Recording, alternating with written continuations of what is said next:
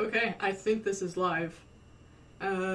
Next person to show up, if you want to tell me how the audio quality is, that would be pretty cool.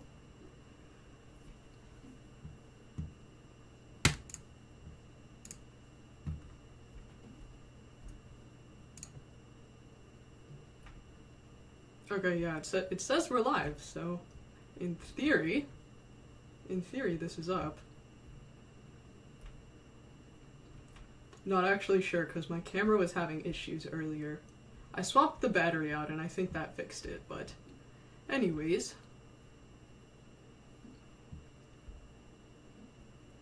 Okay, yes, it looks like there are people. Is the audio quality okay? Is the gain on the mic good, and is there noise in the background at all?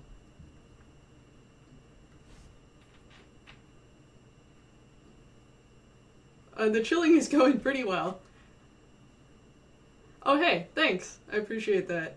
That's awesome. Yeah, Linux is great for personal use too. Obviously it has the reputation of being for, professional use, but Linux for personal use is definitely worth it. Audio is fine? Great. Sounds good? Okay, perfect. Hello. Yes, I'm gonna play some music probably later on. What I was thinking for the stream was talking with you guys a bit, and then maybe playing some music and then finishing off by reading a book to you guys. That's what I was thinking. I don't know. We'll see how the stream goes. We'll see. I don't know. It's possible I'll end up just talking with you guys the whole time. We will see. Hello. Hello, everybody.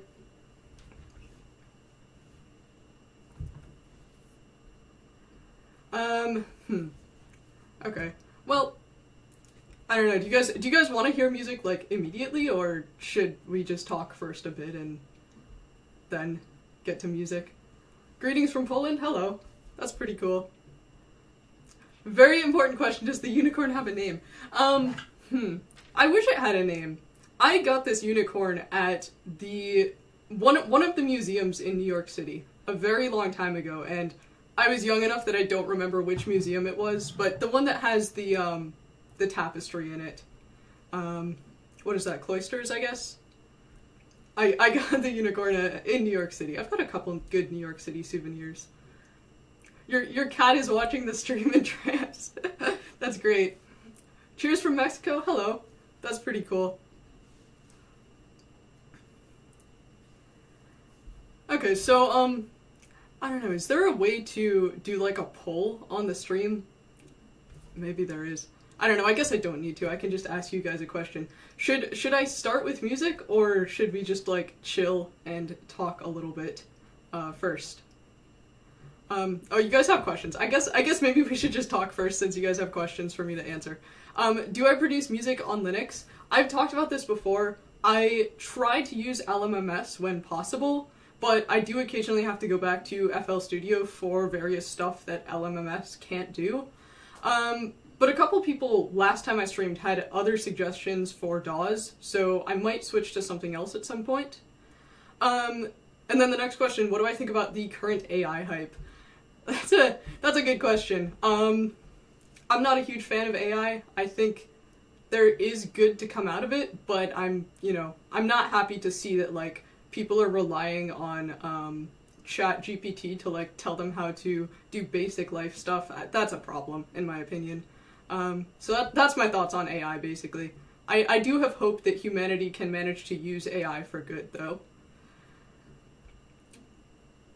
What is my time zone? I'm in the US, so yeah, I know I tried to start the stream a little bit earlier than last time, because I know last time around it was super late for anybody in Europe or in Asia. A video on free virtual instruments. That would be interesting. There are a lot of good synthesizers. In fact, I would say some of the free and open source synthesizers are better than the proprietary alternatives. Vital, for example. Vital's been around a bit now, and Vital's great.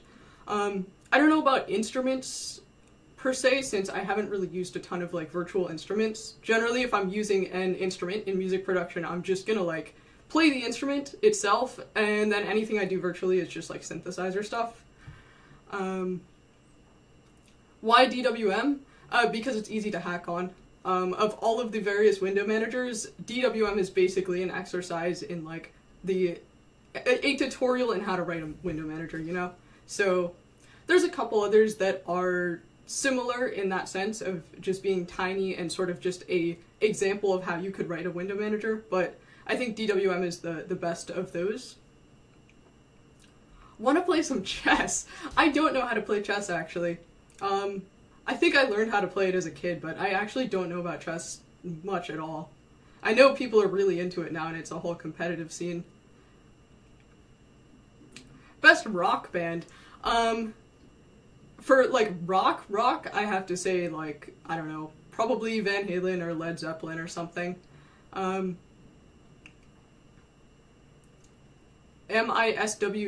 I don't know what SWE is, I'm sorry.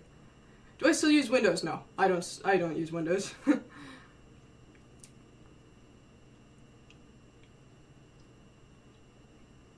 What makes a distro a gaming distro? Honestly, I couldn't tell you that much in terms of gaming. I don't really play games much at all. I play a couple, but rarely.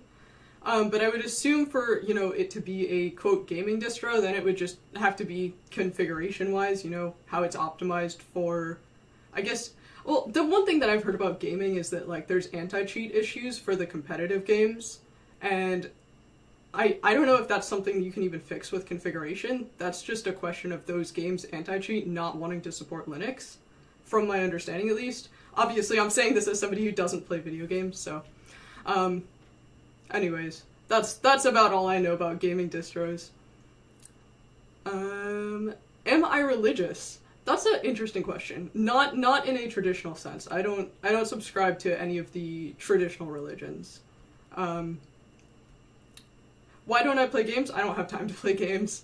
If I had infinite time, I'm sure I would play games, but if it's a question of, like, am I gonna play a video game or am I gonna work on some project that I've been meaning to work on, I've started making the choice of just, I'm gonna work on something that's gonna matter to me long term. What am I gonna be for Halloween? That's a good question. I don't know. Something with a mask. How do you find quality content to consume on the internet, especially on YouTube? That's a great question.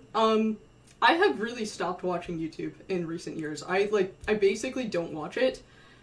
But what I will say in terms of finding quality internet content to consume, if you can find people's personal blogs of anybody blogging about something you're interested in, for example, I have RSS feed enabled for a lot of, you know, bird and photography related blogs, like, you know, people who go birding and then they just upload their daily birding experience on their blog.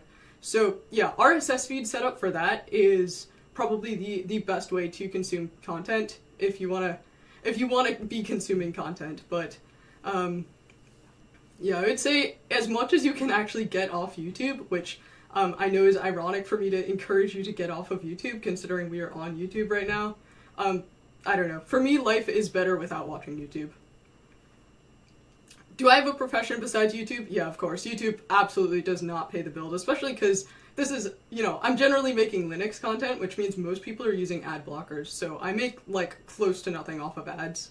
I think my last video, I made, like, I think it was at $7, which, so what is that? Like, it was at, I think, 18,000 views and $7, so that is definitely a lot of money off of YouTube, clearly. Nice shirt, thanks. Appreciate it. Have I tried Obsidian and Vim? So, I have not used Obsidian at all, and I don't intend to use it because it is proprietary software. Seeing me not inverted is weird. Yes, I know. I always flip my camera when I do videos. Anyways, Obsidian. So, yeah, I try to avoid proprietary software. I know a lot of people really do like Obsidian a lot, so if it is, you know, fulfilling what you need in terms of note-taking experience, then definitely keep using it. But yeah, I try to only use proprietary software when I just have absolutely no other option. And in terms of, like, note-taking, I generally just take notes on paper, which, I don't actually have my notebook here. It's over there somewhere, but I always take notes on paper, so I'm not even really that invested in terms of, like, finding amazing note-taking apps. wouldn't I say that the self and science is today's religion? That's an interesting question. I think to some extent I do understand what you're saying with that. And I think some people definitely would view sort of the scientific view of the world as religion. But I don't know. For me, like, religion and belief is it's a very personal thing, and I really try to avoid having, you know, outside influence in that. Like, I've, you know, done some level of reading up on the various, you know, I guess available religions, if you want to put it like that, just to understand, you know, why people have the beliefs they have and, you know, what values people have. But for me, like, belief has to be a very personal thing, and it's not something that's ever going to be, you know, influenced by somebody else's view of the world. But that's just me. What's my productivity workflow? So it definitely depends on what I'm doing in particular, but I really try to keep things organized with a notebook. A lot of what I do is just better planned out on paper than, you know, digitally. Because as I've said before, I don't actually technically work with computers. I work using computers, but I don't work with computers, meaning I don't generally have to do a lot of planning that would, like, involve code directly, so I can just manage to get away with doing stuff on paper, and for me that fits my brain a lot better. But yeah, I do a lot of planning before doing anything, so that's probably pretty important to productivity. I don't know if that is the answer to your question or not. I specifically have never said what my job is. Because I've had a couple jobs in recent years, so I don't want to, like, say something and then it's actually something different in a year. But additionally, just privacy reasons, I don't think it's a good idea to mingle real life and the internet. I just think that's, you know, asking for trouble. Am I a coder? I dabble in stuff. I have a couple projects that I'm working on. I wouldn't call myself a coder in the sense that I would call myself a photographer or a musician, if that answers the question.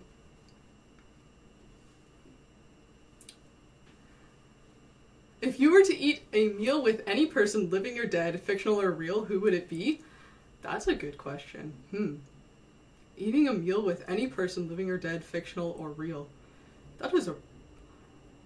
You know what?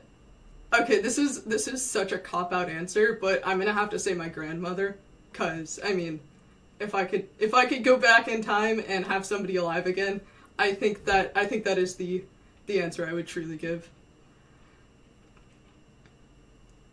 Thoughts on the announcement of the Libra phone? I haven't seen that. You guys can probably tell I don't really keep up with tech news. I don't really keep up with, you know, internet things in general, because I just don't have time to do that anymore. If I grew a third arm, where would I want it? That's interesting.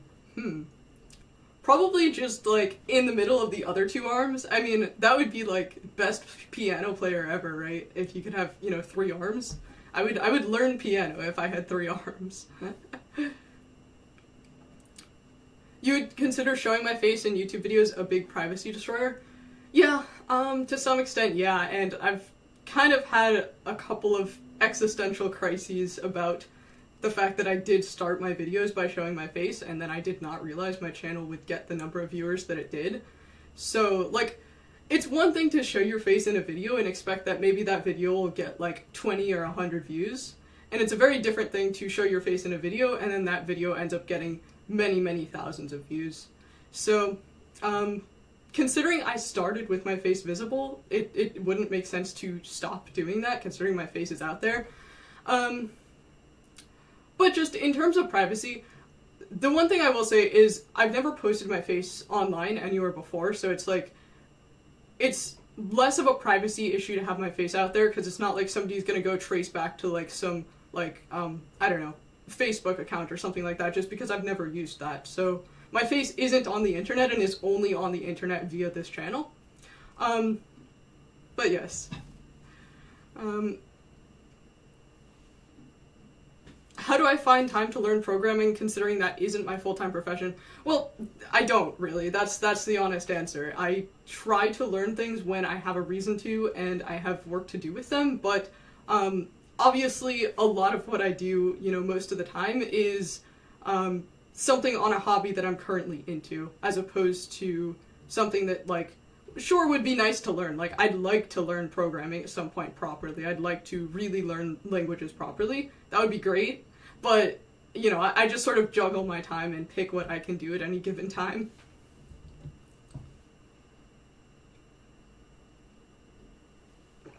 Single cuisine to exclusively eat for the rest of my life? What would it be? That's interesting. Let me think. I don't know, would it be a bad answer to just say, like, French or something? French is just, like, kind of the classic, I don't know. I think that's the classic answer, probably French. Hi from Germany, hello.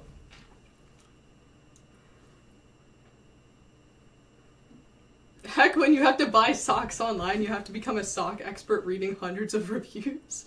Yeah, that's totally true. It is kind of crazy how much everybody needs to kind of be an expert in everything now. We're sort of in a time in the world where it is generally expected that you just have knowledge across the board, and, you know, people will kind of look at you like you're dumb if you don't know about something. Interesting times we live in, I guess.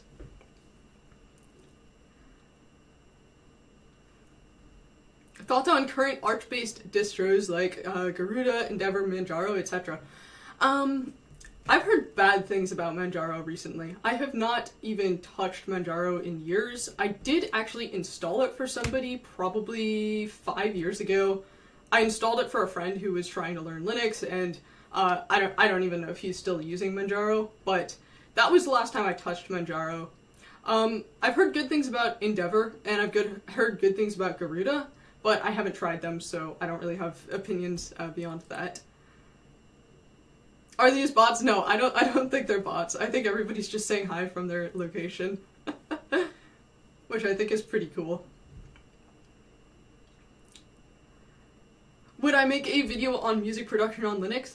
I would like to do that. The thing stopping me, which I've talked about a couple times, is that I still use FL Studio at times, occasionally, which, okay, yes, I run it on Linux with Wine, so, like, technically that is on Linux, but it's not free software, and I don't want to endorse FL Studio by making a video where I say, yes, I do use it some of the time. I mean, I guess I could do that thing where I'm like, okay, yes, here is my video on LMMS, and occasionally I boot up FL Studio to do this particular thing. I could make a video like that, but I'd rather sort of just wait for the point where I can truly say I'm using LMMS 100% of the time.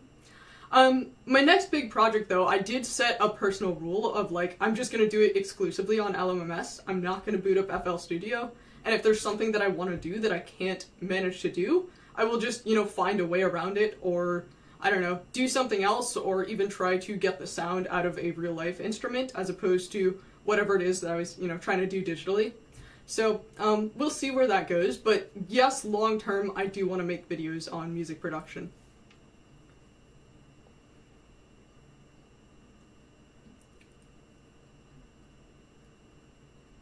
Your son is practicing minuet too on his violin? That's awesome. Good for him. How do I choose a subject for my videos? Oh, dude, that's a good question. Man, so sometimes I will just wake up at 3 a.m. with a video idea, and then other times I will, like, sit here and try to think of a video idea, and I can't think of one for, like, 2 hours. And then it's just, like, I'll randomly think of them, which kind of sucks, because that means I have no consistency in being able to figure out what I'm gonna make a video about, which is really annoying, because sometimes, like, and you've probably noticed where at times I'll have just, like, gaps in videos where, you know, I upload a video on schedule, and then I upload a video, like, weeks later without anything in between. And that's usually just because I just had no ideas for that amount of time. But I have started trying to just have a running list of ideas that I write down, so, yes. Do I like any other X11 window managers other than DWM? I want to make a video about that one tiny window manager that Dylan Araps, or Araps, however you say it, that one tiny window manager that he wrote, SOWM, because I don't know, I wouldn't use that as a daily driver, but I do think it's cool. Again, just from the point of view of like, this is an exercise in writing a tiny window manager and just seeing, you know, how short can the code be for the window manager? You know, how can we make this tiny window manager in C? So I might make a video about that at some point. There's a couple other, you know, obscure window managers that I think would just be cool to take a look at in a video. i3 is classic. I'm probably not going to go back to i3 at some point, because, I mean, I think, for me at least, DWM is better than i3, but i3 is classic, so. Have I tried Reaper on Linux? I have not tried Reaper. Do I do any animation? Yeah, I actually do pixel animation occasionally. There's definitely a number of good apps for just pixel animation, but I'd like to do it more, but yeah. Did I take a look at Neri? Yes, I have looked at it. I'm not really interested in switching my entire workflow into like the workflow that it offers you, but I think if you're just trying to learn any tiling window manager workflow, I think that's as good a candidate as anything else.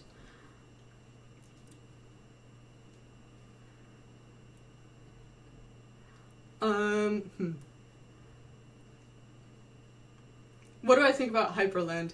I've talked about this in a video. You can go watch the video if you want to know what I think about Hyperland.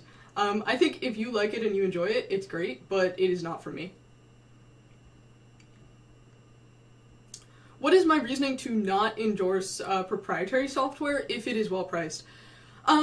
Because of the principle of free and open source software, the principle that you can edit the code and you can view exactly what you're running on your hardware, and that the entire community can contribute and improve the software.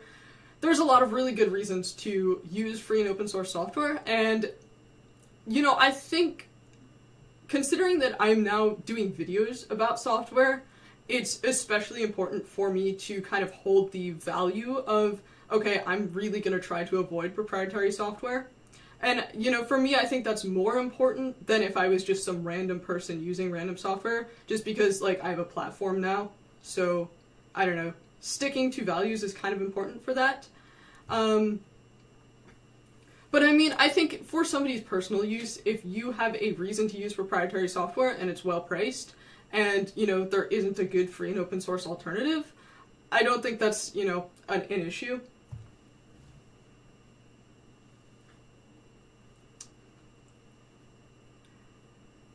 Do I like parrots? Parrots are pretty cool. We don't have wild parrots here, so I don't think I've ever even seen a parrot. I might have seen somebody's pet parrot at one point, but I have never birded in Costa Rica, but that would be very cool. They have, you know what? Pretty much every bird south of the equator is like a way cooler bird than the birds north of the equator. Just in terms of, I mean, like the amount of hummingbirds that you have south of the equator is unbelievable. I mean, just like, hummingbirds in general are pretty unbelievable, but...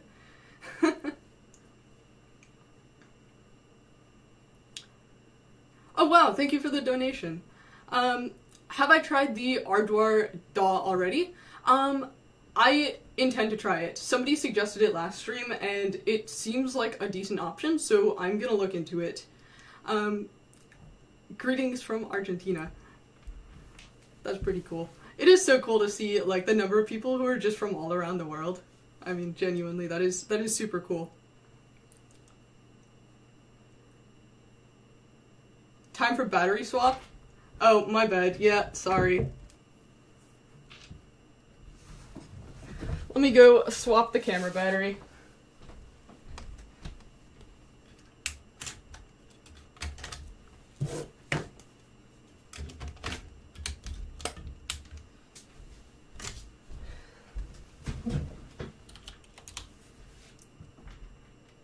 Okay, are we back? Yeah, sorry. Every time the stream freezes, it's gonna be the camera battery running out. My camera batteries are all, like, abysmally charged at this point. There are wild parrots in London? That's cool. I mean, I guess there's a chance there's wild parrots. I don't know, I'm pretty sure there's no wild parrots where I am. I'm pretty sure. I could check though. How is my camera connected to the PC? Seems like a DSLR. Yes, I'm using a program called Webcamize, which I actually made a video about a while ago. It's essentially just, you know, you run the script and it turns any camera into a webcam without you having to do the configuration work, which is pretty nice. I mean, you can configure it manually, but it is a whole process to do so. So yeah, Webcamize is a good program for that. Greetings from the Northeast US. Are you more of a fall foliage kind of person or a spring flowers one? Fall foliage. And thank you so much for the donation. I really appreciate it. I just saw the number on that. Wow, thank you. And speaking of fall foliage, I've started posting some fall photos on my Patreon. I post a ton of photos on Patreon for free, by the way, so when I say Patreon, I'm not saying, you know, go give me money. I'm saying, like, it's free if you want to get photos off of my Patreon. A lot of them are just posted publicly. You don't even have to have an account, I don't think, so. Would I be able to power the camera with a USB or wall socket? I was thinking about that, if there was a way to do that. So, to my knowledge, this particular camera, I can't, but I might have another camera that I could, so I will try to figure that out for next time that I stream so that I don't have to deal with the whole, like, camera battery swap. I literally have my collection of batteries here, just, like, ready to go. So, we will see.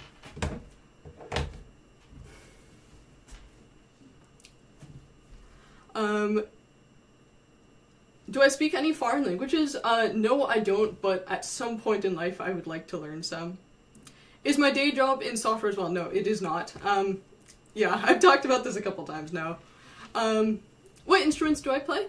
I play violin and guitar, mainly. I've, I don't know, messed around with a couple other instruments, but I wouldn't really say I play them. I would say violin is my favorite, but I enjoy guitar for the various sounds that you can get out of the guitar. I generally just use guitar in other music production, whereas violin, I actually, like, play it. Yeah, I have it here. I'm gonna play violin at some point on the stream, but, you know, I figured I would kind of, I don't know, talk with you guys a bit, and, I don't know, just chill a bit and then play some music later on.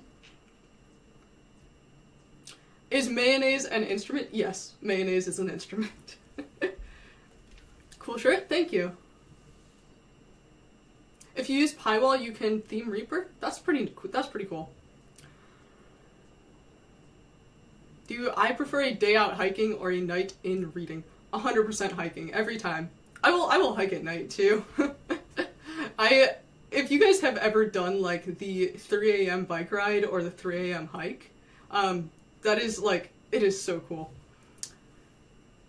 Vivaldi Summer? Vivaldi Summer is great. The last Vivaldi that I learned was the 1 and 3 of Spring. I learned that years ago, and I haven't touched Vivaldi in a while, but maybe next time around that I pick something new to learn, I will go for Vivaldi. Good night from Belgium. Have a good night. The midnight New Year's plunge in the ocean? Heck yeah, that's great.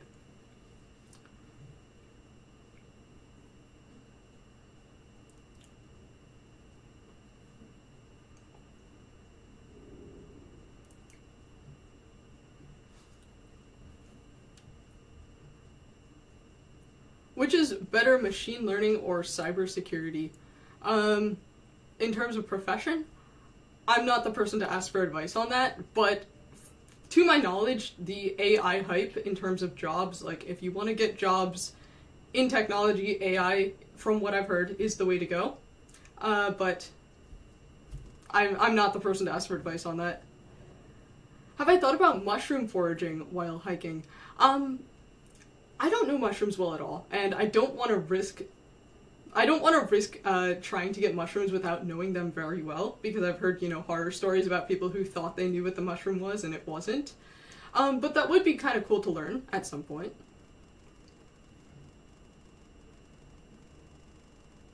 How long have I been taking photos? 7 or 8 years at this point, and probably a little bit less time really seriously taking photos, but 7 or 8 years. How did I get interested in violin? I've played violin since I was a kid. So, I don't know. I've just, I guess, always been interested in it.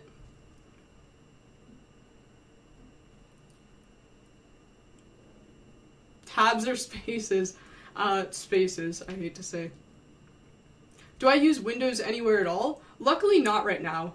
The last time I had to use Windows was a couple years ago, and I did not enjoy it, but luckily right now I don't have to. Oh, you switched to Qt Browser. Nice. Yeah, Qt Browser is pretty cool. It's not perfect, but it's definitely worth it, and, you know, worst case scenario, you can always just have a different browser as backup ready to go if there's really something that doesn't work that, you know, with the whole ad blocking stuff. All mushrooms are edible, some are edible more than once. Yes, that is the right way to put it. Proman or Horowitz? That's a good question. I think Horowitz, I'd have to say. Which app do I use for video edits and for photos? So video edits, I have gone back to Kdenlive now. I used a program called Shotcut for a while just to try it out. And Kdenlive right now, I think, is probably the best free and open source video editor out there. I've heard good things about Blender, but I haven't tried it. So yeah, so video editor, Kdenlive, and then for photos, Darktable really mainly, GIMP if I need to be doing more extended edits, and then very occasionally I go back to Photoshop if there's really something GIMP can't manage to do for me.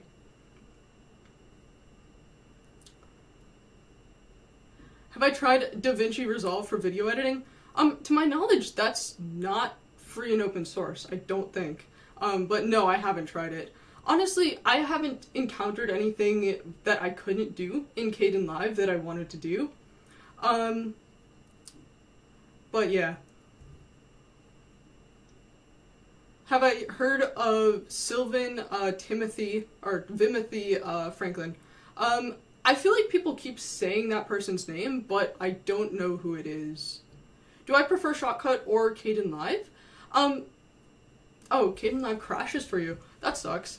I haven't had any crashing issues with Kdenlive, other than when trying to load in way too much 4K footage, and then I'll have some crashing issues, but that issue is just because the footage is so large. But yeah, Shotcut is fine. I haven't had any issues with it, but there were a couple things that I wanted to do that I couldn't manage to do in it. So I did go over to Kdenlive for that. Waffles or pancakes? Pancakes.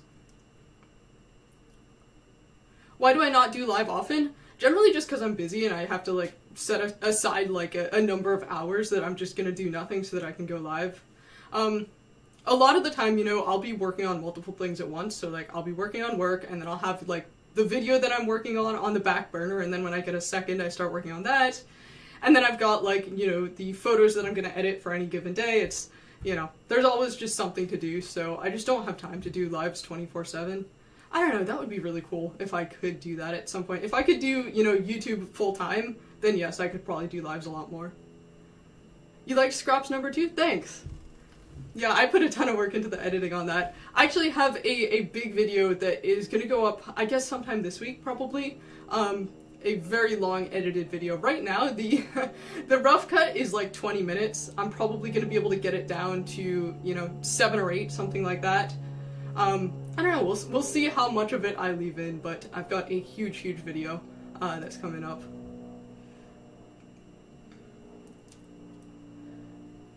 Do I like crypto projects?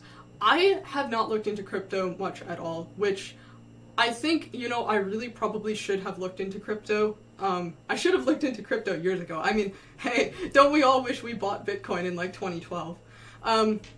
But yeah, I really should look into crypto at some point just for the sake of essentially investing in it. But I really haven't looked at crypto much, just because it's like, I don't know. I guess it's kind of a big deal to kind of move everything over to crypto, and then it's like, yeah, I don't know. Do I prefer Bash over POSIX SH? That's a good question. I think they have different uses. I don't really, you know, I don't have a strong opinion on that, but, you know, in general, I do try to get my scripts POSIX SH compliant when I can, just for the sake of, like, anybody who isn't using Bash. But as of right now, I've been meaning to switch to Dash actually for running scripts, and I have yet to do that. But have I installed Linux to my friends and family? Yeah, I have a number of friends who have asked me about Linux, and I've tried to help them get started with Linux. I think I have one friend who is actively using Linux right now.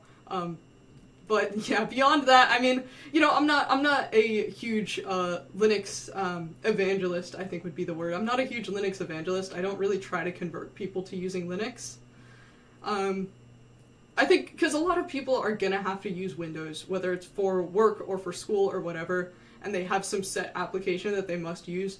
For example, I know somebody who has to do video edits in a specific application that just doesn't run on Linux, and it's like, he's just not going to be able to switch to Linux because of that. I mean, maybe he could dual boot, right? But, you know, he basically has to use it for work. And, you know, there's other people who play video games that it's like their anti-cheats can't work on Linux. And, I mean, sure, we could say, okay, just stop playing the game, but that's not a good answer, so.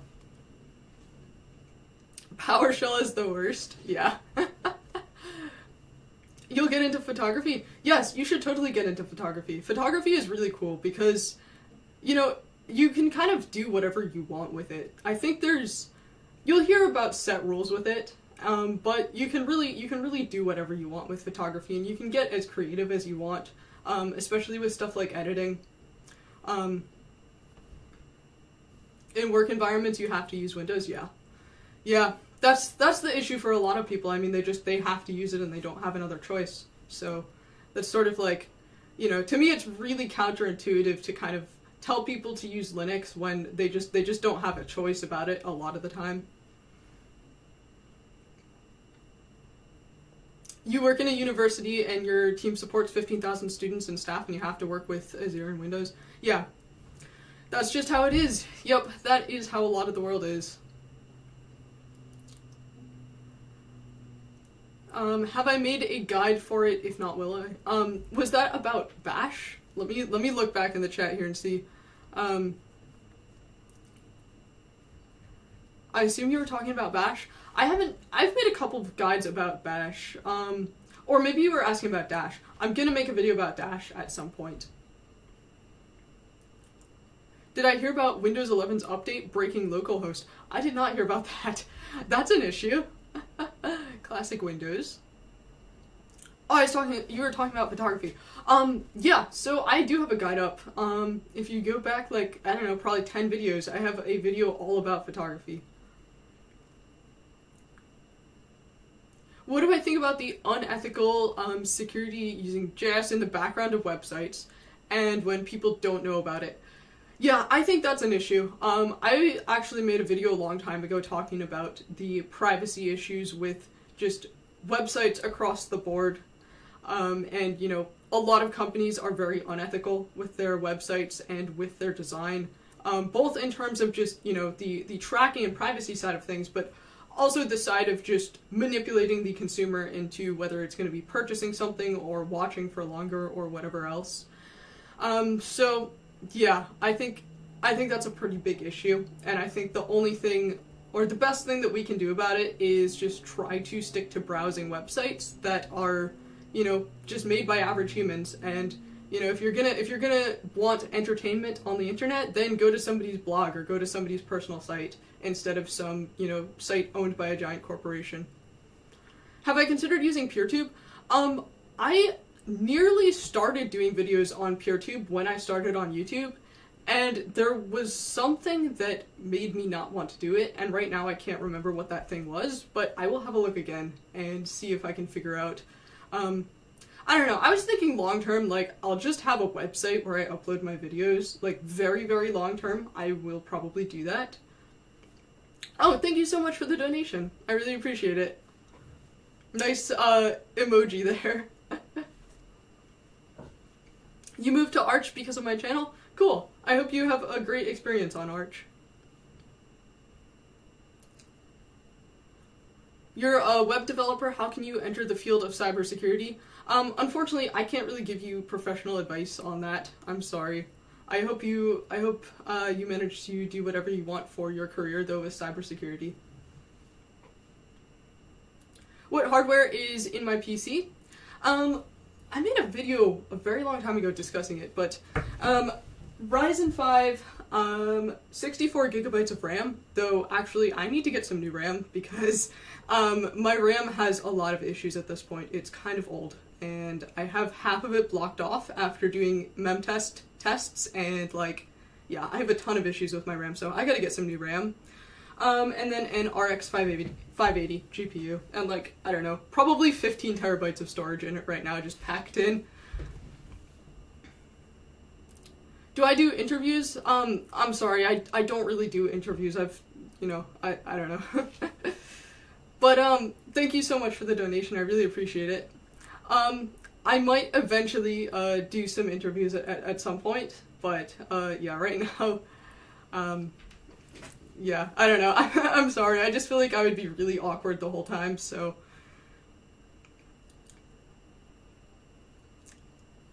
Am I doing software engineering? No. I don't work directly with computers or coding or software. I just work on computers, so there's a difference. Set up a N8N workflow to automate uploading to PeerTube and Odyssey. That could be kind of cool. Actually, that's a pretty good idea. Hello from Turkey. Hello. RAM prices are going up because of AI data centers. Better buy RAM fast. Oh darn, I didn't even know that. I will have to like go ahead and get some new RAM because yeah, I really need new RAM. You know, I was debating like literally saying if my stream just entirely crashes, either my internet went out or my PC froze because of my RAM. My RAM has like serious problems. I haven't written down all of the areas that I have blocked off because they're corrupted. So yeah, I really need to get new RAM. You found my channel a few weeks ago? Thanks for the donation, I really appreciate it. I will do my best to keep making videos. How can you preach Linux in your school? You go to a Microsoft-dependent high school with a focus on computer science. The students are repeating the propaganda about Linux being difficult. That's unfortunate. I think, you know, I'm not too much of a Linux evangelist, but, you know, I think if you know anybody in particular that is open to switching to Linux, no reason not to, you know, show them what Linux can do for them. But I think, you know, over time, as Windows just gets worse and worse, more people are just naturally going to start using Linux. I think that is how it's going to be. Is there a story to my profile picture? It is a screen cap of a video that I got a while ago. Back when I was filming for one of the songs that I made, I was, you know, doing some forest footage and happened to get that, and I thought it looked really cool. So that is my current profile picture. I might switch it at some point. I have a winter profile picture ready to go that I'm just waiting for winter to come so I can switch it. But yes. And thank you so much for the donation. I really appreciate it.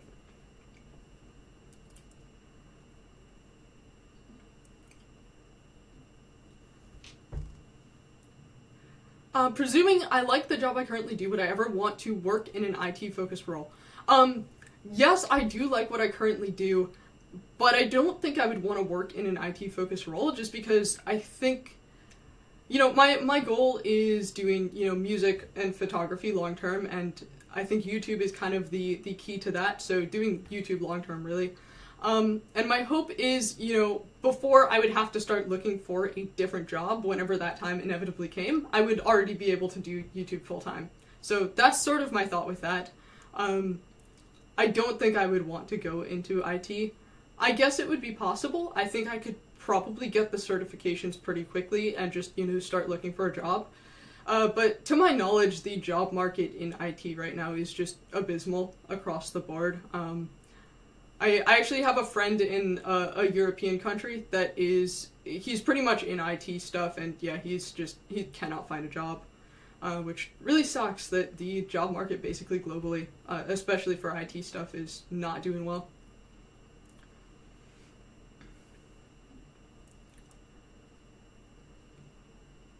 You would buy me a ram emoji? How about a pet ram, you know, maybe like a real ram? And some sheep? That would be pretty cool. Love from Pakistan. Wow, hello. Man, it is so cool to see everybody in different countries. That's awesome.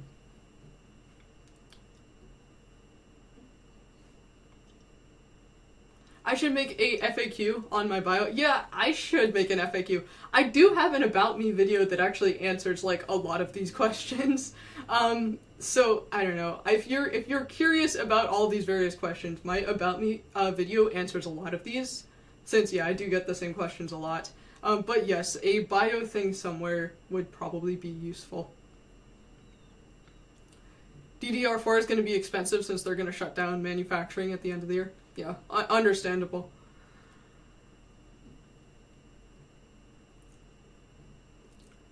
You bought a ThinkPad? Heck yeah, have fun with your ThinkPad. Yes, ThinkPads are bricks. You can like throw them across the room and they'll survive. My public portfolio is basically on Patreon right now. I might eventually make like a real portfolio site. That would be pretty cool. Oh, thank you so much for the donation. You're from Brazil? That's awesome. Create more and spend less time on social media. Yes, I love this question because this is what we need to be doing. Everybody needs to be creating more and spending less time on social media. I think you have to find something that you really love doing and just start doing it, build a routine around it, and just, you know, every day you're going to have this one set block of time that you're going to do this creative thing, and you just do it. And the more you can build routines in your life for that sort of thing, the less likely you're going to be to, you know, go back to social media. Because, you know, they always say, like, with bad habits, you can't just cut out a bad habit, you have to replace it with something.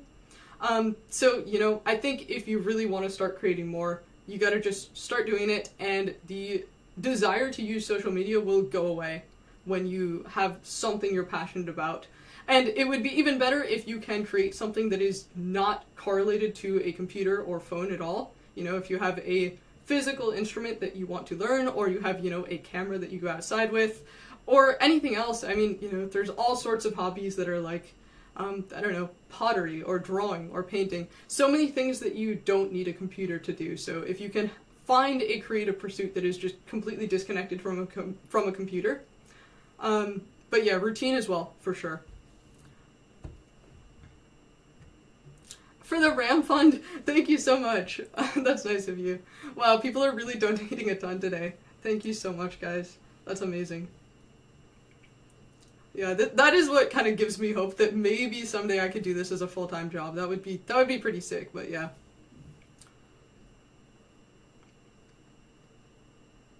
What is the roadmap to becoming a cybersecurity professional? I've answered this a couple times. I honestly can't give you good advice on this just because that's not my career. So, maybe I should look up at some point like who gives good advice about that so I can like point you guys to the right person. I don't know.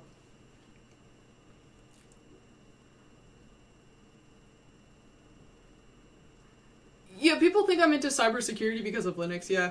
I mean, I do care about cybersecurity in the sense of like, you know, I try to occasionally keep up with like what is going on in the cybersecurity world, just out of interest in it.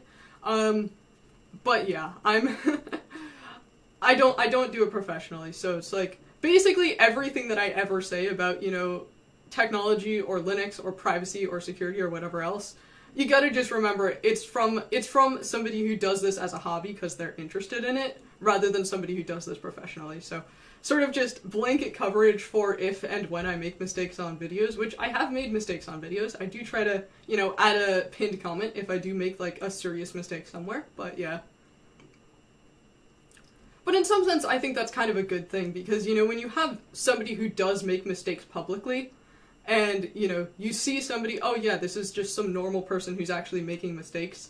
I think that's a good thing for, I don't know, society, considering there's a lot of people who edit out the mistakes and don't leave in the mistakes and don't leave in the fact that, okay, yeah, they really are human and they do make mistakes like everybody else.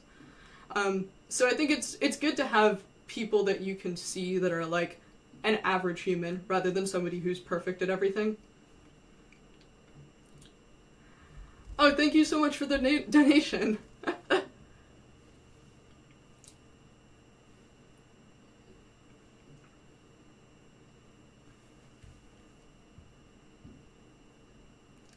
Oh, you like my music. Thank you so much. I really appreciate it. Yeah, I finally had a good, train of work on the album that I was gonna start working on. I finally got some progress made with it. It's kind of funny, like, I'll work on music for a while, and, like, I'll finish it, and then I can't work on it for a while just because I'm just, like, I don't know, creatively drained. Like, I have no thoughts on what I want to make with it.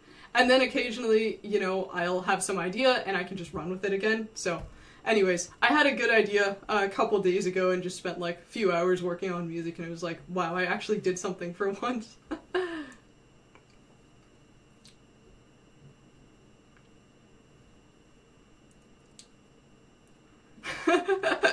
Dude, the Ram Ranch joke, oh my gosh, that's so old.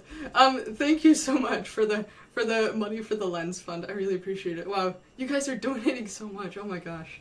Thank you. Any thoughts on Graphene OS? Yeah, Graphene OS is great. Personally, I'm using Calyx OS right now, which I think is also great. But having used Graphene, it is good. Basically, all of the Android OS, like the open source Android OSs, especially the more privacy-focused ones, I have, like, no complaints about. So, yeah, Graphene should be really good. Hack the box for cybersecurity, and, yeah, whatever. Yeah, that's a good suggestion. I did try, you know, a couple of those, Hack the Box, and there's another site, too, I think. I tried those a long time ago, and they're genuinely good tools, so that is a good suggestion. I will remember to, recommend that more. Which license should you pick for your project? Don't pick a permissive license. Do, like, I don't know, anything that's not super permissive. Oh, we're gonna hit KP6 tonight. Oh man, yeah, I should go see them. Dude, I keep an eye on the forecast. You know what's up. That's cool.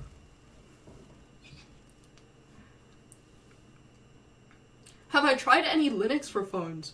I have not tried Linux for phones.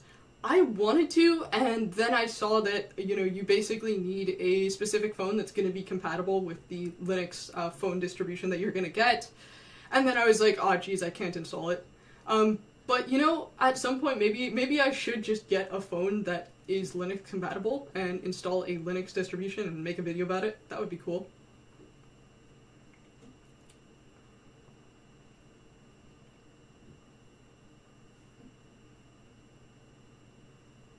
Oh, Calyx OS releases have been suspended. Things may not be as secure. Dude, I didn't know that. Thanks. I guess, not kept up to date with it enough. Yeah, to be honest, like, I will look at news when I have a chance to, but a lot of the time, I'm just, like, I just work on stuff and I stay focused working on stuff, so I just, like, forget that I haven't looked at the news in 2 weeks, and then it's like, oh crap, a lot of stuff happened in the world while I was just sitting here working. Oh, you become a member on my Patreon. Thank you so much. And thank you so much for the donation. I really appreciate it. Have I tried Doom Emacs? I have not tried Doom Emacs specifically. I did try Emacs years ago, and I didn't, you know, have any complaints about it, but I've used NeoVim for a while, so I don't think I'm gonna switch anytime soon. Though, I do remember people did want to see some videos about Emacs, so I might, you know, at some point just get started with it again and just, I don't know, make videos about it for the sake of it. When you search DuckDuckGo for KP6, all you find is stuff about Katy Perry. Yeah, so KP6, so the KP measure is the aurora forecast, basically. So if you look up the National Weather Service aurora forecast, that is where you're going to get the KP index.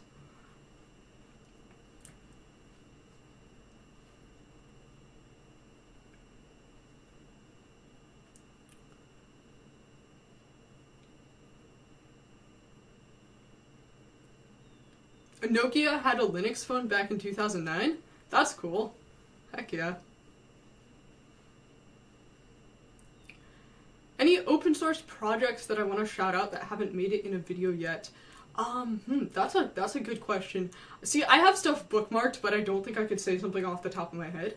But I will try to write that down for next stream so I can remember to shout out some random open source projects. Your issue with Emacs is the overuse of the pinky finger, although you will admit that org mode is pretty neat. Yeah, I think org mode is the main appeal of Emacs to me. Like, if I was going to switch to Emacs, I would do it because of org mode. But yeah, as of right now, I'm fine with my NeoVim setup. Like, I made a video on NeoVim, like, I want to say last February or something like that. That was like, okay, I finally finished the NeoVim configuration. And like, since then, I've added a couple of plugins, but I'm genuinely just happy with my setup, which I know is a very rare thing to say. Nobody's ever happy with their NeoVim setup, but yeah. Graphene OS is working with a mainstream phone manufacturer? That's awesome. That's really cool. Was I ever addicted to Instagram or social media? No, I wasn't. But I did have, so for a while I had a job where I had to be checking notifications on it basically constantly. Like, it was the sort of thing where I basically had to be on call for a period of time. And I did start developing that, like, automatic response of, like, pulling out the phone to check notifications. And I don't know, that's probably the closest I've ever come of being, like, addicted to something, which probably says a lot about how addictive phones can be. Like, I mean, that was literally something that I had to be doing for work, and yet I was still sort of developing the impulse to check it. So that's, you know. But, no, I don't use, Instagram or, Facebook or Snapchat or whatever other social media, so I've never, you know, dealt with direct social media addiction. I guess I kind of wish that I had, in that I could then sort of give you advice on it, but yeah, I guess I'm not really that qualified to give advice on social media addiction in particular.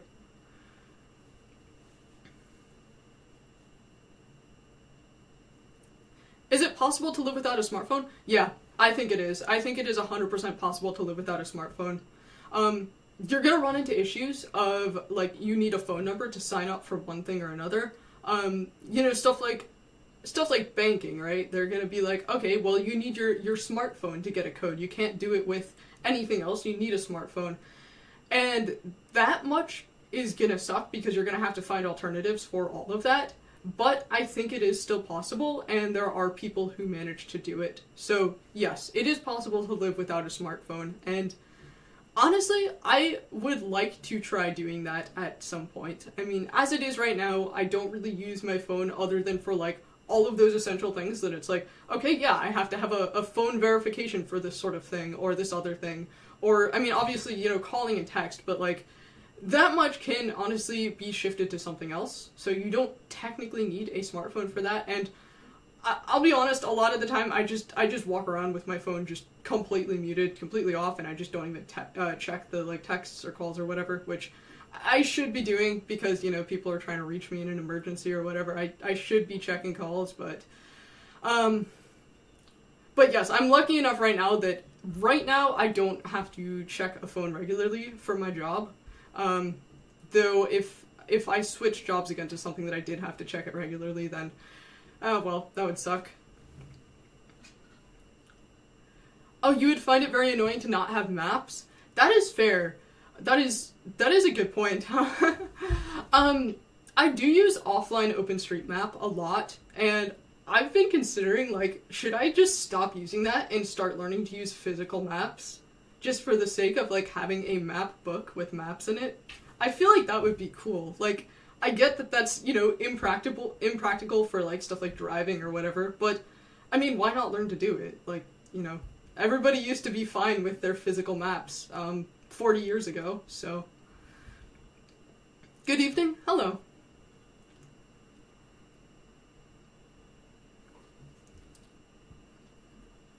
You missed the old iPod Touch? Yes, the iPod Touch was great, dude.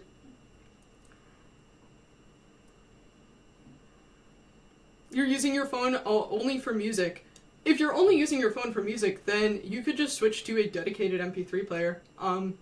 You know, I mean, to be fair, like, if you already have a phone that you use with music and it's fine, then I guess no reason to actually buy an MP3 player, since, you know, generally I would say if you have something that works, don't buy something else.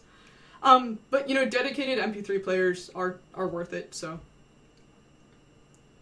Is it possible to live without things/big tech? Thank you so much for the donation. I think it is possible to live without it. I think it is, but I think it's hard, and I think the more you're already mired into the system, the harder it's going to be to let go, and you just kind of have to remove one thing at a time as much as possible. I mean, to be fair, it's not like I'm, perfect at living without the system. I make an attempt, but that doesn't mean I'm perfect at it.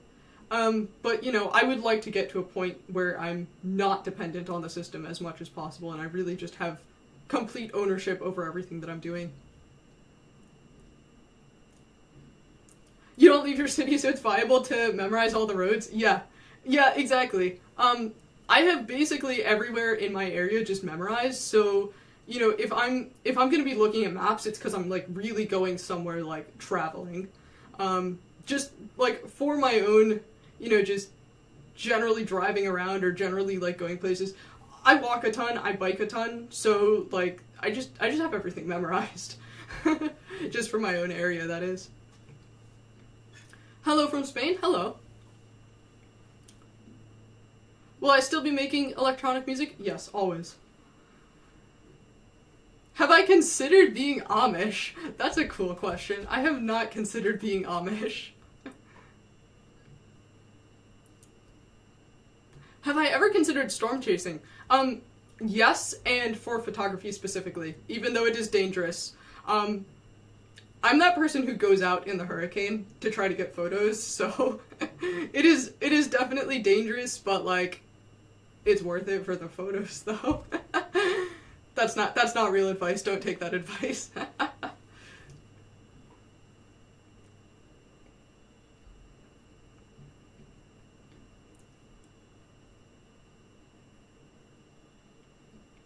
You go out in the hurricane to feel the wind on your face? Yeah, it's worth it. Hurricanes are actually quite beautiful. It's kind of amazing. And then it sucks when all the trees fall down, but Actually, I learned the other day that 50% of all forests are dead. 50% of the trees in the forest are dead, on average, or something like that. I read that somewhere, which was really interesting. I didn't know that. I was actually reading up on tree diseases a lot. A random topic, I know, but it kind of sucks because now I go and see the trees and I'm like, oh shoot, that tree is diseased, that other tree is diseased. It's like, wow, you're kind of surrounded by death, and then they're all gonna fall down in the hurricane. Oh well. Nice shirt, thank you.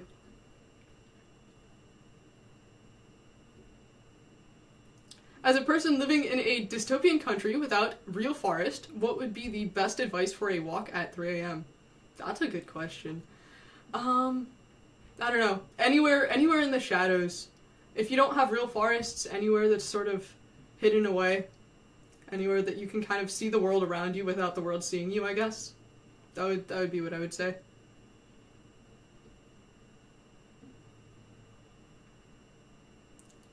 Would it be more ethical to use a copyleft license? It would legally force forks to have... Yes. I think it would be more ethical, but at the end of the day, you gotta do whatever makes sense for what you expect your project to be used for. I don't know, it just depends on your own standards and values, I think. But, yes, ideally, yes, you would use a more copyleft license rather than more permissive licenses. Oh, thank you so much for the donation. You purchased the Hyper 7 keyboard. It has 188 keys. What should you bind the extra keys to? Macros. Anything that you want automated, anything that you want set up as just one key press to do an action. Just 100% bind them all to everything. My keyboard is bound twice over with different modifier keys. I mean, if you can get used to your bindings, which I think you can, you use them for a few weeks and you do get used to them, it will make life easier to have everything bound up, all your scripts bound up. Just, automate stuff as much as possible. If you have something that feels like it is taking too long to do, and you can think of a way to automate it, just go ahead and automate it, and you will thank past you for doing that.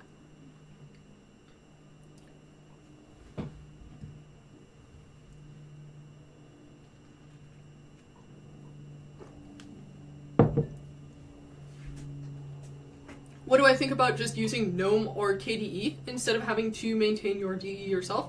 Yeah, I mean, it just depends how much time you have. I don't ever have anything against people who are using, like, any dedicated desktop environment simply because they don't want to set up everything themselves and have to deal with, you know, this one thing doesn't work and I have to troubleshoot and fix it.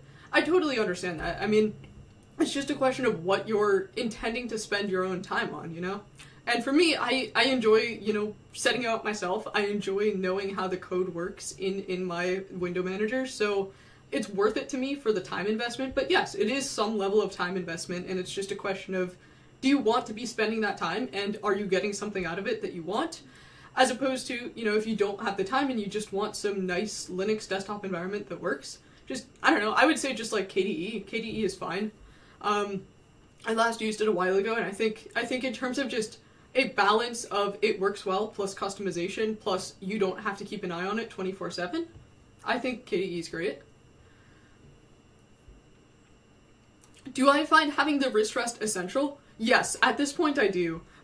This is actually a wrist rest from a different keyboard, and I kept it with this keyboard because, yeah, I've damaged my wrists quite a bit with various stuff. I should be wearing my, my compression gloves here. That should help my wrists. I actually wear these basically anytime I practice violin. I have to wear compression gloves. I don't wear them with guitar since I don't have too many issues with guitar, but with violin I absolutely do have to wear compression gloves because of my wrists. So yes, the wrist rest is pretty essential for me at this point. Best wrist rest is socks? Heck yeah. Is it normal to admire Debian more than Arch as someone who used NixOS? I don't know. I think if you like Debian more than Arch, that's fine. It's just a question of, like, you know, your own interest in what you want out of the distribution. So, if you like Debian more because, you know, all of the various reasons that it is better than Arch, which there are some, there's also reasons that Arch is better than Debian. It's, you know, it's a trade-off, so it's just whatever makes the most sense for your own use and fits your own preferences the best. Hacker gloves, yes, hacker gloves. No, they're like compression gloves, basically. What is my opinion on Wayland? I've talked about this a little bit before, so I think Wayland is probably what we're going to see in the future more and more. Obviously, more desktop environments are moving to defaulting to Wayland. There are a fair amount of issues with it, and I've encountered issues with it, which is why I still have my main PC on Xorg as opposed to Wayland. But I do use Wayland on my laptop, and for everything that I do on my laptop, it's mainly fine. I don't have too many issues there, but I'm waiting to move my PC off of X11, you know, until some various issues are fixed with, you know, various programs and such like that. What is the best fragrance from Ed? I could not tell you. I am so sorry, but I have no idea. Maybe somebody in the chat could answer that for you. But thank you for the donation. Wayland isn't ready yet, but it will be. Exactly, yeah. It's still a work in progress, and it definitely makes improvements, but it's not perfect yet. Have I tried the Cosmic DE? I have heard of it. I've not tried it. I've heard that it was good, though.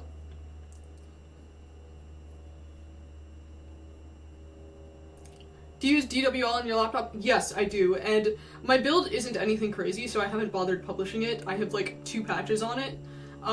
But, yeah, DWL is fine. I've thought about, you know, potentially switching to something else, so I might do that at some point. Oh, thank you so much for the donation. I appreciate it. Do I like trains? Heck yeah, I like trains. Who doesn't like trains?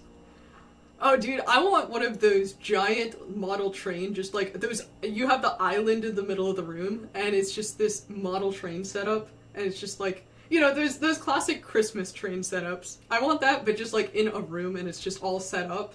That would be so cool. I'm sure those are really expensive. I don't have the money for a giant model train setup, but someday that would be pretty cool.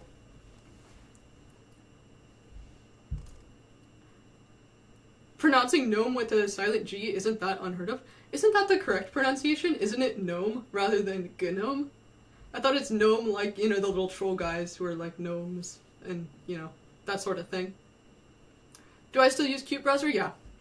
I use Qt Browser probably 97% of the time. Occasionally there is something that just doesn't work as well as it should.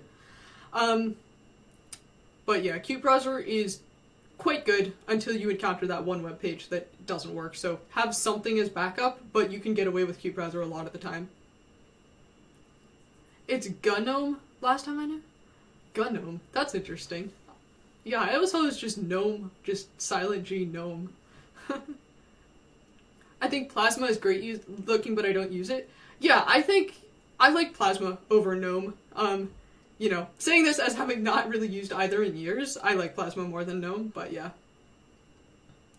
What is your opinion on the Train and Snowpiercer film? Snowpiercer, is that one, like, is that like time travel or something like that?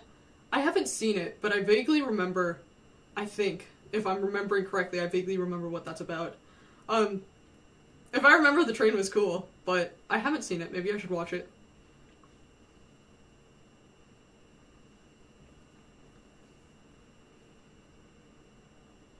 Am I streaming with FFmpeg? No, I'm not. I wish. To my knowledge, FFmpeg has a number of issues with streaming, so I haven't even tried to set it up. I just jumped to OBS, since OBS is free and open source and also the classic streaming thing, but I should look into FFmpeg at some point. I could test it a bit and see if I could get it working, but I've always heard that it had a lot of issues, so I'd rather just, like, not deal with issues live, if that makes sense. I'm from the US. Snowpiercer is like Frostpunk on a train. Yeah, I should watch it. It sounds pretty cool. Snowpiercer is the sequel to Charlie and the Chocolate Factory. Huh. Okay. That's cool. Thank you so much for the donation again.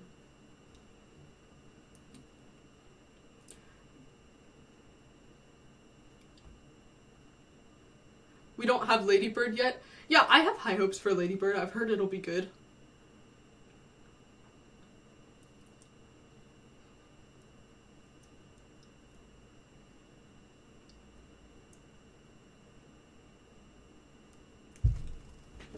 I have not tried Omarchy. I think it's Omarchy rather than Omarchy. I mean, I'm pretty happy on Arch, and I'm not a fan of Hyperland at all, so, you know, I don't really have a reason to switch.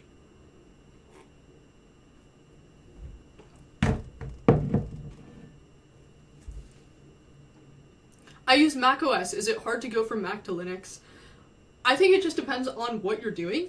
I think if you're using macOS because it is aesthetically more pleasing than Windows, which it definitely is, you'll probably be able to set something up on Linux that you really like.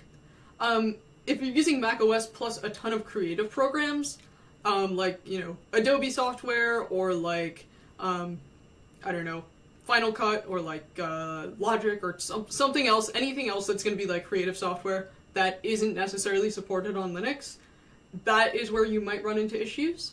You might be able to find alternatives, you might not, so it is worth sort of trying out Linux before you commit if you do have to use creative software, whether it's for work or just because you have to use it.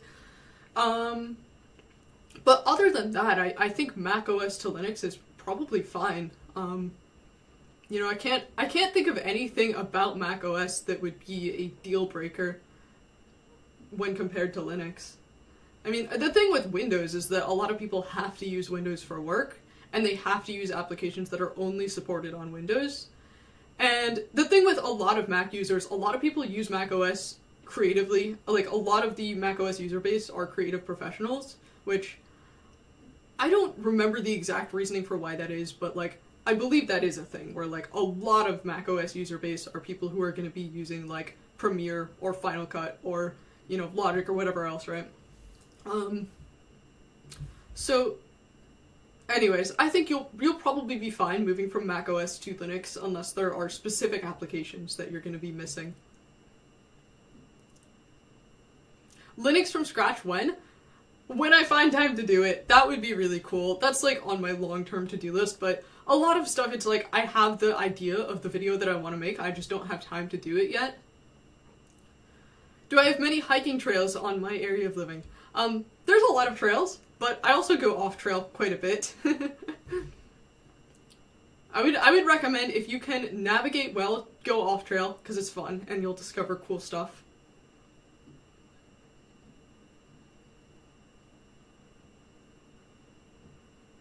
Mac gets in the way less than Windows. That's fair. Yeah, I never really understood the idea of that, like, people hate Mac more than they hate Windows, which I know a number of people do hate Mac more than they hate Windows, but, like, I've always found, you know, Mac has various things that I would complain about, and obviously it's, you know, it's not free and open source software, so that's my big complaint. And then I have a number of other, you know, various complaints about Mac, but, like, it looks good.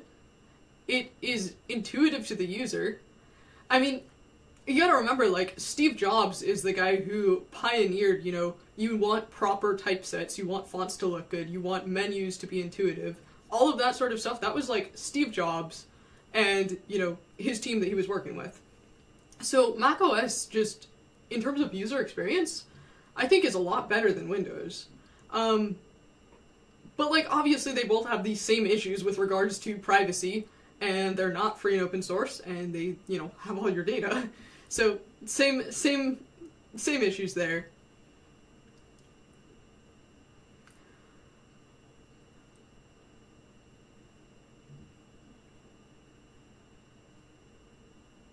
Do you think it's possible to be an artist using Linux? You can be an artist without a computer, my friend. You don't need a computer to be an artist. If you're talking about a specific program, then it just depends what the program is and whether you can manage to run it with Wine. Or worst case scenario, you know, just dual boot if you absolutely have to. Would I consider doing videos on suckless type applications for Wayland? Yes, and actually very soon, because I got my KVM switch. I talked about this a little bit last stream, how I was going to get a KVM switch so that I could hook up my laptop and just easily swap my camera and my mic and my keyboard and mouse and everything else just easily over to my laptop with Wayland so that I could record without, you know, redoing my entire setup and all of my cable management and stuff. Anyways, so I did get the KVM switch, which means that Wayland videos are going to be somewhat soon. I plugged it in and it works, but I have to redo all of my cable management since right now it's a mess just because the KVM switch has like 6 cables going into it, I believe. So I gotta redo that, but after that I will be doing some videos on Wayland, yes.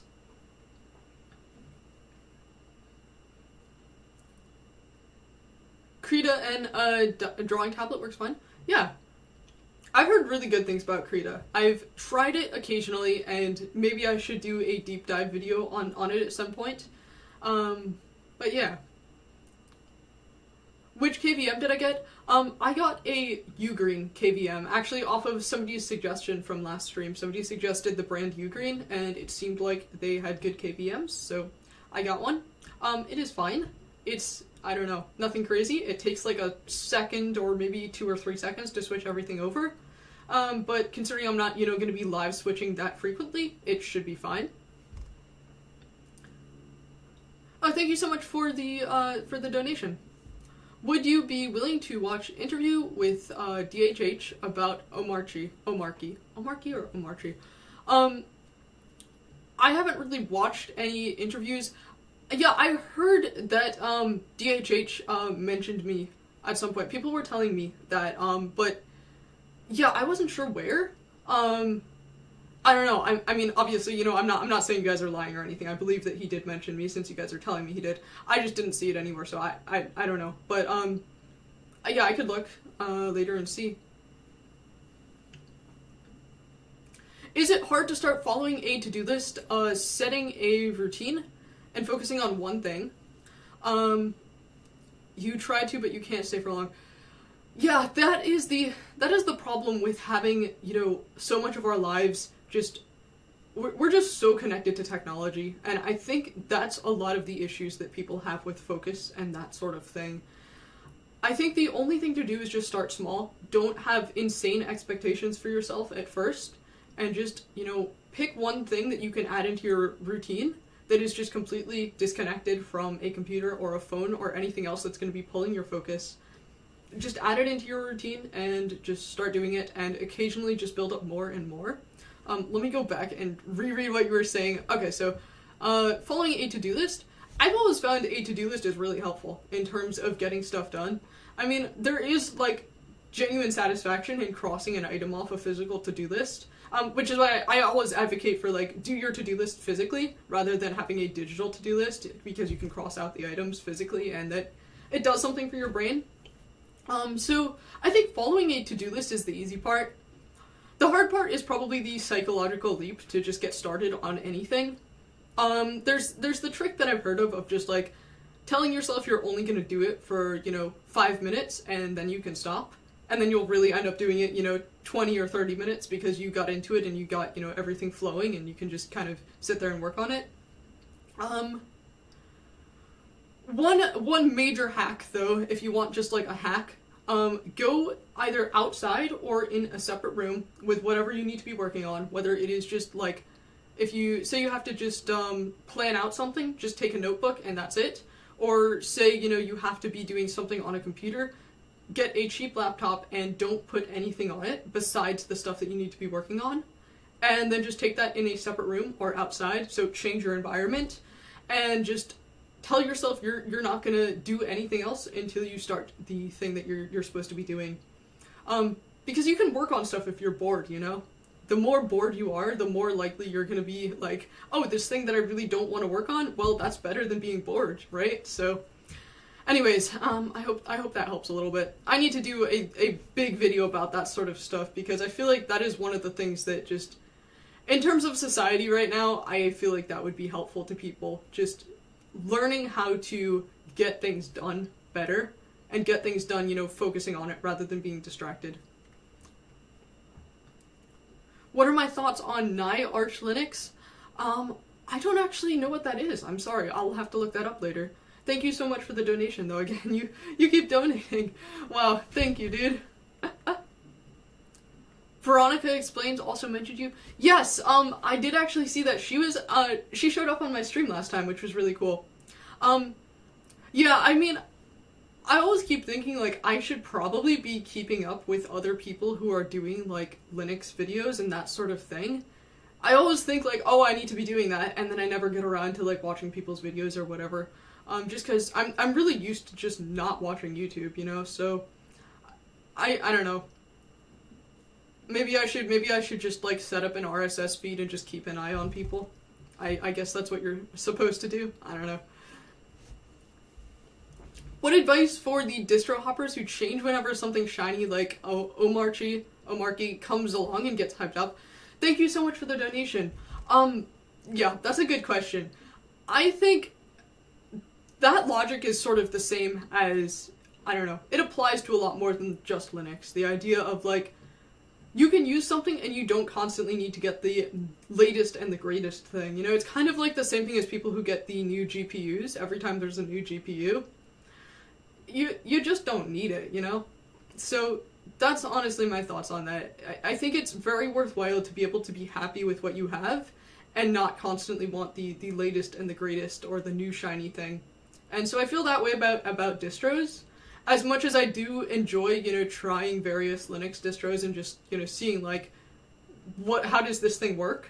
But I think that's a separate thing than moving, my main system over to something else, which is, I have not touched my system, my distro, in a very long time, and I intend not to, just for the sake of, like, I don't want to constantly be moving around. So, anyways. You distro hop all the time?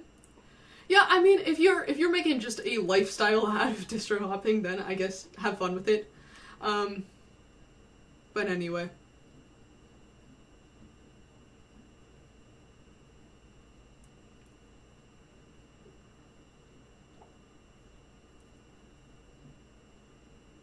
Oh geez, you guys are talking about politics?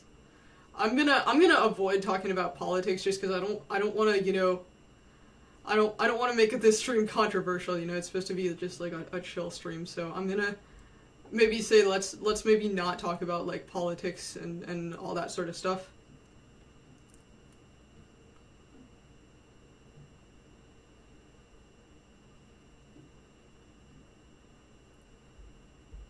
How about Gentoo series? I haven't used Gentoo that much. I should maybe use it more so I can make some videos about it. That would be cool. So maybe eventually, yeah. What does distro hop mean? Distro hop just means switching from Linux distribution to Linux distribution, which a lot of people do. A lot of people go from, distribution to distribution a lot, so I don't know. Nothing wrong with that, but personally, it's not appealing to me. What are my hopes for a Linux smartphone? You're welcome, and thank you so much for the donation. I think that would be pretty cool. I think the open source, Android OSs, Android itself is technically open source, but, stuff like Graphene and Calyx and all that sort of stuff. I think those are fine right now. A Linux smartphone would be cool, but I'm not sure we're there yet. I haven't personally tried Linux on phone, though I would like to. So, it would be nice. I think that would be cool. But I think the, open source and privacy focused Android distributions do cut it for now.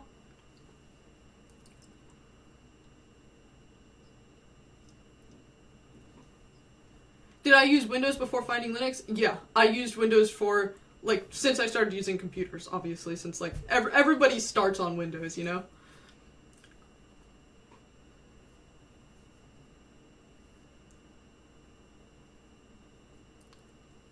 In person, where do you find like-minded people to connect with? If you just go out and do something that you like doing, you will find people who also like doing that same thing. I have found a number of just random strangers that just, are willing to strike up a conversation, and once in a while, one of those strangers will be somebody you actually want to keep around in your life, So if you just go out and do the things that you like to do, you will probably find other people who also like doing those things. Most people are nice people at the end of the day. In real life, most people are gonna be nice people, and if you're willing to, just strike up a conversation with strangers, you will find interesting and cool people to talk with and to hang out with. Have I considered a natural / split keyboard? People have suggested that to me a number of times. Maybe I should get one. When this keyboard finally gives out, I will consider that. I don't know, it's probably gonna give out, within a couple of years at this point, considering that I do have issues with a couple of the keys on it, as you can probably tell. What are my feelings on installing multiple DEs on Linux? Like running multiple, where you can switch from DE to DE. If you have a reason to do that, then sure. I don't know. Why are my monitors so high? I've answered this many, many times. It has helped with my neck and back issues quite a bit. I've always been very prone to slouching over, so having it high up really forces me to try to sit up at least.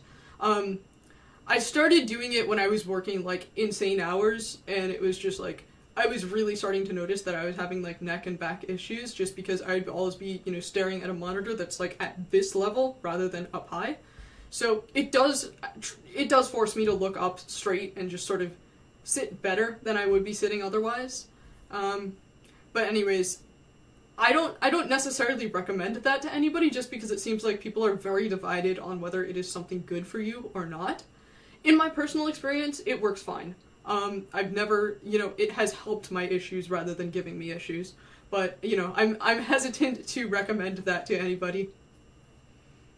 Thank you so much for the donation, for the no politics policy. Yeah, I don't know. I feel like a lot of the world is very divided on a lot of things, so, I really would like to have my channel be a space that we can all, come together and just be friendly with each other and remember that, most people are good people if you give them a chance, so.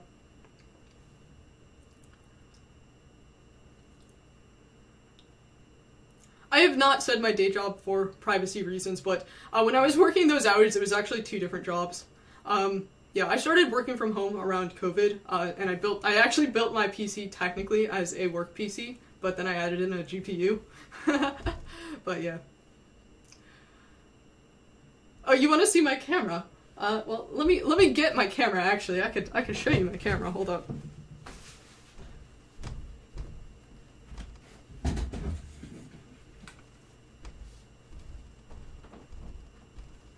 Here's my camera setup right now. So yeah, burning lens.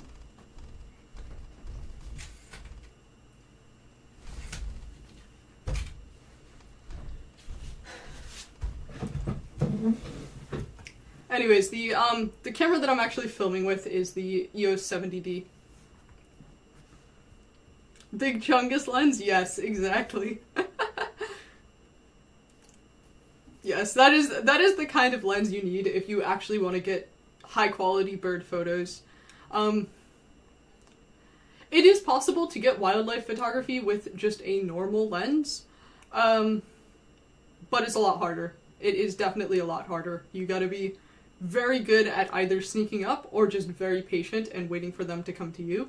Whereas with a big lens, you can just set up and get whoever is wherever, so. Stay private? Yeah.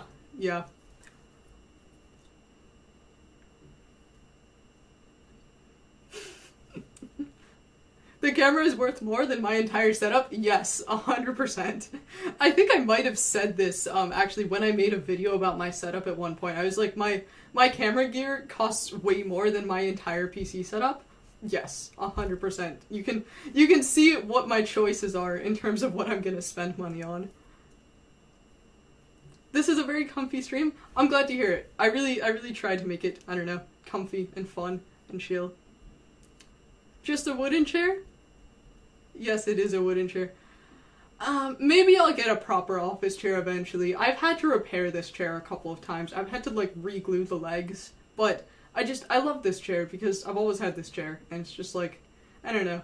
You like to keep things that you've always used, you know? I have a lot of, like, older things that it's just, like, I've always had them. So I just keep them around. I don't replace them. It's 500 millimeters, actually.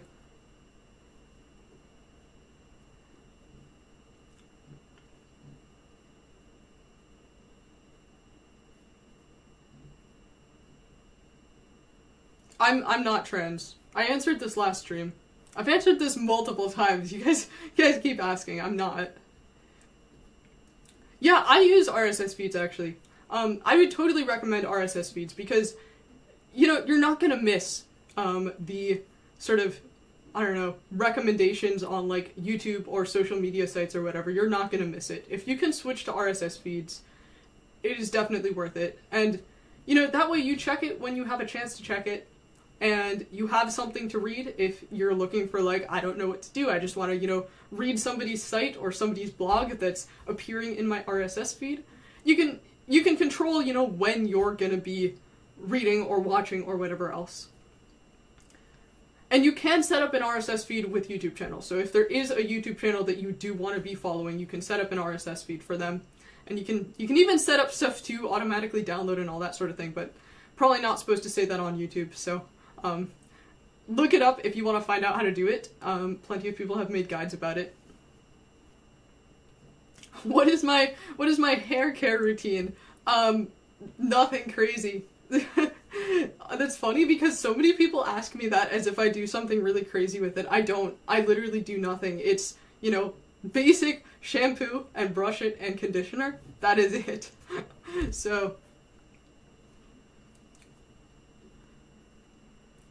So many YouTubers talk about how Linux runs great on older hardware while rocking a 5 to 10K setup.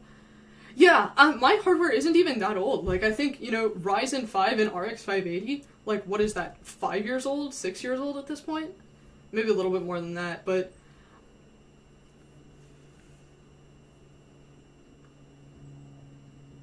You have me on RSS? Heck yeah, thanks.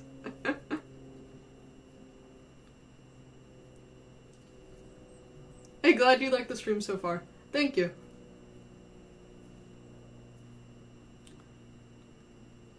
Try running Linux on a 2008 netbook, then we'll talk. Fair enough. Yeah, I mean, it runs fine on my ThinkPad. It's, like, there's definitely more noticeable lag on my ThinkPad, which is part of the reason why I try to use, you know, minimal software and stuff in command line as opposed to just using graphical applications for everything, because I do notice, like, on my ThinkPad, graphical applications do lag more. And, like, let's be honest, Windows is way worse than Linux regardless. Like, trying to run Windows on that ThinkPad would probably be straight up impossible. Whereas, you know, Linux runs fine, and graphical applications are sometimes slow. But anyways, that's, you know, all the more reason to try to use command line stuff and try to use terminal-based applications. if you have older hardware, you know.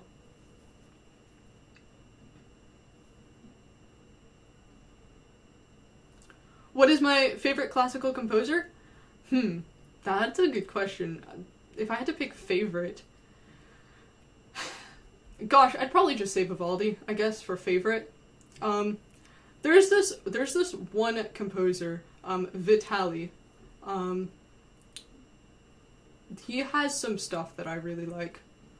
I think it's, there's a recording of one of his pieces by a guy named Zeno Franciscati, I think is the name.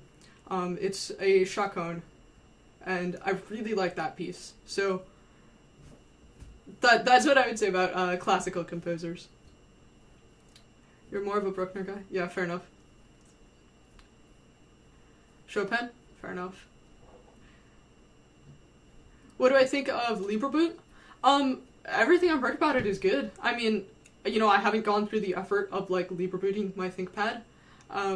You know, I'm not that much of a purist that I need to do that. But, like, nothing bad I've heard about it. I think if you're dedicated enough to really want to go to the point of Lieberbooting your stuff and really checking that absolutely everything is open source as much as possible, I respect that. Do you think Emacs users are underrepresented in the Linux to Uncle Ted pipeline? The big three Linux forest hermits, Luke Smith, Bread, and Mental Outlaw, all use Vim. Fair enough. And thank you so much for the donation, again. I don't know, doesn't DistroTube really like Emacs? I think he's like a big Emacs guy, isn't he? I don't know. I don't know. I'll try to make some Emacs videos at some point and, you know, learn it for the sake of making some videos just because I know a lot of people really like it. You're kind of stuck learning piano? I don't play piano. I've tried to learn it. I honestly have struggled every time that I try to learn piano. But just in general, pick pieces that you enjoy. Pick something that makes you excited to practice. Write your own music, compose your own music.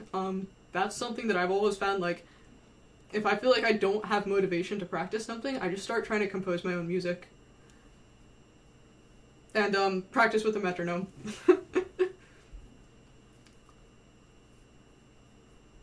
DistroTube doesn't go outside? Oh, fair enough, I don't know. Have I ever played in an orchestra? I have, actually. But, not in years. And not ever, like, professionally or anything like that. I'll be honest, I'm a little bit disillusioned with the classical music space. I think there's a lot of, like, you know how people are, like, sort of arch elitists? You have that with classical music. There's a lot of people who are just so elitist about it, and it's just so annoying, man. I really hate it, because I love classical music, and a lot of people love classical music and also love other types of music, you know? I mean, there's legitimately people who will just dismiss other types of music as not being real music, and I know that's a meme that, like, you hear about that, but I've literally met people who are like that, and it's kind of, I don't know, it makes you not like that sort of classical music space, I guess. Arch elitists have nothing on musicians, I know, right? That's literally a thing. Man.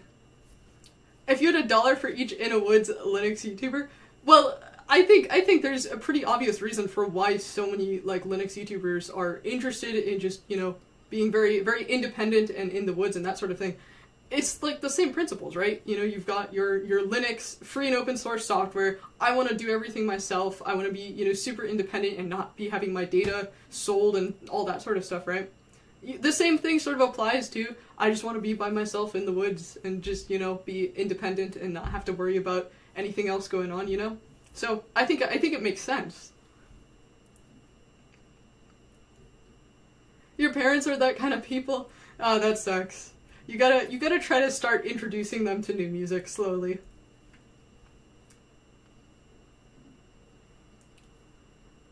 A.R. Raymond, he has won the Oscar?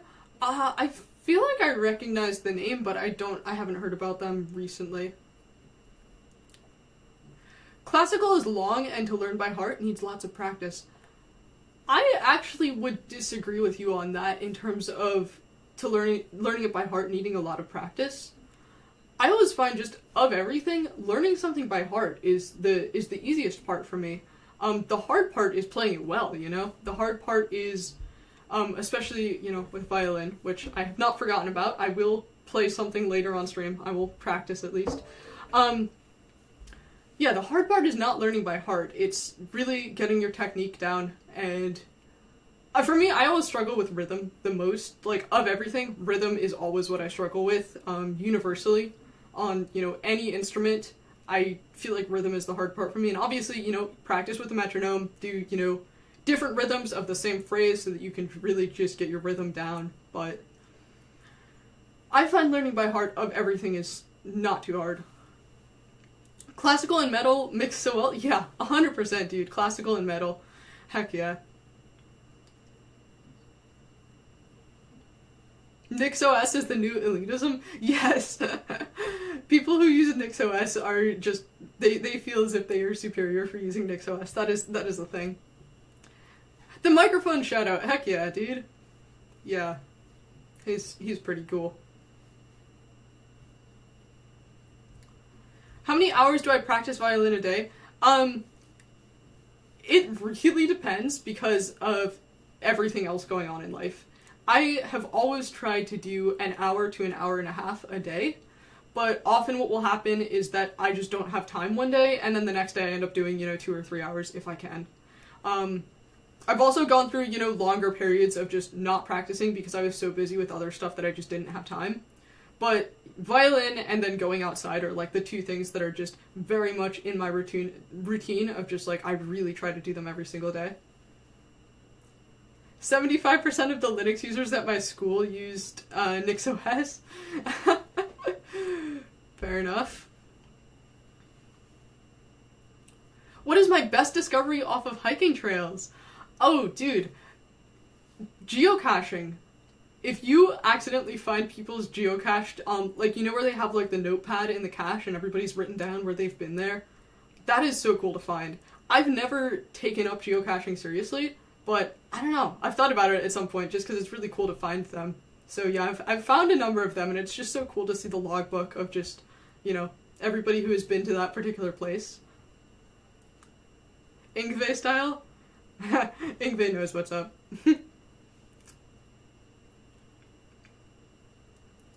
You're the original geocacher.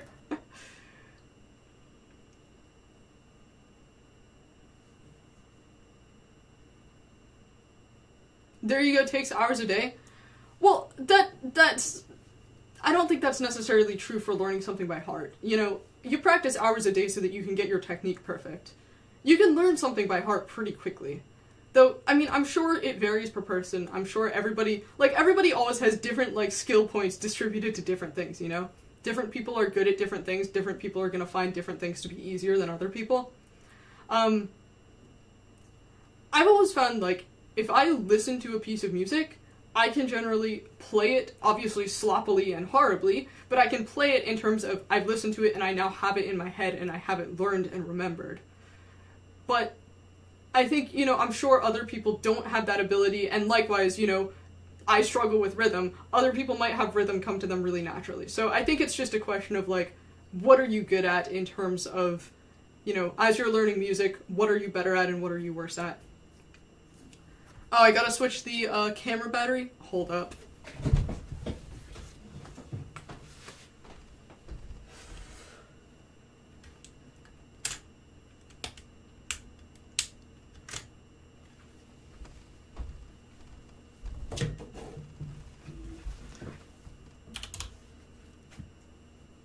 Okay, are we back? Yeah, sorry, my camera batteries are... I gotta get some new batteries at some point. Why not get a dummy battery? I don't think this camera can just get plugged into wall. I looked into it. I think my other camera can, but this one can't.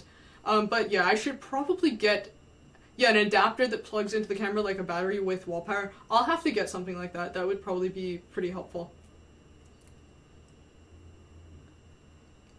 Ever thought about getting any hardware electronic music instruments?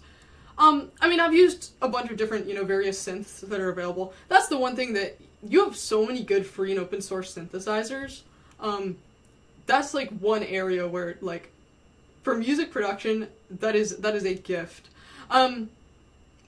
In terms of like virtual instruments, I've never really used virtual instruments. If I'm gonna be recording something to put, I always record like a lot of just, general ambient noise, general background noise to stick into tracks and also just to mess around with. I mess around with samples a lot too, so I've never really looked into just virtual instruments. Synth recommendations? Vital. Vital's good. Vital's like Serum, but free and open source.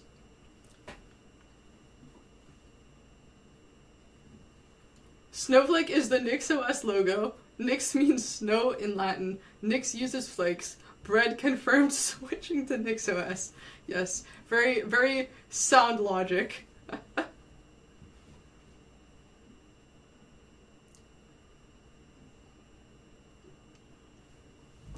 SearchXT, yes, SearchXT is great, and there's so many good presets for it too.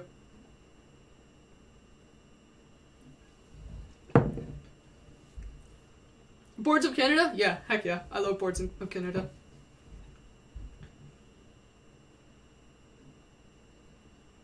Though, to be honest though, I think a lot of you guys know at this point, I'm a massive Tim Hecker fan. You want to see something cool for anybody who likes Tim Hecker?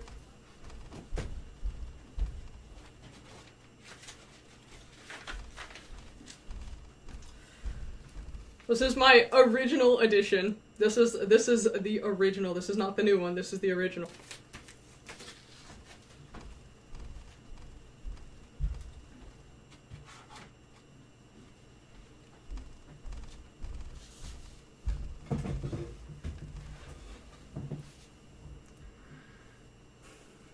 Do I watch movies or TV series? Not recently.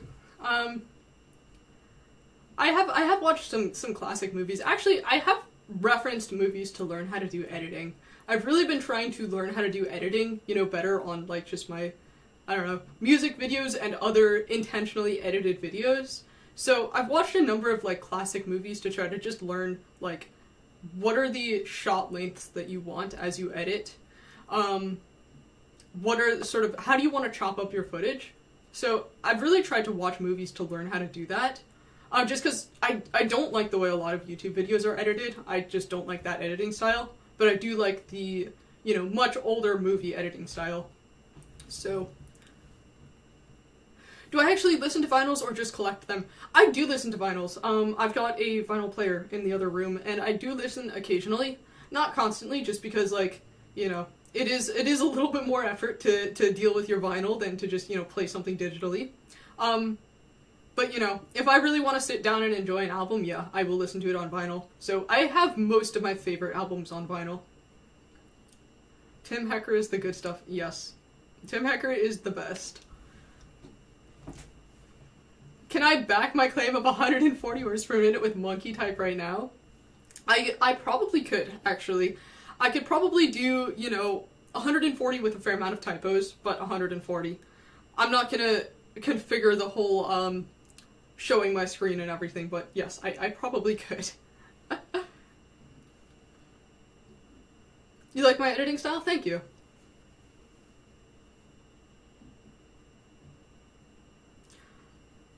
Yeah, I try not to use jump cuts.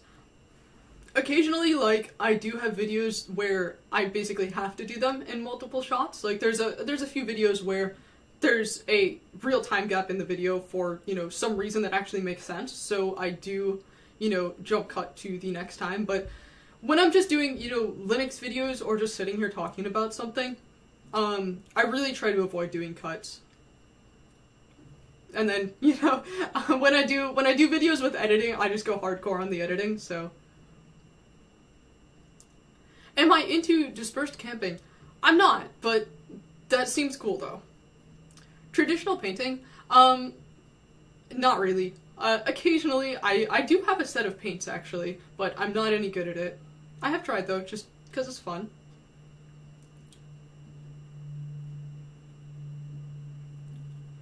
Have I tried a custom built keyboard?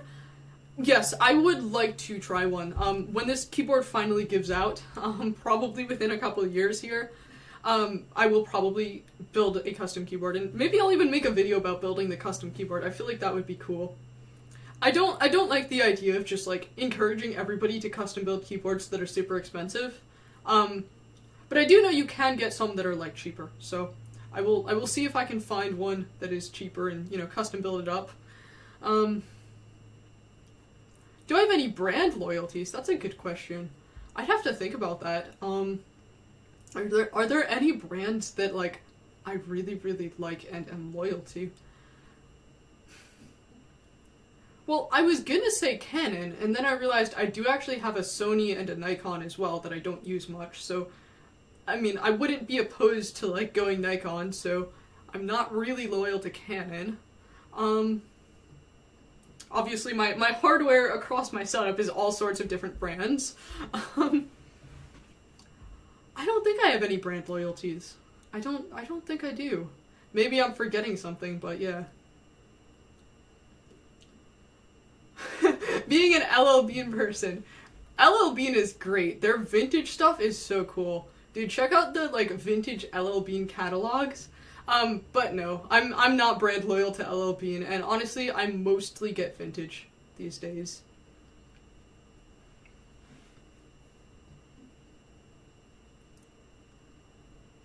But you want to say thank you for everything I give the community? You're welcome. You're welcome. I try my best.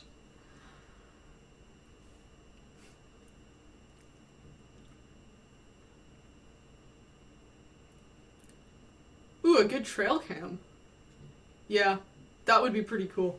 There's a couple spots that I know there's like a fair amount of animals that will pass through, and I should get a good trail cam. What I really need to do is get a bird feeder camera. I have a very active bird feeder setup, and it requires me, so I'm actually pretty lucky in that I can see my bird feeder directly from where I'm sitting right now.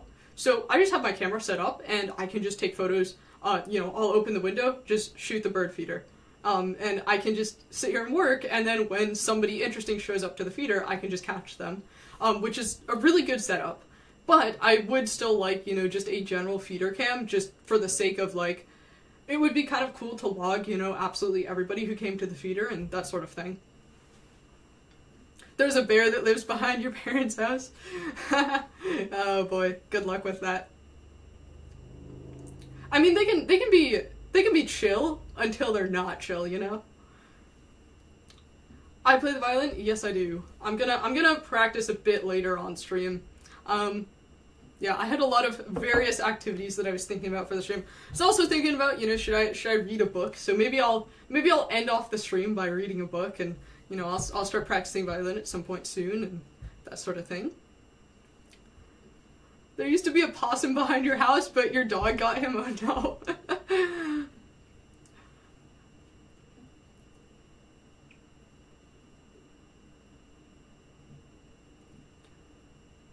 One of the bird feeder hats that lets you watch close up while sitting outside.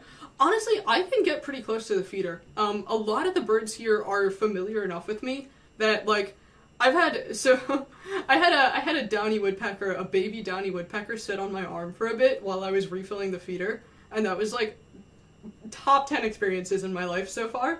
So that was really cool. But they're pretty comfortable with me. You know, I can go out and refill the feeder and they'll just sit there and watch. So I do shoot from outside at times, but because of the angle and where I have the feeder hung, I get a really good angle just out my window here. So, you know, I technically could go out and, you know, shoot, and I don't know. I think I get a better angle from here. Do I do a podcast? In general, I don't really do, like, podcasts or interviews or anything like that, just because, like, right now, I feel like I would just be super awkward. I'm not good enough at, like, talking to do a podcast. The thing with videos is that I can prepare for the video. Like, I can plan out what I'm gonna say, so even though I don't script it, I do plan it out pretty, you know, I do a fair amount of planning for basically all of my videos.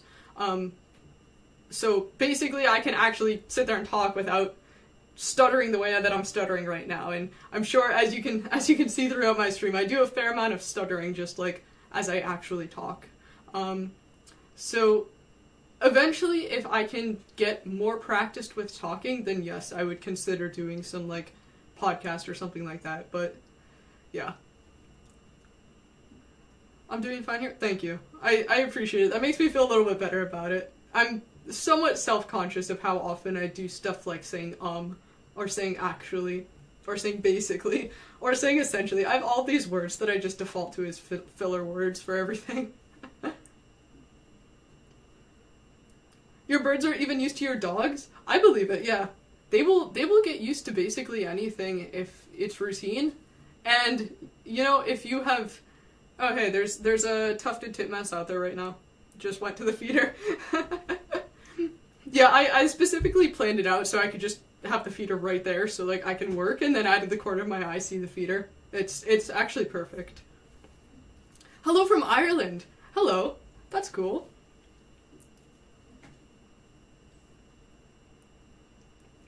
Birds actually have little arms tucked under those wings. Birds are pretty cool. What can I say? They are actually pretty cool. Oh, you have hawks, eagles, ospreys near you. That's pretty cool. There's an osprey nest that I know of that so sadly I couldn't ever get a good angle to photograph the nest. It's in a swamp and it's high in a tree, but it was cool to watch them, you know, go in and out of the nest. But yeah, that's probably, I don't think I've ever seen hawk or eagle nests. Obviously I've seen hawks and eagles, but I don't think I've ever found a nest for them. Hello from Portugal? Hello.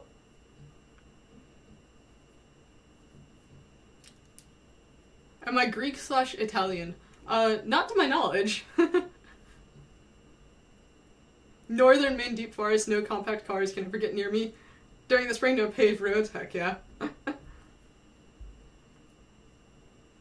Have you ever been sea kayaking or river rafting? Yeah, I've actually gone kayaking before. I don't own a kayak right now. I kayaked a year ago or so, because I know somebody who does own a kayak. It's pretty fun. Paddleboarding is pretty fun too. You're Greek? Cool.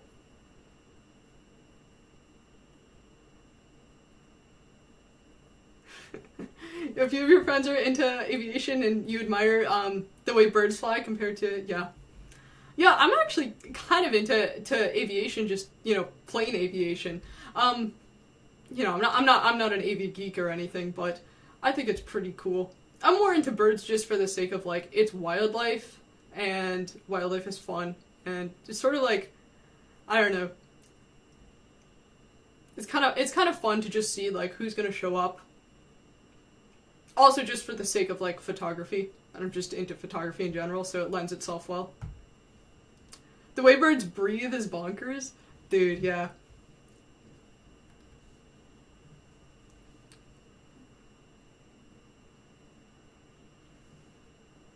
Proper camera and lens is still king. Fair enough. Did I see the Listers documentary? No, I didn't. How old am I? I've talked about this before. You can probably figure it out if you go back and listen to everything that I've ever mentioned. You could probably figure out how old I am, but I'm not gonna actually say it. Competitive bird watching. That's cool. Yeah, I know people get, like, really, really into it, and I don't know. I've always felt kind of bad if there's, like, some rare bird, and then people post about it, and everybody flocks, pun intended, I guess, flocks to go see that bird.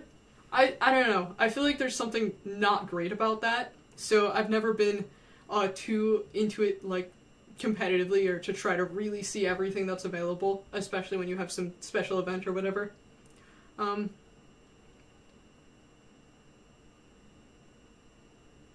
You didn't miss the violin. I'm gonna play it soon.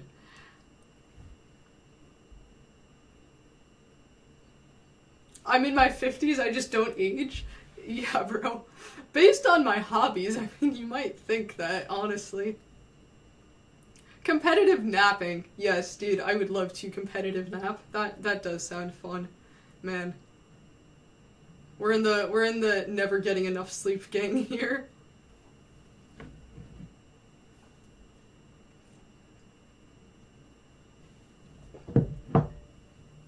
Competitive birdwatching sounds extremely not chill.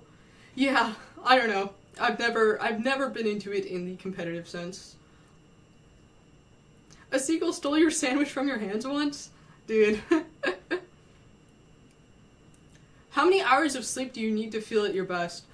I don't know. I'd probably say the classic 8 hours, but I often don't get that, so. I'm the type of person that will either stay up really late or wake up, like, in the middle of the night and just start working on something. Like, I genuinely have that, like, 3 a.m. bike ride or 3 a.m. music session or whatever else. And it kind of sucks, but I've just kind of learned to deal with it, I guess. What is my favorite Pokemon?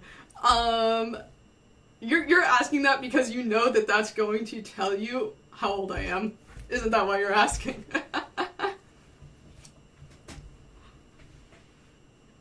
I don't know. I'll give you one from every generation. How about that? Okay, let's see. Kanto would be probably Dragonite. Johto, Suicune, Hoenn, Sceptile, Sinnoh, Luxray, Unova. I have to think. Unova has a lot of good ones. People used to hate Unova, but now it's people hate it less. I don't know for Unova. I guess like Emboar or something. And then I guess like I don't know. I don't know the newer generations as well. But there you go. Now you can't figure out how old I am. But for what it's worth, I only got into Pokemon way after the timing for when the original games released. So you draw rare birds instead of taking pictures of them. You also do this while listening to 8-track vinyl instead of vinyl. That's cool. Yeah, drawing rare birds is, I don't know, I've never felt the, like, attraction of I have to see the rarest birds. Like, to me, it's just as cool to, like, see just some normal birds that show up. Like, I really like the Junkos. Like, they're normal. They're always here, but they're cool, you know? Or I don't know, I don't really like the chickadees that much, but, I don't know, the woodpeckers that are always here, like, I don't know. I don't feel the need to see something super rare. I feel like they're just cool as is. Yes, I am younger than 40. I will confirm that much. I'm over 9,000. Heck yeah.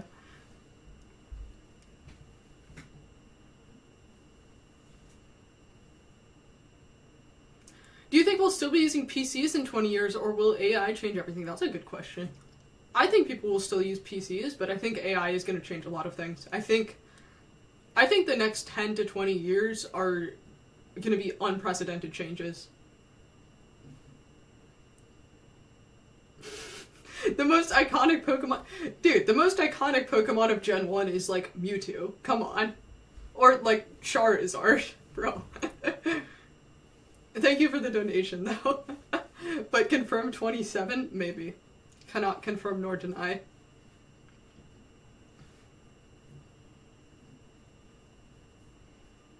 You don't? I drink? Yeah, I don't drink. I don't do any substances. Dude, I'm, like, anxious and paranoid enough as is that I'm pretty sure if I tried doing substances, it would not end well. So, absolutely not gonna happen.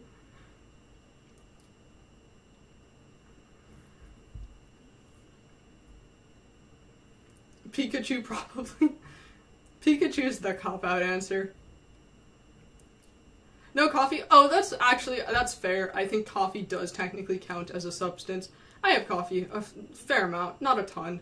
I don't know. Classic before 12 p.m. rule is fine with me. Bread drunk stream cancelled, I guess? Yeah, sorry, that would never happen.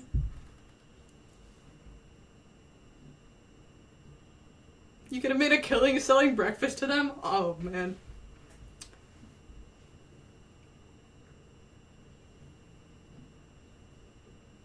Do I know Pokemon songs on the violin?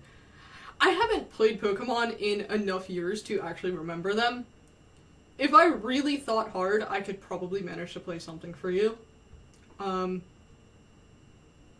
music is good. I'm not gonna lie. It is good. But yeah, I have not played in years. I probably have a Game Boy Advance and a DS somewhere around here, but no, it would be in the other room. I think I still have them in a box somewhere.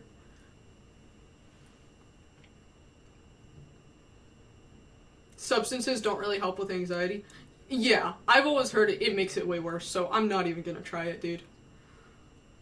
Do I speak any language other than English? No, but I would like to learn something at some point.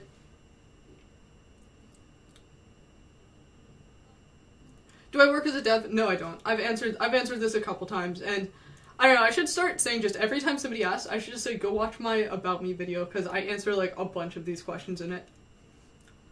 It's from, like, July or something like that. I would like an Optimus Android to do my laundry and the dishes. Totally worth the price. Yeah. That's probably what we're gonna see happening. I have a feeling that is what we're gonna see. We're gonna see, like, home robots for menial home tasks that are, like, you know, doing the dishes, doing laundry, cleaning the house, that sort of thing. I think that is what we're gonna see. I don't know, though. I think it could really go anyway, just because, like, there's just so many advancements happening.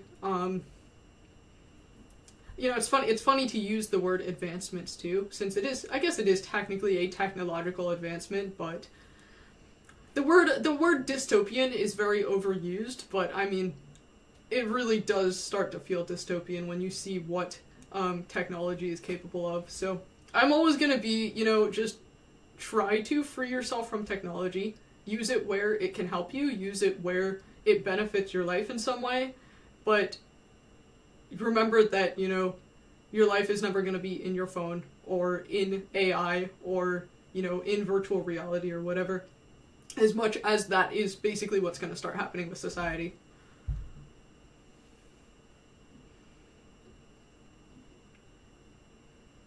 Start using drugs only when I'm like 50 plus years old? Okay. I will remember that. The year I turned 50, the day that I turned 50, I will remember. Somebody in my live stream chat said that I should start using drugs. You're gonna go outside? Have fun. Enjoy outside. Outside's always better. Thanks for watching the stream, by the way. Does coffee count as a substance? Well, I think it's fair to class it as such. I think that is fair. I think it's also a lot more socially acceptable than other substances, which is an interesting point, but, oh, you guys can hear? Yes. Heck yeah. Yeah, if you watch a few of my videos, I think you can hear birds in them. And my mic now is actually half decent. I got it quite cheap, and it is a Blue Yeti, which is supposedly a good mic, from what I've heard. So it does pick up a lot. Caffeine can jack your anxiety way up. That's fair. I've had coffee, like, my entire life. I'm also the type of person that will have, like, a quarter coffee and 3/4 milk. So, like, when I say I drink coffee, take it with a grain of salt in that, like, 3/4 of that is milk. So, you know, I don't really have a ton of caffeine. Caffeine and alcohol are socially accepted drugs. Yeah, that's the general stance that I've heard on it, yeah.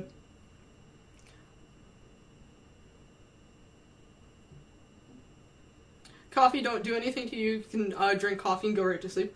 Yeah, I've heard that. I honestly, I've never felt like coffee prevented me from sleeping. But I do generally try to, you know, stick to the, like, don't have it late in the day rule. I put salt in my coffee? No, I don't put salt in my coffee. I was just saying, you know, take it with a grain of salt that I say I drink coffee because it's mostly milk.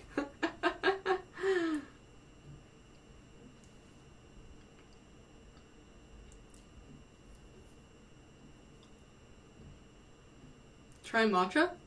That's fair.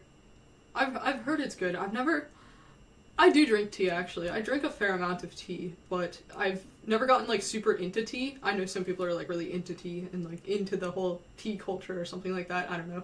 But, tea is nice. I like it. You roast your own coffee way better than store brands? 100%, yeah. If you're gonna drink coffee, like, do as much of it from scratch as you can, because it's gonna be cheaper, and it's more fun, and it tastes better. What's that book on my desk? It is Alice in Wonderland, actually.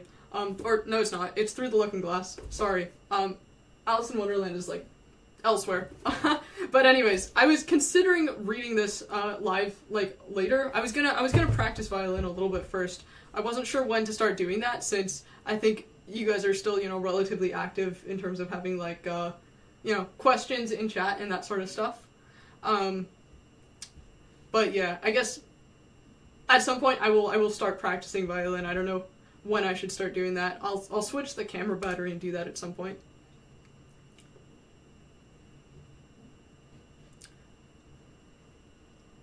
Red pill, blue pill comes from Alice in Wonderland? I think it's from The Matrix, actually, but yes, you have a number of similar things in Alice. You have a number of, like, I don't know. It's a very interesting book, because it's, like, when you read it as a kid, you don't really understand it that much, and it's just sort of some nice fantasy book, right? And then when you read it when you're older, it's like, oh wow, there's so much, like, hidden little jokes and all that sort of stuff. Everything's just this strange logical joke. So, I don't know. It's really a nice book. But I actually like Through the Looking Glass more, which is why I pulled this one out, and I forgot I pulled out Through the Looking Glass instead of Alice, but yes. Take the pill and see how deep the rabbit hole goes. It's a Matrix reference to Alice. Okay, fair enough.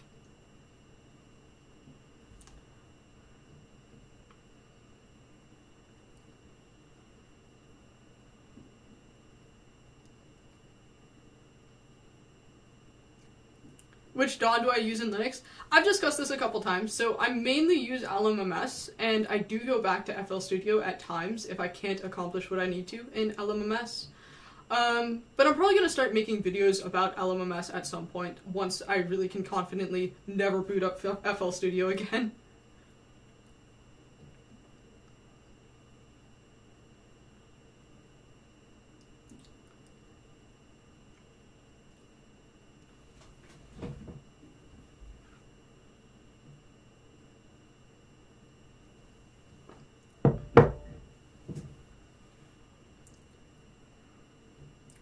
Arch is the way to go.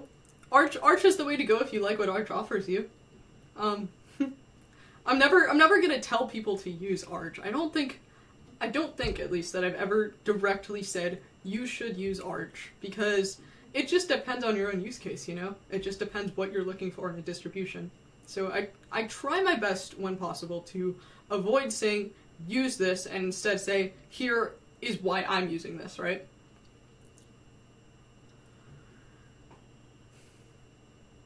Oh, yeah, moving away from Ableton in all your plugins is... Okay, so I have not used Ableton.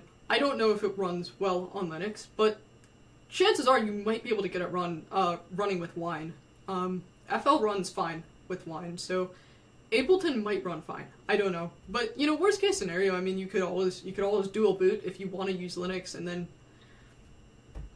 But yeah, that is kind of the big thing that keeps people, you know, from moving to Linux. It's the one specific program that they use that there isn't an alternative to, and it doesn't run.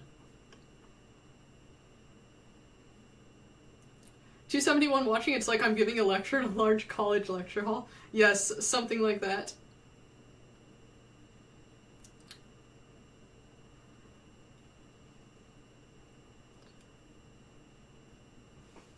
What's the best DAW coming from Reaper? I don't necessarily have an opinion on, like, the best DAW. I know people like to argue about it a lot, but I feel like at the end of the day, you can learn them, you know, you can learn any of them, and it's not gonna matter what DAW is supposedly better. I think sometimes you'll have DAWs that are worse, but not one that's best, if that makes any sense. Like, occasionally, some of the less popular DAWs have some serious issue that you're just gonna say, I can't use this because this doesn't offer this. But, you know, like, because people like to argue FL versus Ableton, you know?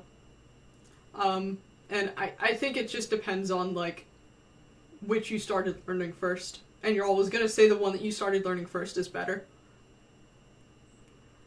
Would I allow to remix my songs? Yeah, 100%. If you want to remix any of my music, please go ahead. I would love to see that. And if you want to just, like, I don't know, credit me in the description or the title or whatever, that would be cool. But, yeah, feel free to remix my music. I will never say no to that.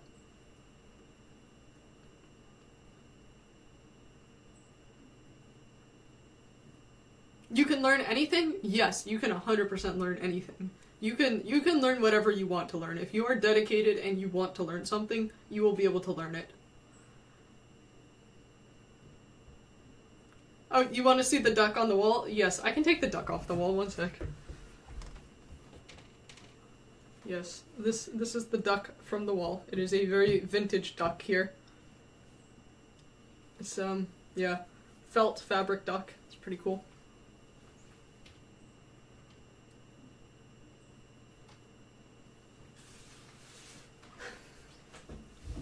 Okay. Anyways, I could start practicing violin, I guess. I don't have anything crazy to just sit here and play, but I have been practicing something, so I could start practicing it if now is a good time to start. So, I'll swap my camera battery and adjust the camera angle a little bit, and then I will start practicing violin.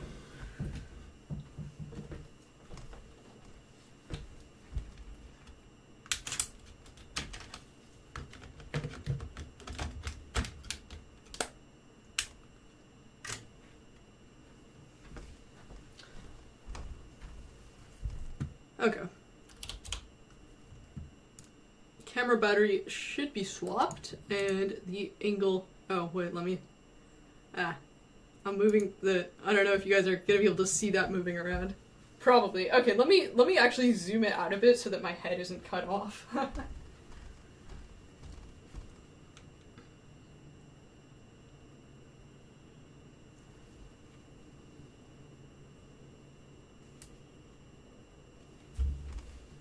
Okay.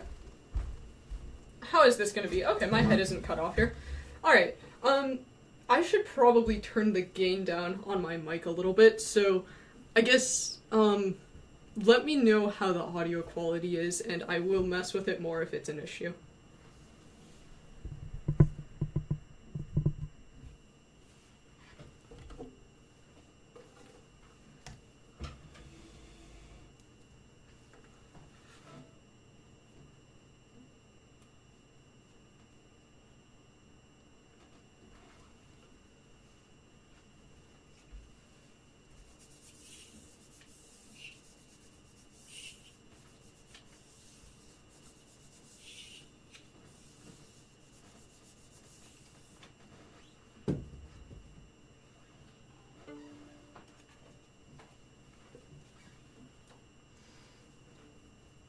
Okay, is my head cut off? It is cut off slightly. Oh well.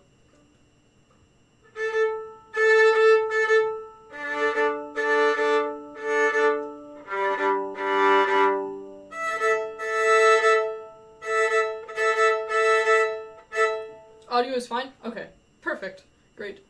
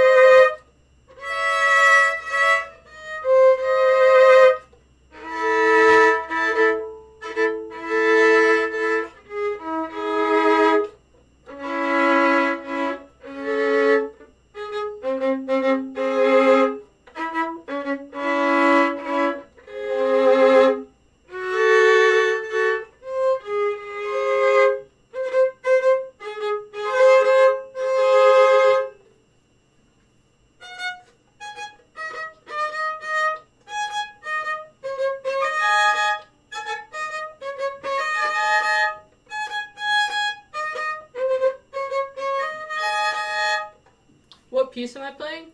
I'm actually working on my own variations of La Folia.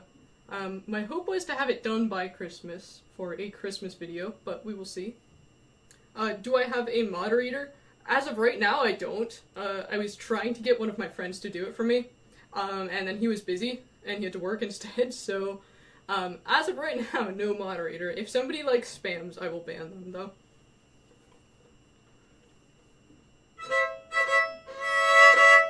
Thank you.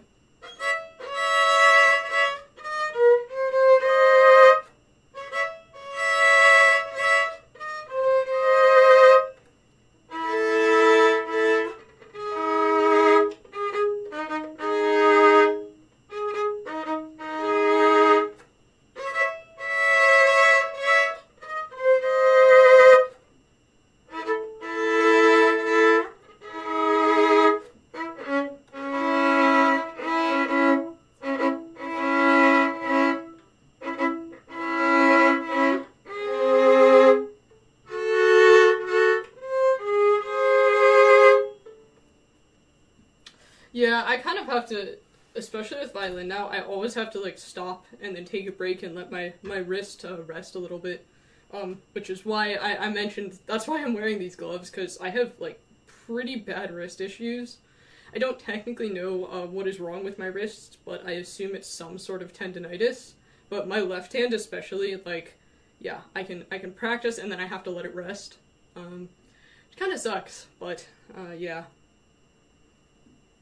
It makes practice that, you know, if I'm gonna practice an hour, it makes it take longer because I gotta, you know, stop and rest my wrist for a little bit.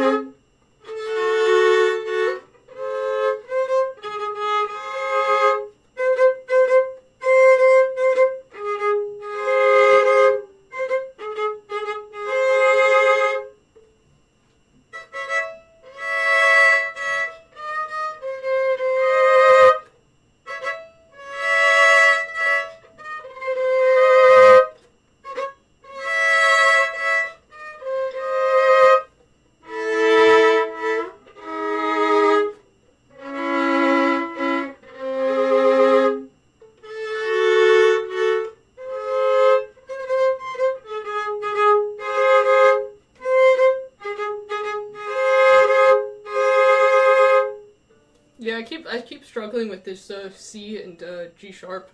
I'm not sure about the fingering on it. Like, I could maybe do second finger, third finger, but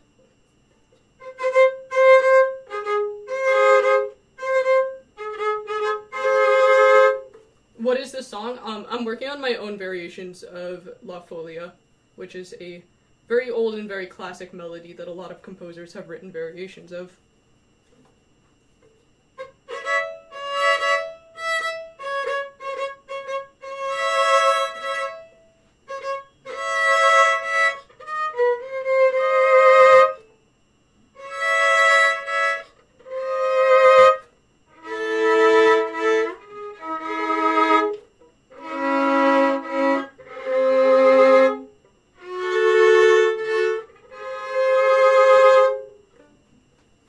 Hand injuries are tough, everything uses your hands, so hard to rest.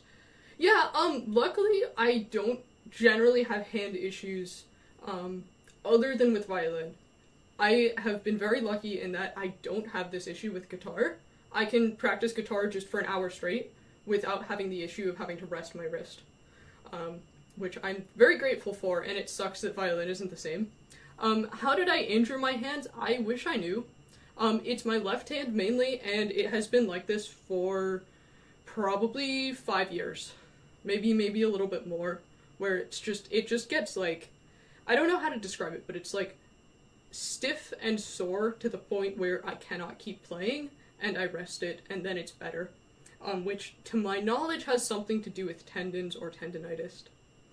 I have to twist my wrist too hard.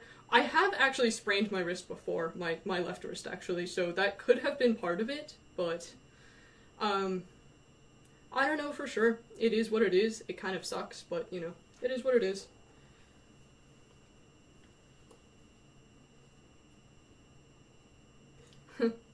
Thanks.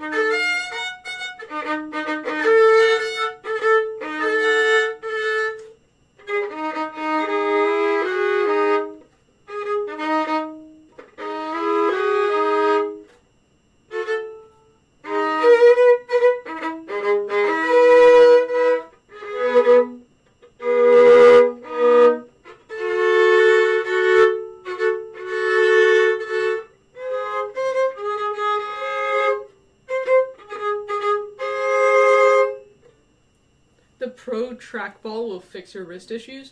Well, it's mainly with my left hand, though, not my right hand. Like a trackball mouse, I mean, I don't know. I mean, if I played violin the other way around, maybe I would have the issue with my right hand. It's not impossible, but, you know, my bowing arm is fine. I've never had issues with my bowing wrist and, you know, hand getting sore the way that my left hand does, so. You got stuck at which one to purchase? Look for something at, like, a yard sale or in, you know, any, like, vintage market where you have old stuff that's at a cheap price.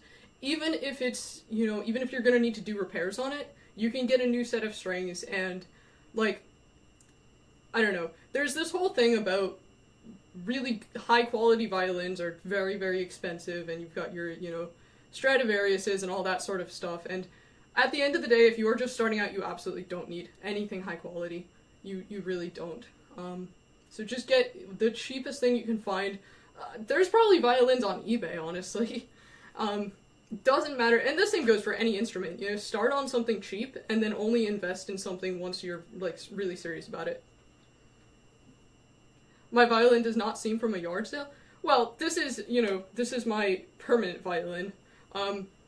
I started on a cheap violin. I started playing when I was a kid, and I started on many cheap violins for many years.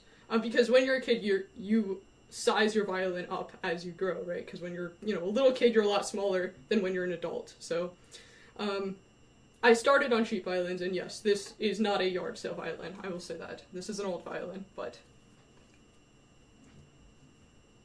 I will say, when I started guitar, I did start on a guitar from a yard sale. I literally got the guitar for 20 bucks at a yard sale, so that was cool, and I then upgraded a couple years later.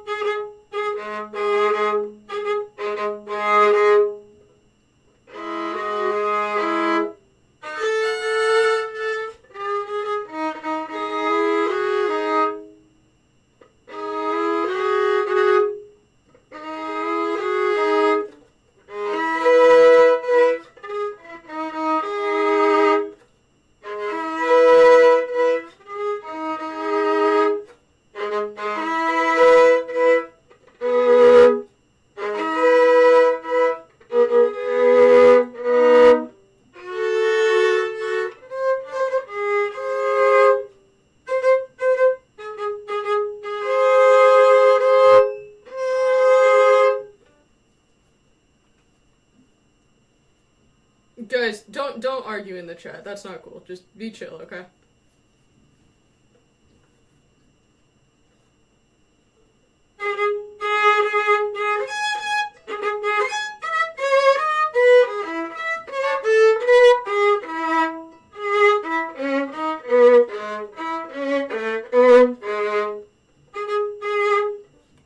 Dude, don't curse at people in the chat. I will kick you from the stream or ban you or whatever if you're gonna curse at people.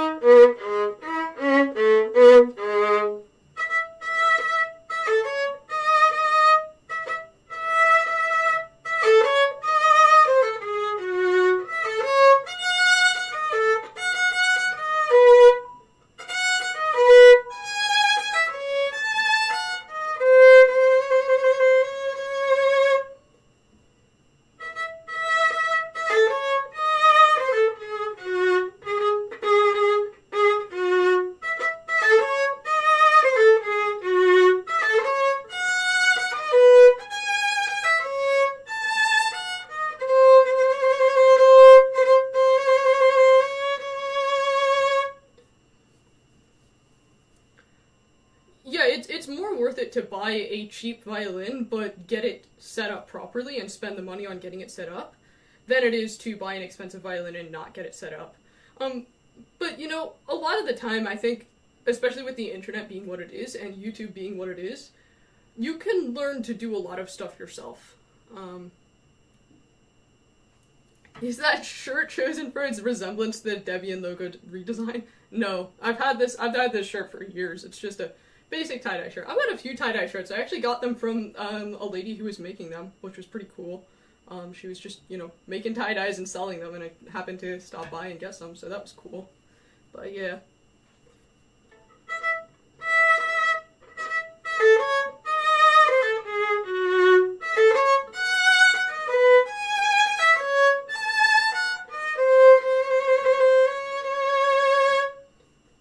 Okay, dude, I told you not to curse. I'm gonna ban you because I told you don't curse at people, man.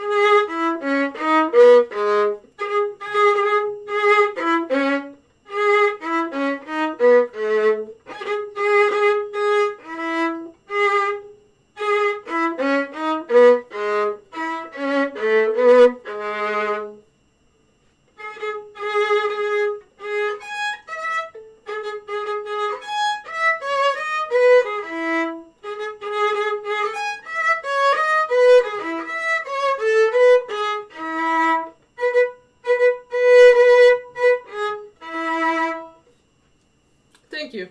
And yes, I did ban the guy. I don't know, was he saying more stuff before that? I didn't see that. I just saw he cursed at somebody, and I told him, don't curse, and, you know, then he cursed again, and I was like, nope. I gotta get a friend to moderate next time around. I had somebody who was gonna do it, and then he had to work, so, that sucked. But I will try to get somebody next time around.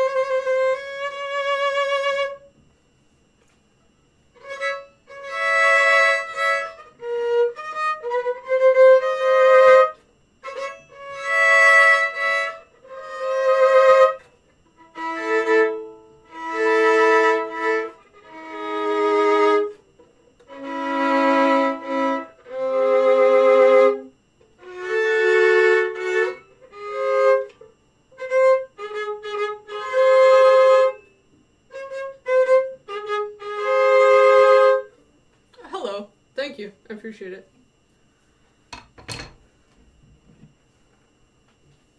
Do the gloves help with string vibration?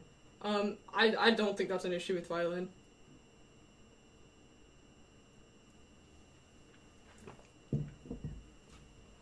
The gloves are, because my left wrist has issues. I don't know. I think it's something related to the tendons, but...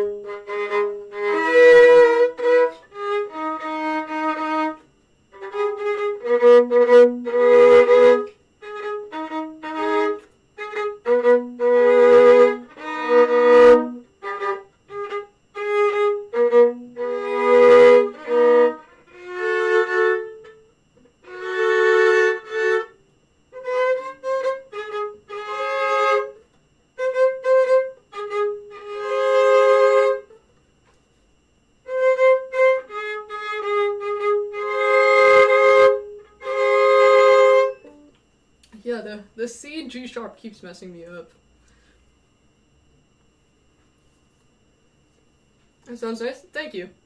I just started learning this pretty recently, so I don't know. Maybe I should have pulled out the guitar to practice instead of the violin, but I'll have it learned properly by Christmas so I can make like a Christmas video again.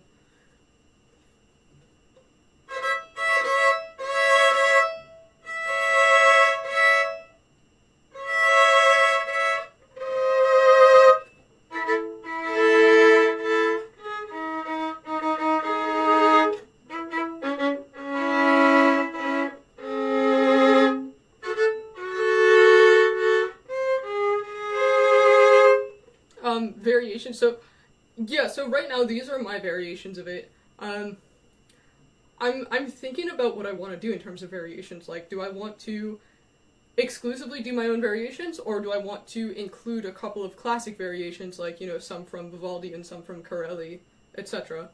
I'm not sure what I want to do with that yet, and I'm still thinking about the overall arrangement of the piece. I have some sections figured out with, you know, this variation is going to go into this variation is going to go into this one. But yeah, I guess I'll see what I end up doing with, you know, am I going to just do my own variations or add in other people's variations. But right now what I've been practicing is just my own variations.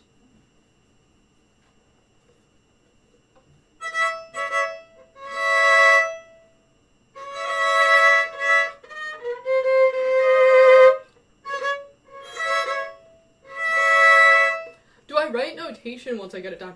So I actually compose it in my DAW because I'm stupid like that. I really should be doing notation. It's like, I don't know. It would probably be better to just handwrite notation, you know? I don't actually have any blank sheets. I mean, I could draw out sheets if I needed to, but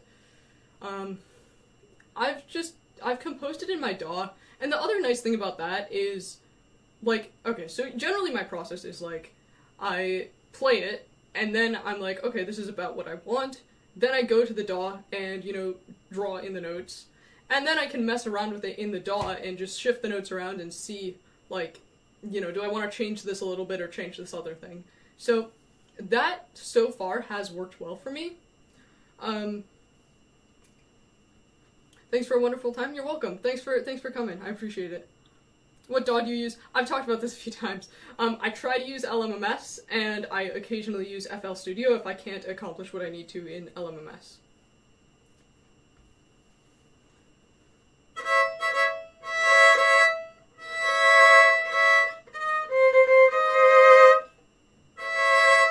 Oh, you can use MuseScore. That's fair. I just saw that message. Sorry, MuseScore. Yeah, that's a good point.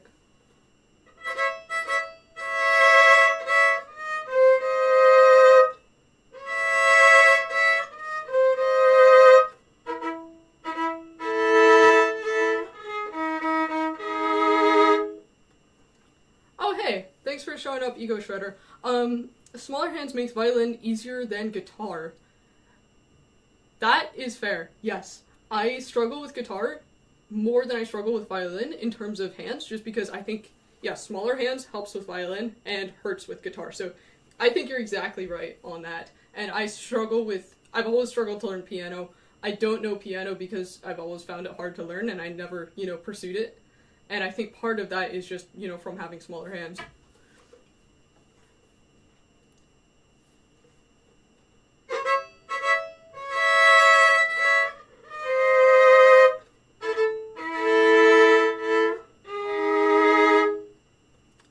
Oh, see you, Don. Thanks for stopping by.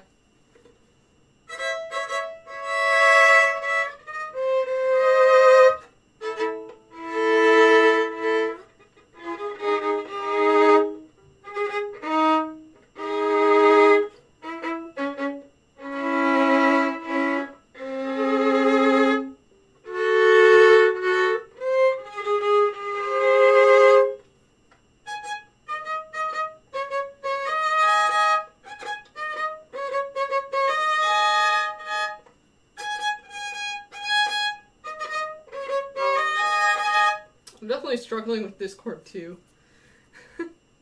The problem with doing some of the, writing down what I'm planning to play in a DAW is that I end up sometimes hearing a chord that I really like, and then I get back to doing it on violin, and I'm like, oh, that's not actually possible to do. I have to adjust it.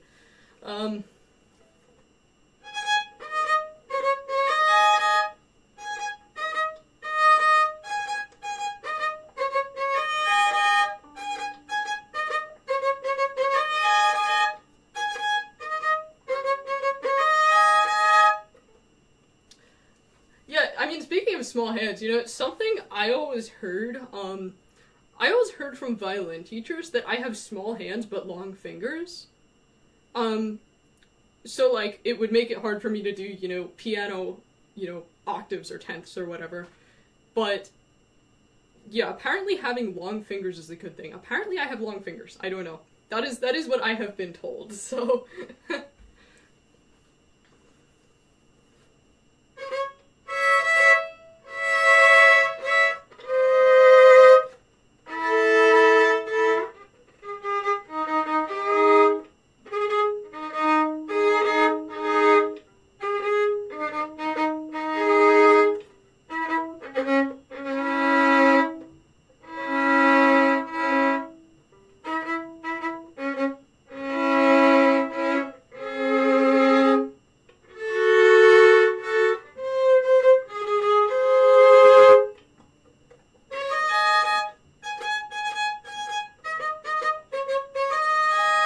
You're heading to bed? Have a good night.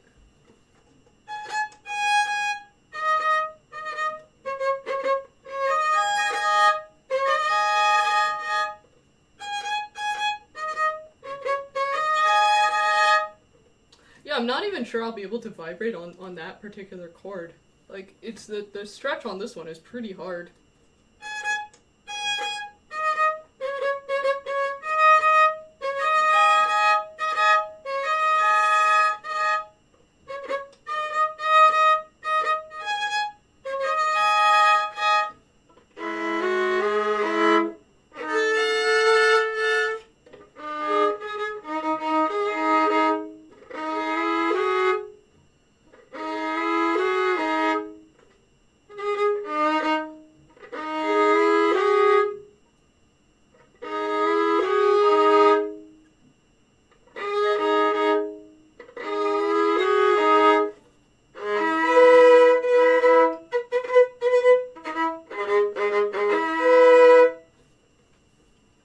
you're going to bed, you just came by to say that? Well, have a good night.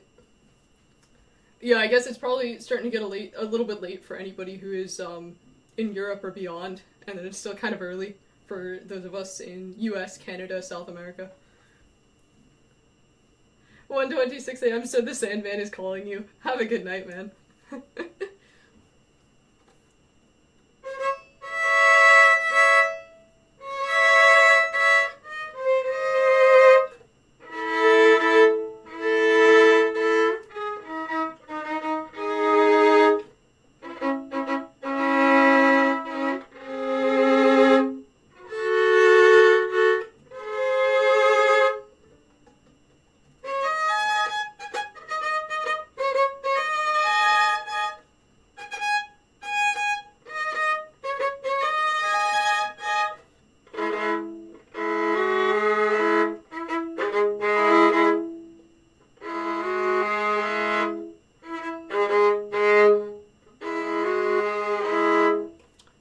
You can't go to bed until you've heard the reading a book. I mean, I will post the stream, like, on my channel, so if you want to go back, if you want to go to bed, and it'll be up tomorrow. But, yeah, I'm probably gonna continue practicing for another, I don't know, 30, 40 minutes, and then I'll read a book, maybe. But I am not Canadian. I'm American. Sorry, Canada's pretty cool. Canada's a nice country. 10 minutes from now, I'll play the Devil's Drill Sonata. Oh boy.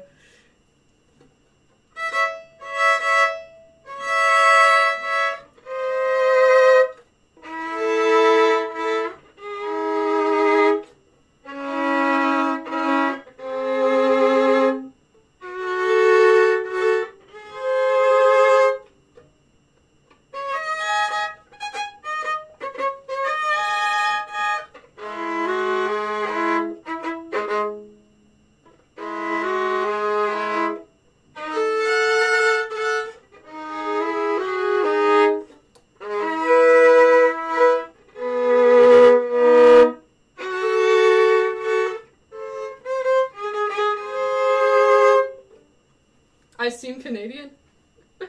Spelled wrong twice. Fair enough.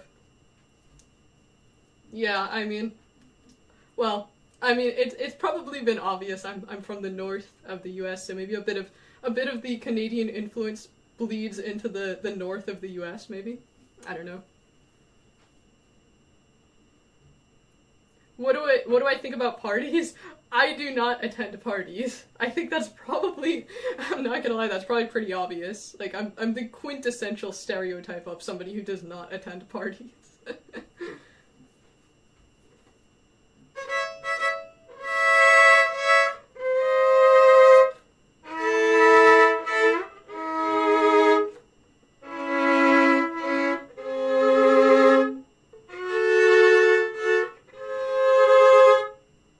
I think I actually got all of that one in tune.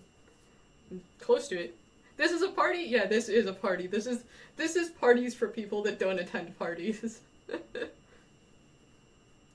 You're from Southern US, yeehaw. Heck yeah.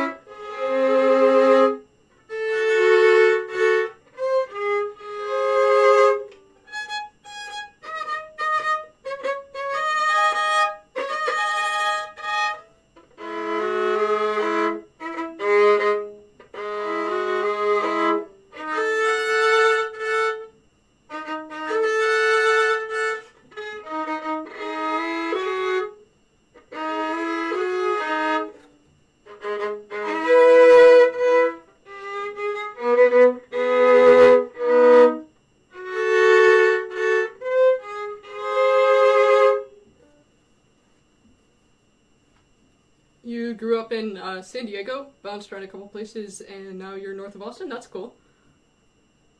Americans should go check out Canada while it still exists. Fair.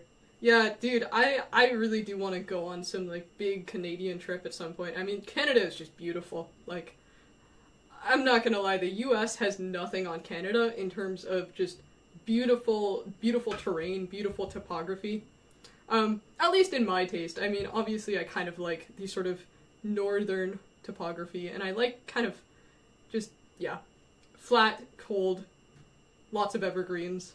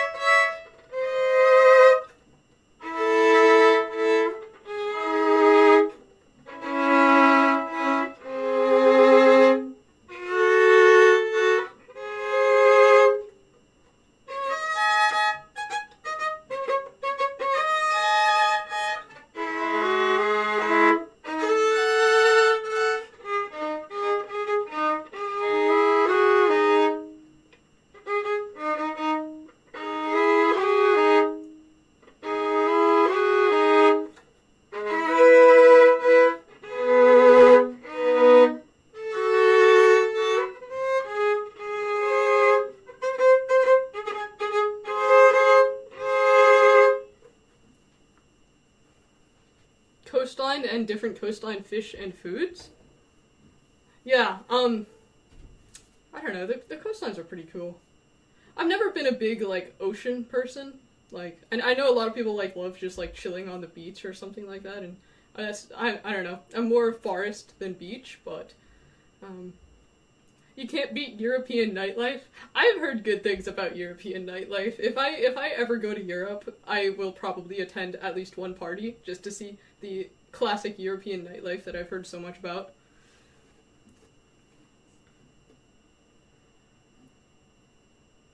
Have I been in sauna? No.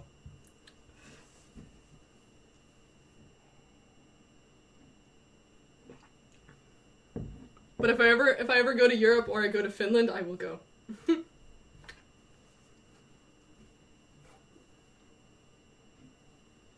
Yeah, being way out in nature rather than in the middle of a big city. Yeah, for sure. I mean, I think the cities are pretty cool. Like, I don't know. I've been to New York City quite a lot, and I really do like the like it's an experience, you know? I wouldn't want to live in New York City. I wouldn't want to live there. I wouldn't want to go to bed at night hearing the traffic, even though I have heard that people just tune it out, like you can hear it, but like they just don't even hear it anymore. Um, I had somebody from the city come out here and be like, "How do you sleep with all of the frogs chirping, all of the sounds, all of the crickets?" And I was just like, "I don't even hear it." And it's the exact opposite for people in the city. They don't hear the traffic, so that's interesting.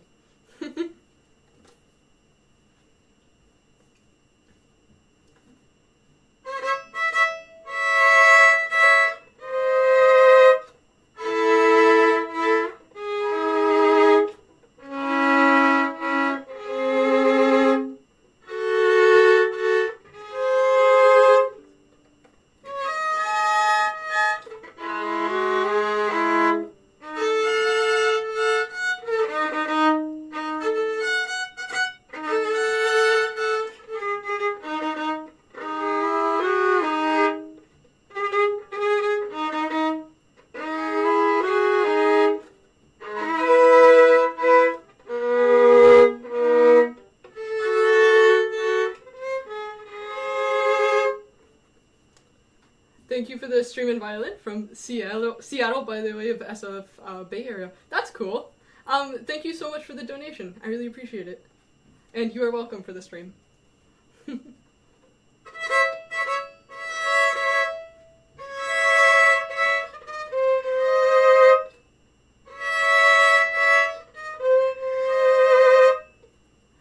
Favorite band? Probably Genesis. Early Genesis, though. Not late Genesis. And second to that, gotta do the cop out and say Pink Floyd.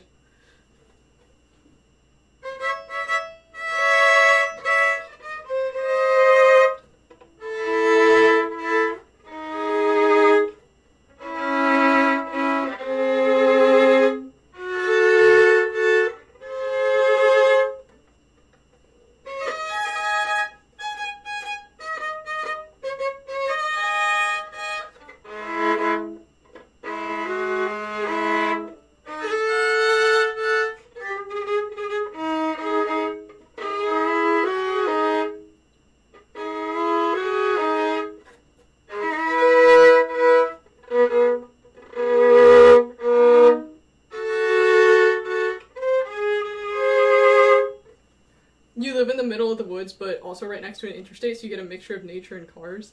I feel like I would be annoyed if I heard cars going by, but fair enough. Also, thank you so much for yet another donation. I don't know what the free software song is. I'm sorry. I don't think I've ever heard of the free software song. Is that like a meme or something?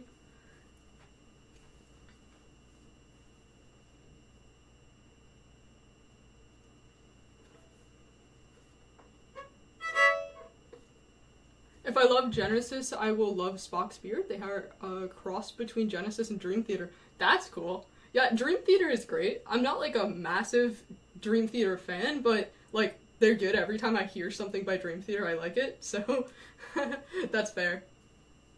It's a literal song by Richard Stallman.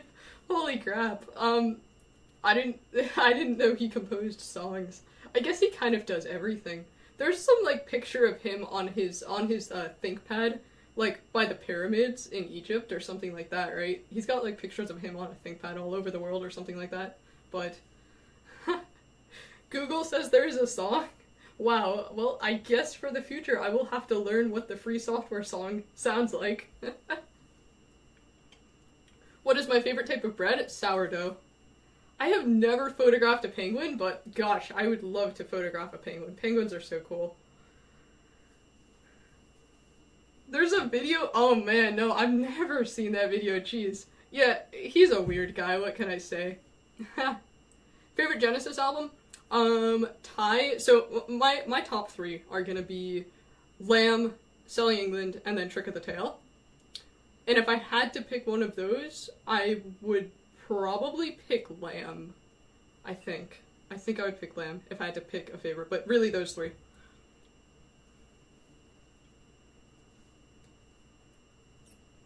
Louis Rossman is like the local/global hero. Yeah, I've never watched him a ton, but like every time I see something of his, I you know, it seems like he's doing good stuff, so. He's like the right to repair guy, I guess. So that's pretty cool. I definitely believe in that.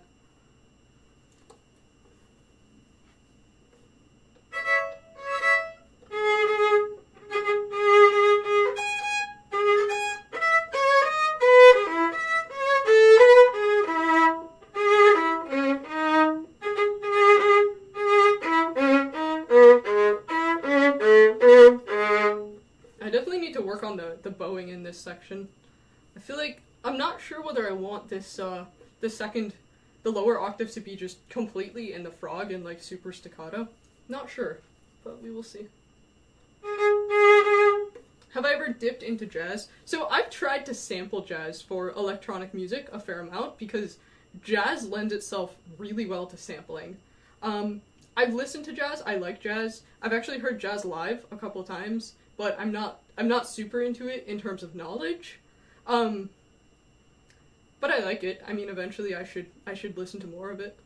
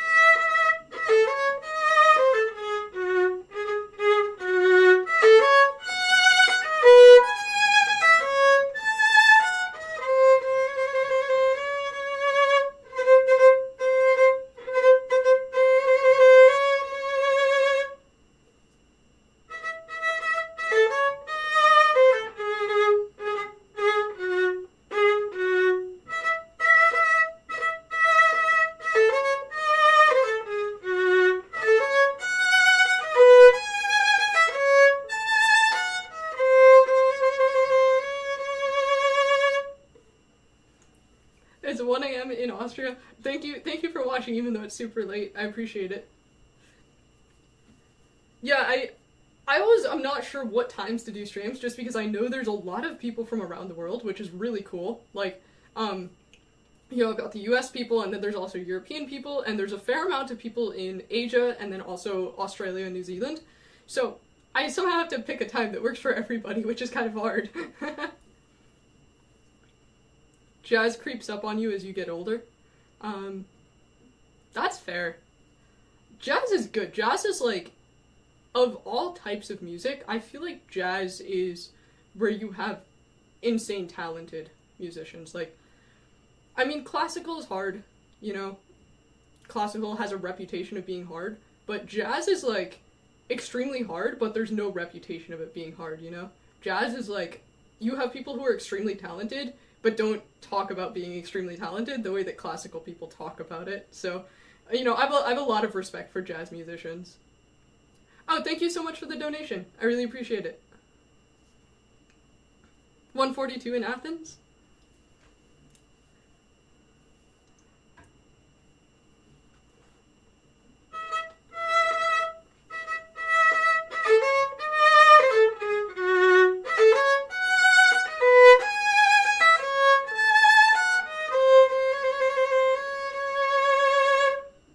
Of all the talented musicians from every genre, all cite jazz as an interest. Understandable. I think jazz really has done a lot for music as a whole. I mean, if we just look at various genres and what has sort of advanced music, jazz is a big one. Jazz has significantly helped music, I don't know what the word would be, but advance further and progress. So, 1943 in Argentina? Nice. Used to play violin but studied jazz on guitar. If you have perfect pitch, you can sight read jazz much easier. That's fair. I have perfect pitch, but I've always struggled sight reading. I mean, I've gotten better at it with practice, as with everything, but yeah, I always feel like I can't sight read, I have to listen to something. I have to, if I can hear something, I can play it. If I sight read it, I can usually play it, but I will always mess up, like, the rhythm is my issue with sight reading. Yeah, I've said this a couple times. Rhythm is absolutely where I struggle the most, and I should be practicing with a metronome more. I'm not gonna do that on stream just for the sake of, like, I think it would be kind of annoying to practice with a metronome on stream, but I do really try to practice with a metronome, and I also do it a lot more once I've successfully, like, learned the rest of a piece. I will just practice metronome, metronome, metronome, all practice is just gonna have the metronome on, but yeah, I struggle with rhythm.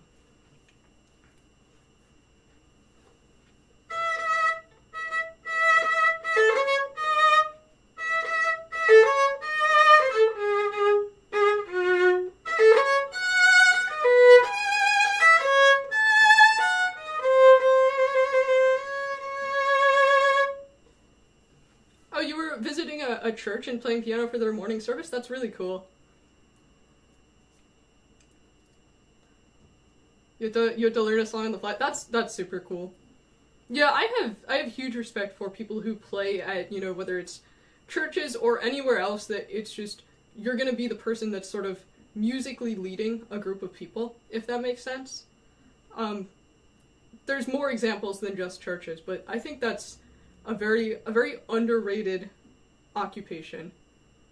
I think that's really cool to be able to sort of be the musical leader of a group of people.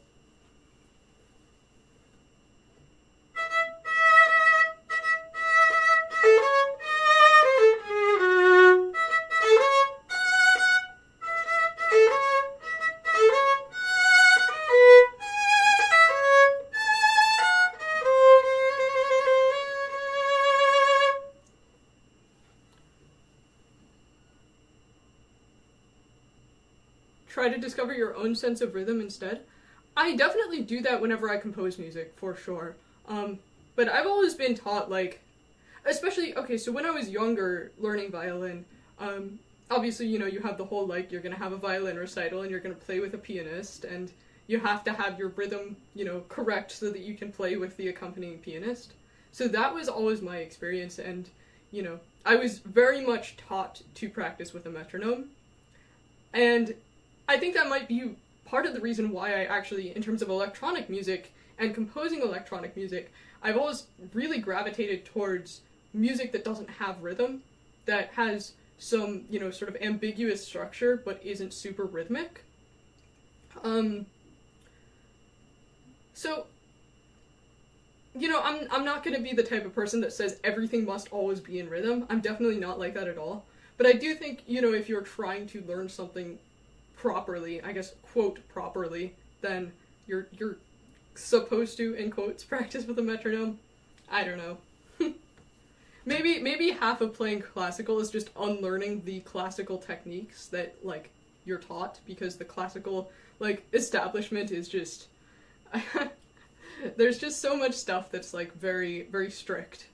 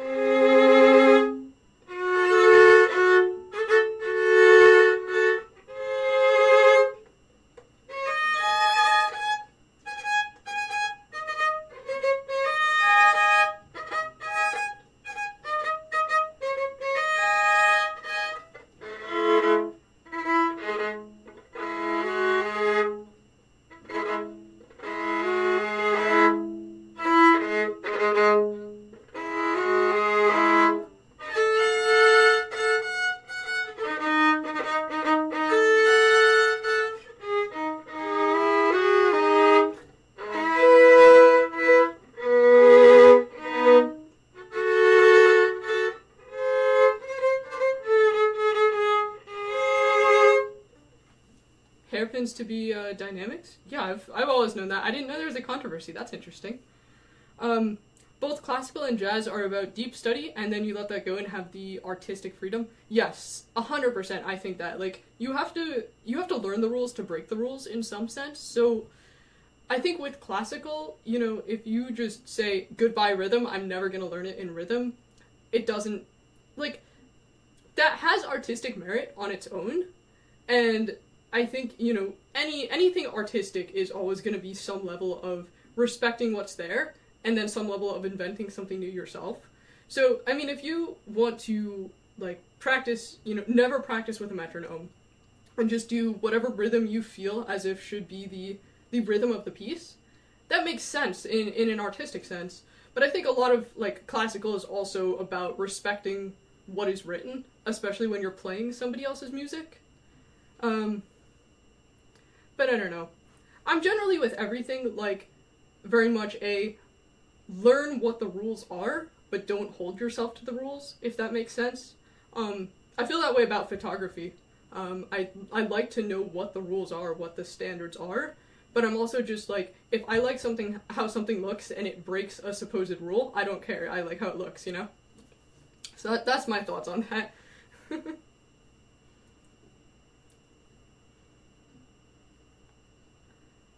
You need to move on, and thanks for stopping by. I really appreciate it.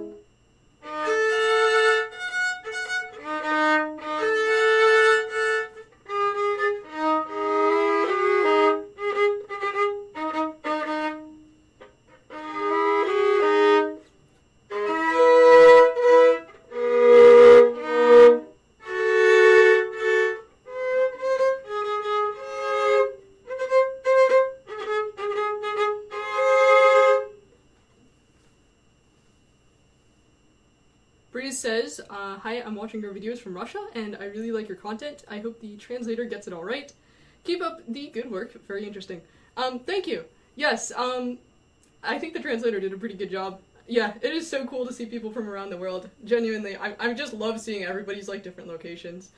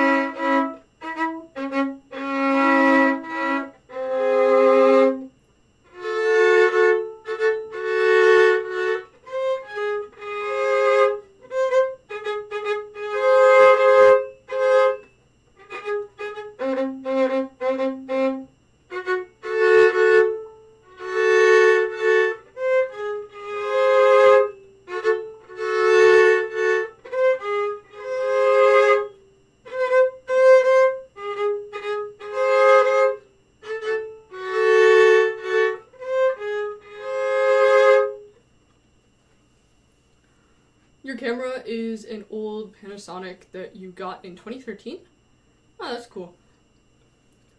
Yeah, I think there's been so many advancements in photography from, like, I want to say, 2000 up to, like, 2015 or something like that. That was sort of the big advancements in photography. I mean, it's kind of unbelievable to see what was possible, 20, 30, 40 years ago versus what is possible now in terms of photography.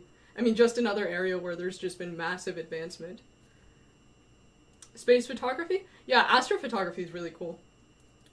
I try to keep up with, sky and space events. I try to. I'm not great at keeping up with it. But yeah, I do try to keep an eye out when something interesting is going to be happening. I have captured one eclipse thus far. The big eclipse that was, like, I want to say early 2024. I was able to capture that.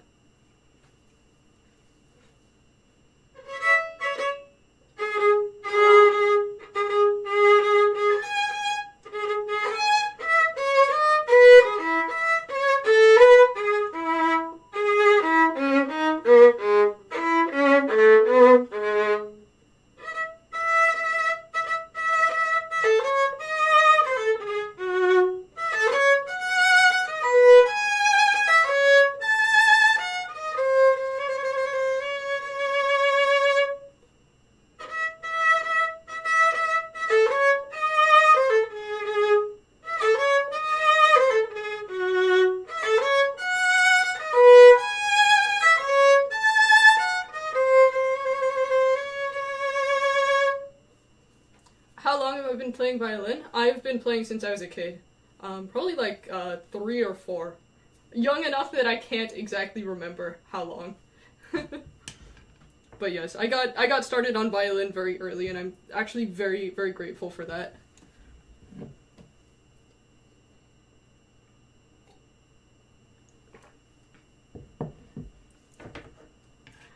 Oh, was he asking how long on stream? Oh, I don't even know. I've been streaming since like 3:30 or trying to think. I don't know how long I've been streaming. All day. I revealed my time zone. Oops. It's okay, it was already obvious.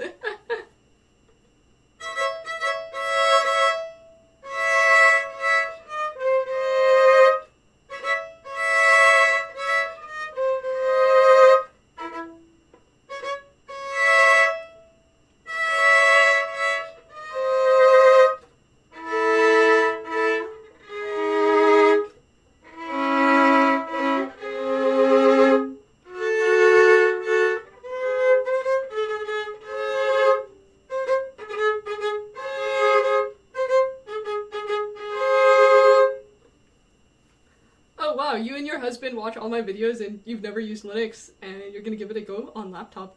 Thank you so much for watching my videos. Yeah, it is genuinely so cool to see people who have, like, come to my videos from one thing or another and then kind of stuck around for something else. It is kind of... I know that YouTube doesn't like when people make videos about a lot of different topics, and I know that because I can tell, like, YouTube does not want to send my videos out when I make, like, say it's like 5 Linux videos in a row, and then I make a video on something else entirely. YouTube does not like to share that video, which kind of sucks that that's how the platform is, but, it's not like I'm making that much money off of YouTube or something like that, and I certainly don't care about the views, so I just do whatever I feel like. YouTube is stupid. Yes, sorry YouTube, I know I'm streaming on YouTube right now, but yes, YouTube algorithm is unfortunate.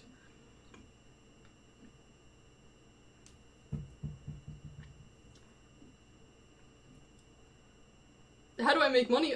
Well, my job, but, I mean, you guys have donated a ton of money this stream, so that's more money than I would have made off my channel in a very long time, but, Patreon, if you do want to support me, Patreon or buy my music, and that is my hope that eventually I will be able to make enough off of those for this to be my job. Right now, absolutely cannot.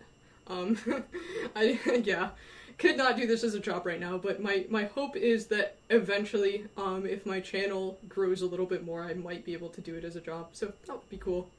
But, you know, this and music are my sort of dream for what I could eventually do for a job.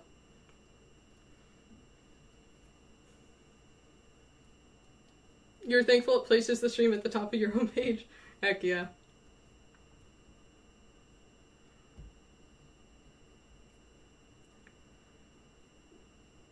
Also, I did want to say one more thing about the topic of Linux versus, you know, people who are watching my videos who don't use Linux. I do want to say you guys are always welcome here. If you know, don't use Linux, especially if you don't want to use Linux, that is absolutely no problem. You're always welcome to watch my videos. That goes for really anything, you know, if you're into one thing but not another thing, please always feel welcome to watch my videos. And I just want to say that because I know I've seen comments of people being like, you know, oh, Windows users bad or something like that. And that's absolutely not the perspective I ever want to promote. So, yeah, you guys are all welcome no matter what you're using. What do I think of the Garuda distro in Arch Linux? I haven't used it. It's probably fine, but I haven't used it. You were searching Hyperland and found my channel? Yeah, my only video with Hyperland is in the title is why I'm not using it. But hey, if you love Hyperland, power to you. I think it looks great.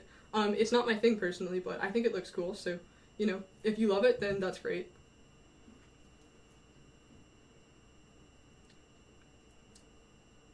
YouTube will catch up. I hope so. Thank you so much.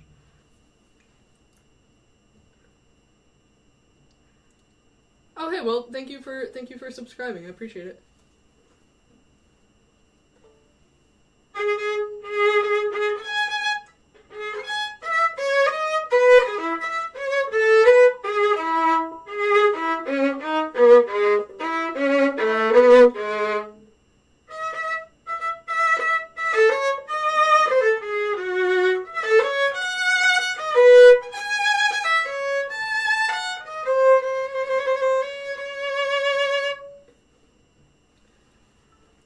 Someone said there's no wrong note, it is how you resolve it. 100% that, yes. It is how you resolve the note, 100%. Do I know what happened since May that made my channel 5x? I think it's been more than 5x. Yeah, that stretch from like May to July was crazy, and it probably would have continued if I hadn't taken like a 3-week break to work on music, but I wish I knew what made that video or any other video do really well. To be honest, I have no idea. It's funny because I can think it's something and then I'll try to do that more and then it's the opposite, you know? Like, I can think that if I talk slower, people will watch. Or I can think that if I talk faster, people will watch. And realistically, neither seems to make a difference. So it's like, I don't know. I've just, you know, I was sort of like, trying to figure out what made that happen when it happened, you know, because I was just like, wow, this is crazy. My video just like blew up for some reason, so I was trying to understand why it did, and then I kind of gave up and was just like, okay, I'm just gonna do what I want to do, and it'll be what it'll be. So, you know, if my videos get views, then great. If they don't get views, then I will probably keep making them anyways. So, love the stuffed duck. Thank you. I love it too. As per the last live stream, supposedly the duck pays half the rent, and I'm gonna say this is accurate and true. The duck does pay half of the rent.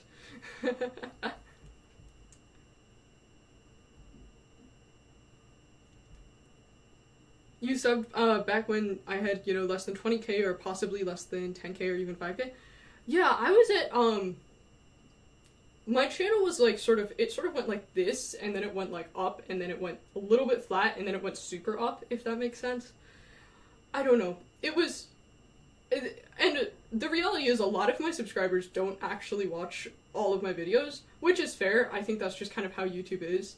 And I know, like, in some sense, if I cared about views, I would know that I'm shooting myself in the foot by making videos about a bunch of different topics. Because people sub for one topic, and this isn't everybody, of course, but a lot of the time people sub because they're into Linux or they're into some other topic that I talked about, and then they don't want to watch the other videos that I've made on just completely different topics, which is understandable. Like, I don't fault anybody for that, but, you know, that is sort of, I guess, bad for my channel in terms of the algorithm, because that means a lot of people are not going to watch this video or that other video, you know?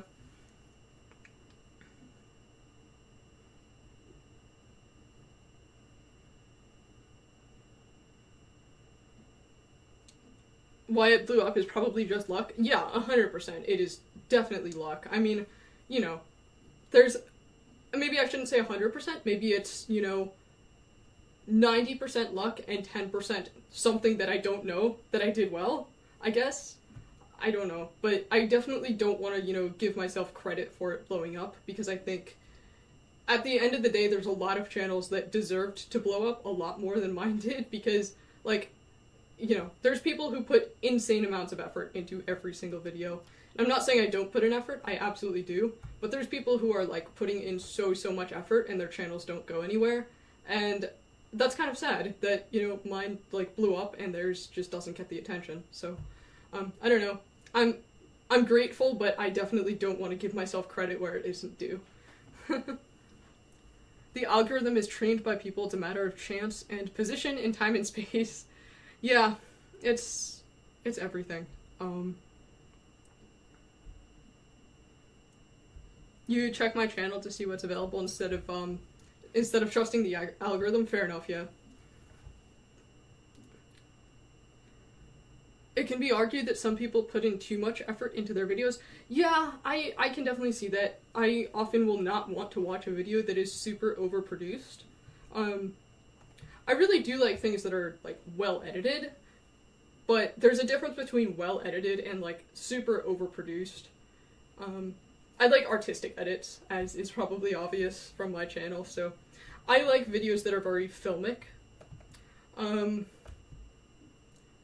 The one channel, well, I have a couple channels on RSS feed, but the one channel that is on my RSS feed that I will absolutely always watch every single video from is a channel called violin, who does animations. She does these, like, very, strange, and that's meant as a compliment, very strange animations, and they're really cool. And there's, like, I don't know, they're sort of social commentaries, but they're also sort of just animations for the sake of animation. I think that channel is really, really cool. So that's like the one channel that I will religiously watch every single upload. But she also doesn't upload very often. She uploads, like, a few times a year, so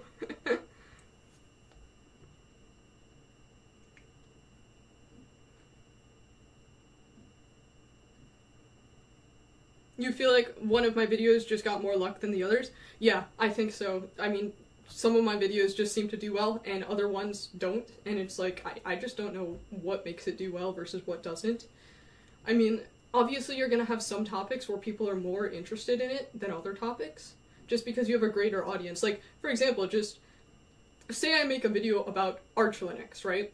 You have a much bigger user base of people who are using Arch Linux than of people that are, like, using DWM, right? So if I make a video about DWM, that is automatically going to have less people attracted to it than a video about Arch Linux, because just the size of the user base, right?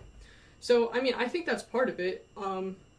If I make a video that has, like, a huge potential audience, then more people will be interested in it. And that's not, like, anything crazy, that's not a crazy realization or anything, that's just, like, I guess, simple logic, but, would it be the thumbnail and title? So, yeah, I mean, I would imagine, a thumbnail and title that are appealing to people would do better. I would imagine that. But I don't know what makes them appealing is the thing. Like, I can get so far with the logic, and then I don't know the rest of the logic. Like, what makes a title appealing to people? I don't know. Right? What makes a thumbnail appealing to people? I don't know. So, yeah. I don't know. Since that video blew up, that video, it was like the video on oddly useful Linux tools. That was the video that skyrocketed, and I spent a couple videos trying to figure out, like, what went well with that video, what did I do, and then I just kind of gave up and was like, okay, I don't know, I'm just gonna keep making videos about whatever I want to make them about.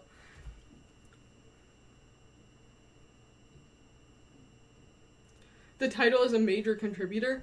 Yeah, that is, like, that is what I've heard, right? The title and thumbnail are very important, because, like, I don't know, if something doesn't seem interesting, you're not gonna watch it. Like, if you see a title and a thumbnail, and it doesn't seem to be interesting, you're just not gonna click on it, I would imagine. So, I mean, that, it makes logical sense, but it's like, what is it about that title that made it do well? I don't know.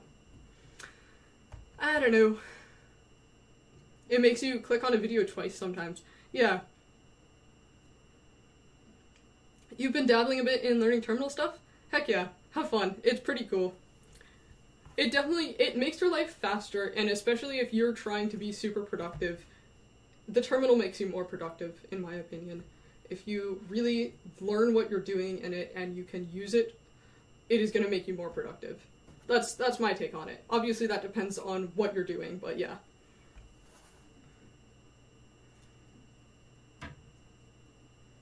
What percentage of people watch to the end? Actually, not that many. I think it's like, or actually, I don't know. It doesn't tell me how many people watch to the end.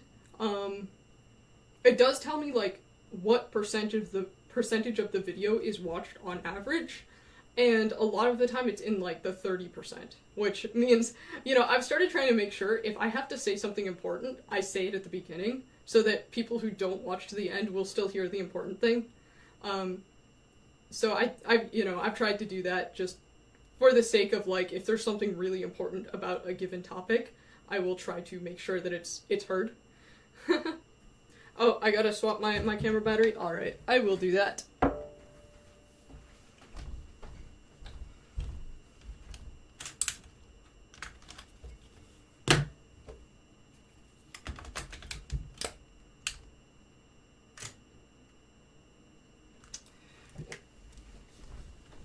Okay, we should be back in just 1 second here.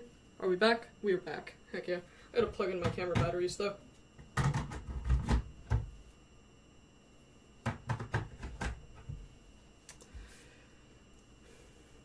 Battery swapping ASMR? That's funny. There is not a huge gap between, like, what is defined as ASMR and just, like, good ambient music, you know? Or, like, good film sound effects. I don't know. I don't know too much about it. I know a lot of people are, like, really into it, but I feel like there's a lot of ambient music that could probably be classed as that, right? I think? I don't know. Maybe I don't know the definition, but... Sometimes a title can put you off. That's fair, yeah. It really stands out how good the viewer base is on my channel. Lovely, supportive, and friendly vibe to it.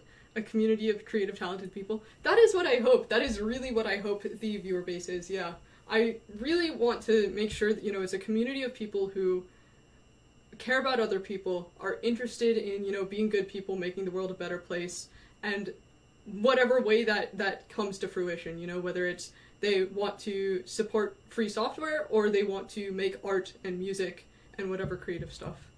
And I think that is something that kind of unites the, like, two factions of people that have sort of attracted to my channel, where it's like you have the creative people and you also have the Linux free software people, and there's some level of, you know, uniting them in that both sides are like, we want to make the world a better place via whatever we're working on, whether it's free software or whether it's art and music and other creative stuff. Do I ever draw paint? I do sometimes. I'm not very good at it. Yeah, I'm probably gonna put up my violin for now, and then I said I was gonna read a book, so I will read a book towards the end of the stream. Let me move my camera back here. You can, I think, see it now. Okay. Draw/paint. So I do sometimes, but I'm not very good at it. I find it enjoyable, but it is not something that I, you know, intend to pursue to, what would the word be? Learn and be super good at. Most of my top titles seem to leave the viewer wondering, what is this video about? That's a good point, yeah, the idea of, like, you want to click on it so you can learn what it's about. That's fair. Yeah, I mean, maybe I should do some research into, like, what makes the titles better. Something that, like, I don't do that I know you're supposed to do is keep an eye on, like, other channels that are making the same types of videos as you. I've always, like, I've heard you're supposed to do that, and people tell me, oh, I should be doing that. And, like, because I don't really watch YouTube, I just don't keep an eye on other people's channels and, like, what they're doing or, like, what's popular at any given time. And yeah, I also don't want to be the type of person that just jumps on something because it's popular. So I think, like, even if that got me, like, views or money or whatever, I think that it's just not... I just don't want to be doing that, you know?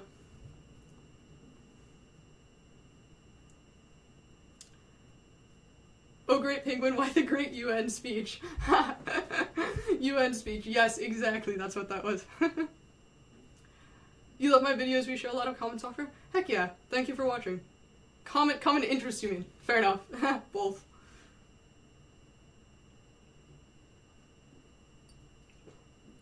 It works well because I'm covering topics nobody is covering, and I give unique insights on the topics I cover.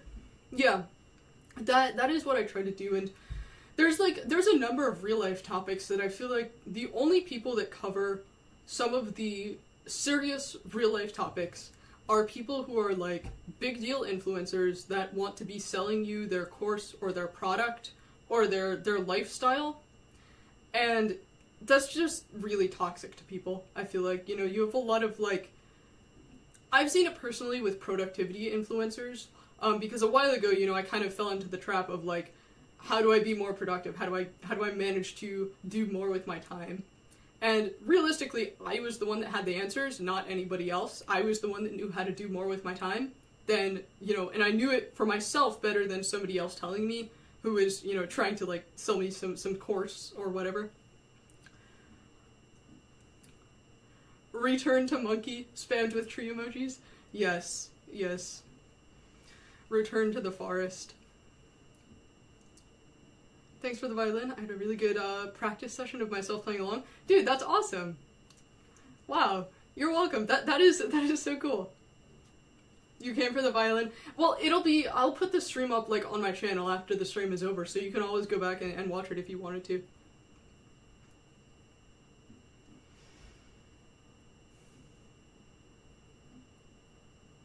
Nine times out of 10, I don't read the title. I'm only subscribed to 4 people. I watch them regardless of the title. That is the right strategy. 100% that is the right strategy, and that is how I've been with, you know, RSS feeds. I have a number of channels in my RSS feeds. I don't check them constantly, but like, when I check them, I'm gonna watch the video, you know?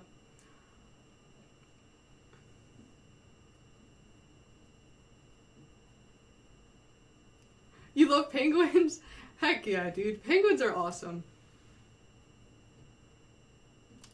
You missed the music part? Don't worry, I will put the stream up after I'm done streaming, so you can always go back and watch it.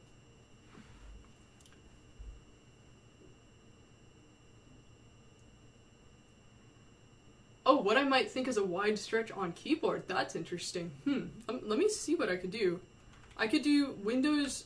Well, it also depends on the size of your keyboard, though, because I don't think keyboards are standardized size. Are they? Maybe they are. I don't know. Like, you probably have some keyboards that are slightly, like, bigger than others, right? I can stretch from pinky on Windows to pointer on the I key here. I can barely make pointer on the O key, but that's probably not... I don't think I could press Windows to O. So, yeah, maybe that gives you an idea. What would my other hand be able to do? I can do, like, Control up to Y, and I could comfortably press that. I don't think I could press the T. So, anyways, that's interesting. Oh, keys are standardized to the original IBM PC keyboard? That makes sense. Yeah, after I said that, I was like, wait a minute, no, they probably are standardized. One of my first cuddly toys was a penguin, and I still have it? Heck yeah, that's awesome. That's awesome. Are penguins birds or bears? Both. Both. They are both. What's my latest DIY project? I was actually sewing a shirt the other day. That is the most DIY project of all because I don't know how to sew and I had to fix it. So, that's very DIY. So yeah, shirt sewn with awful stitching, but there are no more holes in it, so it works. So yes, that is my latest DIY project.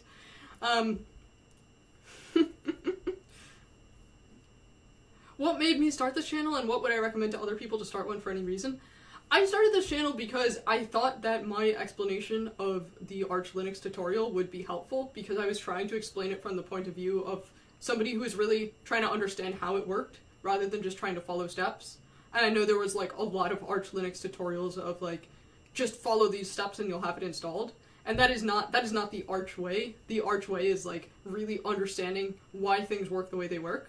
So that was why I made my first video, and then it just did well for some reason, and then I just kept making videos, and now we are here. Which is, yeah, it's very, very surreal to think about, honestly. And you know, it's funny because I am passionate about, like, videos and editing in the sense of, like, I like to make my artistically edited videos, that sort of thing. But, you know, I never realized I would be passionate about actually speaking to people on whatever subject, you know, whether it's real life subjects or whatever else. I never realized that I would have a passion for that, and yet here we are, and apparently I do. So, would I recommend other people to start one for any reason? You know, if you want to start a channel on something, just start a channel just talking about any real life stuff that you feel like might be worth hearing for other people. Because I think we've all lived different lives, and we all have things that, you know, we found the solution to something in our own life, and we can share it with other people, if that makes sense. Like, somebody else might have some really good solution for one problem in their life, and they can share it with me, and now I know how to solve that problem in my life, and vice versa. So I think that's probably the most helpful thing that we can do in terms of contributing more stuff to the internet. Did I make my monitor stands? Yes, I did. And I don't know how to do woodworking, so if I can do it, anybody else can do it too. What is my favorite song and why? That is a hard question. If I absolutely had to pick one singular song, I would probably say the collaboration between Burial and Fortet, Moth. There's two songs on that record. It's Nova and Moth. The second one, Moth, is probably, if I had to pick one singular favorite song, that is what I would pick. But really I could, you know, better pick, you know, my top 10 songs or top 10 artists or top 10 albums, which I am going to do a video about my top 10 albums. I do have that on the to-do list. For that video, I actually want to do some real filming with it, so that'll take a little bit more time, but eventually you can look forward to that video. Do I use LaTeX? If yes, how? I have not used LaTeX much at all. I tinkered around with it for the sake of learning it, but I really, you know, I don't know it too well, and I don't have any crazy use cases for it. You started learning music theory, then got in love with math, which led you to learn programming and then Linux. Full circle. And you're from Brazil, that's cool. Yeah, music theory and math are very, like, they're very similar. Yeah, that makes sense. You thought I would say, April 14th? April 14th is good. It's good. It's not my favorite song of his, though. If I'm gonna pick a favorite from him, maybe, no, something off of Drugs, but I don't know which. Maybe Vordhosbin, which I'm sure I'm not pronouncing that right. To be fair, it's a nonsense title, I'd imagine, so there's no right way to pronounce it, but yeah. Did I study the humanities? No. What is my take on the Holy Bible?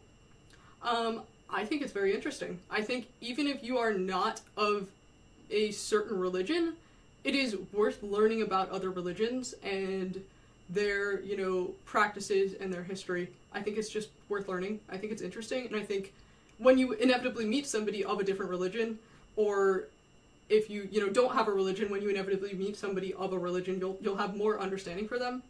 And, you know, I think having understanding for each other, you know, as people is just, it's a good thing to, you know, understand other people. So, X-Tall? Yeah, that's fair. Is the camera focus on the duck? Yeah, I didn't adjust the focus again. Sorry, let me go adjust the focus on the camera.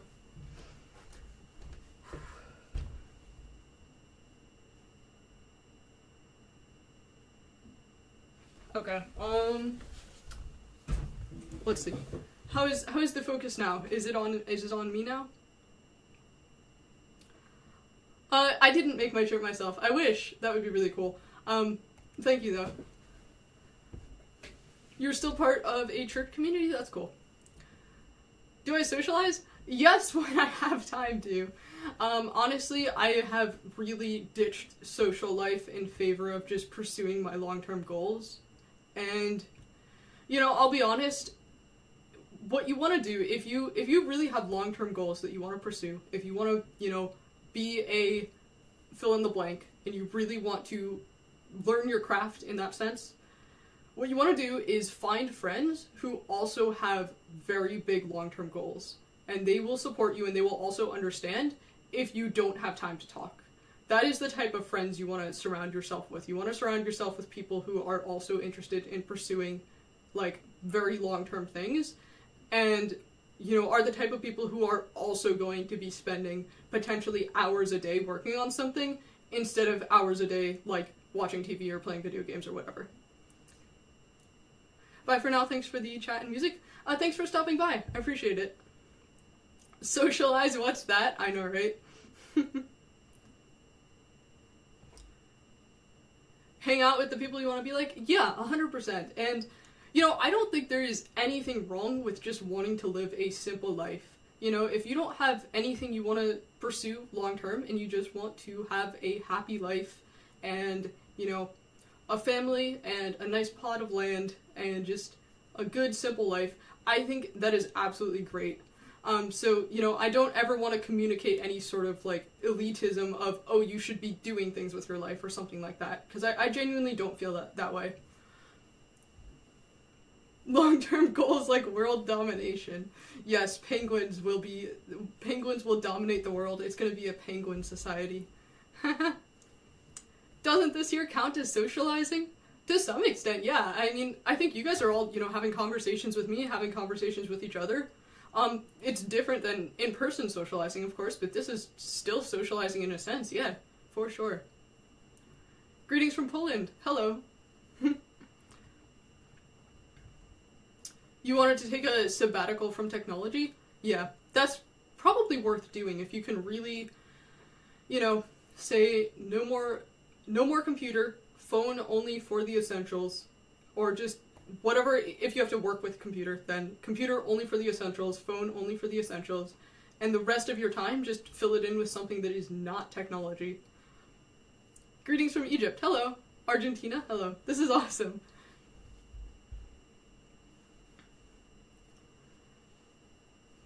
You are exactly 5 weeks older than YouTuber Jay's 2 cents. That's cool. That's funny. Win 11 means a lot of people moving to Linux? Yeah, for sure. Windows getting worse is good for Linux. One YouTube channel I might love is this girl who loves history, spends time making period correct clothes. That's cool. Food, singing, etc. I will bookmark that. I will go back after the stream and copy then bookmark it. Thank you.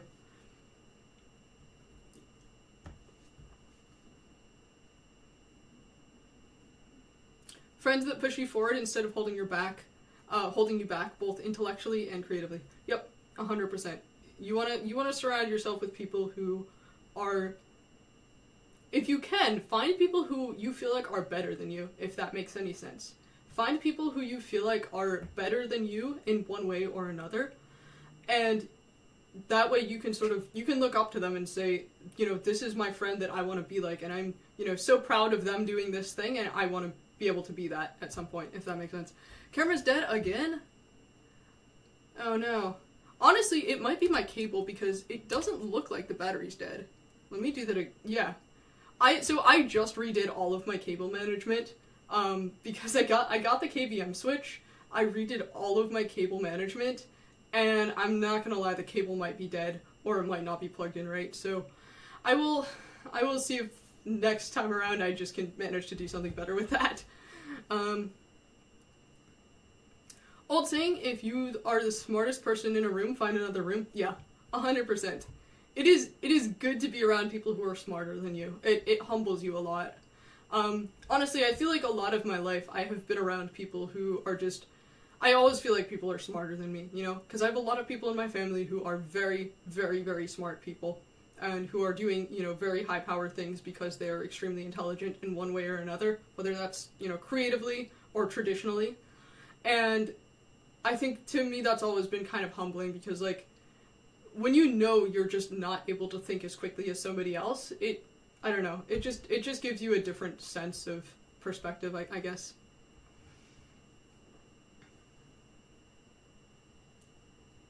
How does it feel like to talk to a camera which needs a battery change? yes, I absolutely need to fix my batteries and cable and such next time around. I gotta get what somebody was saying with just a battery that actually can plug into a power outlet. That should do it.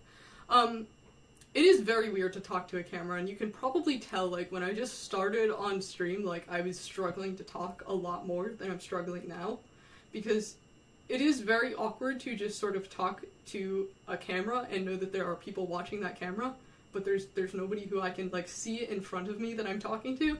So it is very strange, but yeah, I don't know.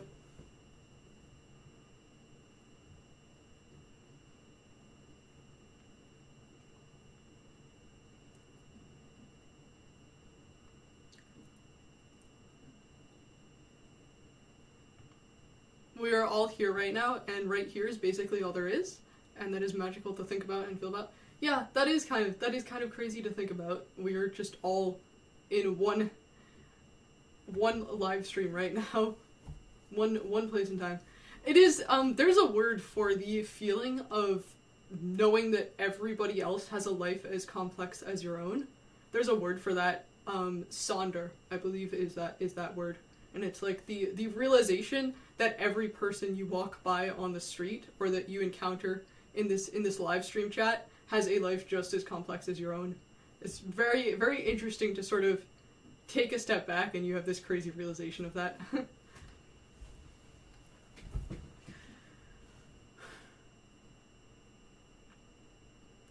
Please just stick to Linux and don't get into politics. Yeah, I don't ever want to cover politics or anything like that. There's more than enough people who cover that if you want to watch that. So don't worry. I'm not ever planning to get into, any divisive stuff. But I don't think, talking about real life topics is the same thing. Like, real life topics is very different from like the divisive like political stuff. I think real life topics is just, if I have something in my life that I want to talk about and share, my goal with that is essentially, like, if I can share my own experience, maybe somebody else hearing that will benefit from hearing it, and, it will help them in their own life in some way. Especially when they, have a different experience or disagree in some sense. Just because, for me, seeing people, just real people talking about real life things has always been helpful. So that is why I talk about real life topics. So I'm not gonna, stop talking about real life topics, but no, I don't ever intend to get into, controversial, political, divisive topics, that sort of thing.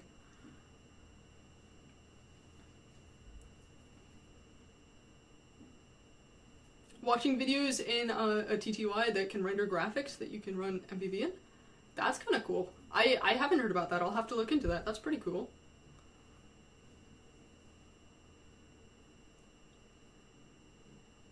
Linux will never become mainstream unless it's forced onto people, because not enough people care to choose an operating system. Yeah, that's pretty much true, and a lot of people don't want anything that is going to take them time and potentially effort to learn how to use when it comes to computers.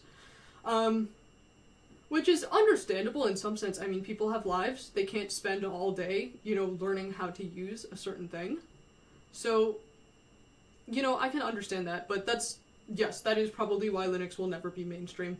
Unless Windows just gets awful. I mean, Windows is already bad. Let's just watch it, go downhill more, and more people will start using Linux. Mainstream free and open source drives innovation and development. Yeah, I mean, free and open source is, in some sense, a lot of the backbone of, advancement and innovation. So that is always going to be the case. But, for end users, guys, big companies are literally forcing users into Linux. I mean, that's cool. I'm not a fan of forced anything when it comes to companies, because if they're going to force Linux, then they might as well force Windows or force Mac OS, right? But I think, more Linux users, that's cool. You watch Star Trek in text? That is so cool. more choice rather than one or two OSs, and interoperability. Yeah, some sort of standardized, applications for the end user. Like, there's obviously some level of standardized stuff, but, standardized applications that could... I guess that's the point of, like, Electron, which I don't like Electron, but, Electron applications are meant to be standardized, I think. But yes, more choice, I think, is better. The only drawback to more choice is that, like, for example, you've got, I guess thousands of Linux distributions, right? So you have all the choice in terms of Linux distributions, but then you also don't have, to some extent, you don't have, they're not connected to each other, if that makes sense. So I think there is some level of drawback to more choice, but in general, choice is a good thing, yeah. Companies need to stop force-feeding AI onto everything. Yeah, it is so annoying.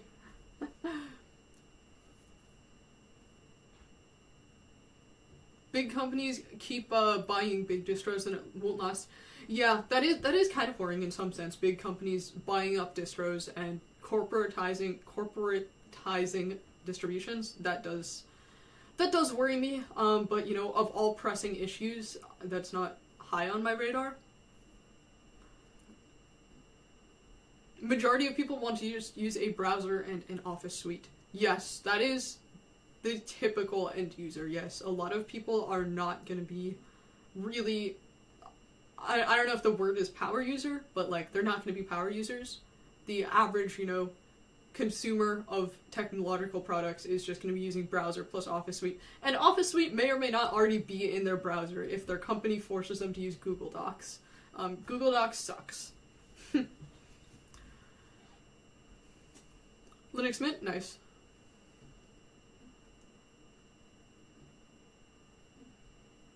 How long before supermarket trolleys have AI to assist in what to buy?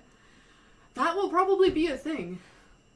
What worries me more than AI being integrated into everything is the realization that, like, AI being integrated, say, into supermarket trolleys, that's gonna help people, right? Say your trolley tells you exactly what aisle to go to and exactly where it's gonna be on the shelf. That helps people. So that's the scary part, that people actually are going to be helped by that and then will become so reliant on it. Because, I mean, you could sort of think of it like, well, we're very reliant now on, like, what's a technology they didn't have, 200 years ago? We're reliant on electricity, right? We rely on that we have, like, electricity and, like, heating in the winter, right? And 200 years ago, we didn't rely on that. So, now a lot of people don't know how to, like, build a fire, right? So, in some sense, it's similar, I guess? I don't know. Oh, thank you so much for the donation. I just saw that. Hi, Brad. How am I doing? I'm doing pretty good, thanks. I hope you are, too. I would love to use Linux since Windows 10 support ended, but I really don't find the joy in using Linux. How do you recommend, or do you recommend that I wait some time for Linux to get better, or that you just get started? I would say just get started. I mean, if you don't find joy using Linux, then try a different flavor of Linux, try a different, desktop environment or window manager. See if you can find something that really does spark your interest. And if it doesn't, then just, pick something like, Linux Mint or Ubuntu or whatever other, basic distribution that you can use and, just start using it. Because, at the end of the day, Windows is just getting worse and worse, so if you want to switch, now is the time to switch. I mean, that goes for anything, right? Now is always the best time to do something that you want to do, right? Thoughts on Fedora? I don't have too many thoughts on Fedora. I have not tried Fedora, I don't think. Might have booted into it once, but yeah, I've not used Fedora much. Sorry. What's the story of how I started using Linux and my distro journey? I have a whole video about that from around a year ago. I think like last December or so. Exactly why I started using Linux, which was admittedly kind of a little bit of a stupid reason. I started using Linux because I thought it would fix something that it wouldn't fix, which was RAM issues on my PC. I had I had issues with RAM and I thought Linux was going to fix it, and then it technically did fix it on basically the technicality that Linux will handle your RAM differently and, load different chunks into memory. It handles it differently than Windows handles it, so it did fix my issue. But yes, essentially I started using Linux for kind of a dumb reason, and then I just kind of went down the rabbit hole. Thoughts on NixOS? A lot of people love it. That is my thought on it. A lot of people love NixOS. A lot of people swear by it.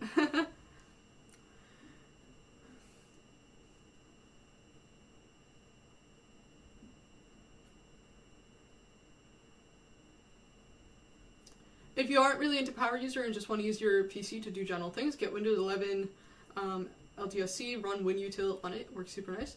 Nice, yeah, I think that's fair. I mean, I think if people are, if you don't have a reason to want to use Linux, I don't think there's a reason to, try to use Linux if you don't want to be using it, because that's just gonna make you hate it, right? Don't use something you hate. Don't use something that you absolutely hate using, right? So.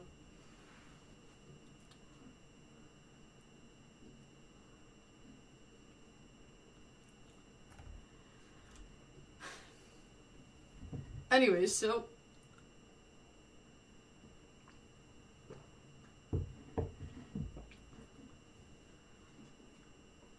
I did promise that I was going to read a book, so maybe I should end off this stream by reading a book here. I picked out Through the Looking Glass, so maybe I'll read the, I don't know, first chapters of it, and I would read the poem at the beginning, but no, let's just skip to the first chapter here, and I will go ahead and, yes, it is story time, so I don't know if you guys are getting ready to go to bed, since I guess it's probably, well, it's quite late for anybody across the pond, but shut up, people in the chat in the politest way. Yes, it is time for a story. Alright. Chapter 1, Looking Glass House. One thing was certain, that the white kitten had nothing to do with it. It was the black kitten's fault entirely. For the white kitten had been having its face washed by the old cat for the last quarter of an hour, and bearing it pretty well, considering. So, you see that it couldn't have had any hand in the mischief. The way Dinah washed her children's faces was this. First she held the poor thing down by its ear with one paw, and then with the other paw she rubbed its face all over, the wrong way, beginning at the nose. And just now, as I said, she was hard at work on the white kitten, which was lying quite still and trying to purr, no doubt feeling that it was all meant for its good. But the black kitten had been finished with earlier in the afternoon, so while Alice was sitting curled up in a corner of the great armchair, half talking to herself and half asleep, the kitten had been having a grand game of romps with the ball of worsted Alice had been trying to wind up, and had been rolling it up and down till it had all come undone again. And there it was, spread over the hearthrug, all knots and tangles, with the kitten running after its own tail in the middle. "Oh, you wicked, wicked little thing," cried Alice, catching up to the kitten, and giving it a little kiss to make it understand that it was in disgrace. "Really, Dinah ought to have taught you better manners. You ought, Dinah, you know you ought," she added, looking reproachfully at the old cat, and speaking in as cross a voice as she could manage. And then she scrambled back into the armchair, taking the kitten and the worsted with her, and began winding up the ball again. But she didn't get on very fast, as she had been talking all the time, sometimes to the kitten and sometimes to herself. Kitty sat very demurely on her knee, pretending to watch the progress of the winding, now and then putting one paw and gently touching the ball, as if it would be a great help. It would be glad to help. If it might. Nice. "Do you know what tomorrow is, Kitty?" Alice began. "You'd have guessed it if you'd been up in the window with me. Only Dinah was making you tiny, so you couldn't. I was watching the boys getting in sticks for the bonfire, and it wants plenty of sticks, Kitty. Only it got so cold, and it snowed so, they had to leave off. Never mind, we'll go and see the bonfire tomorrow." Here Alice wound 2 or 3 turns of the worsted around the kitten's neck, just to see how it would look. This led to a scramble, in which the ball rolled down upon the floor, and yards of it got unwound again. "Do you know, I was so angry, Kitty," Alice went on as they were comfortably settled again, "when I saw all of the mischief you had been doing. I was very nearly opening the window and putting you out into the snow. And you'd have deserved it, you mischievous little darling. What have you got to say for yourself? Now don't interrupt me, she went on, holding up one finger. I'm going to tell you all of your faults. Number 1, you squeaked twice while Dinah was washing your face this morning. Now you can't deny it, kitty. I heard you. What's that you say? Pretending the kitten was speaking. Her paw went into your eye. Well, that's your fault for keeping your eyes open. If you'd shut them up tight, it wouldn't have happened. Now don't make any more excuses, but listen. Number 2, you pulled Snowdrop away by the tail, as I had put down the saucer of milk before her. What, you were thirsty? Were you? How do you know she wasn't thirsty too? Now for number 3, you unwound every bit of the worsted while I wasn't looking. And there's illustration in the book, so here's the illustration. I don't know if you guys can see it very well. Whatever. Oh, and thank you for the donations. I'm sorry, I haven't been reading them as I'm reading. I will read them once I finish the chapter. That's 3 faults, kitty, and you've not been punished for any of them yet. You know I'm saving up all of your punishments for Wednesday week. Suppose they had saved up all of my punishment, she went on, talking more to herself than the kitten. What would they do at the end of a year? I should be sent to prison, I suppose, when the day came. Or, let me see, suppose each punishment was to be going without a dinner. Then, when the miserable day came, I should have to go without 50 dinners at once. Well, I shouldn't mind that much. I'd far rather go without them than eat them. Do you hear the snow against the window panes, kitty? How nice and soft it sounds. Just as if someone was kissing the window all over outside. I wonder if the snow loves the trees and fields that it kisses them so gently. And then it covers them up snug, you know, with a white quilt, and perhaps it says, "Go to sleep, darlings, till the summer comes again." And then, when they wake up in the summer, kitty, they dress themselves all in green and dance about, wherever the wind blows. Oh, that's very pretty, cried Alice, dropping the ball of worsted to clap her hands. And I do so wish it was true. I'm sure the woods look sleepy in the autumn, when the leaves are getting brown. Kitty, can you play chess? Now, don't smile, my dear, I'm asking it seriously. Because when we were playing just now, and you, just as if you understood it, and when I said check, you purred, well, it was a nice check, kitty, and really I might have won, if it hadn't been for that nasty knight that came wriggling down among my pieces. Kitty dear, let's pretend. And here I wish I could tell you, did I turn the page right? Half the things that Alice used to say, beginning with her favorite phrase, let's pretend. She had quite a long argument with her sister only the day before, all because Alice had begun with, let's pretend we're kings and queens, and her sister, who liked being very exact, had argued that they couldn't, because there were only 2 of them, and Alice had been reduced at last to say, well, you can be one of them, and I will be all of the rest. And once she had really frightened her old nurse by shouting suddenly in her ear, Nurse, do let's pretend that I'm a hungry hyena, and you're a bone. But this is taking us away from Alice's speech to the kitten.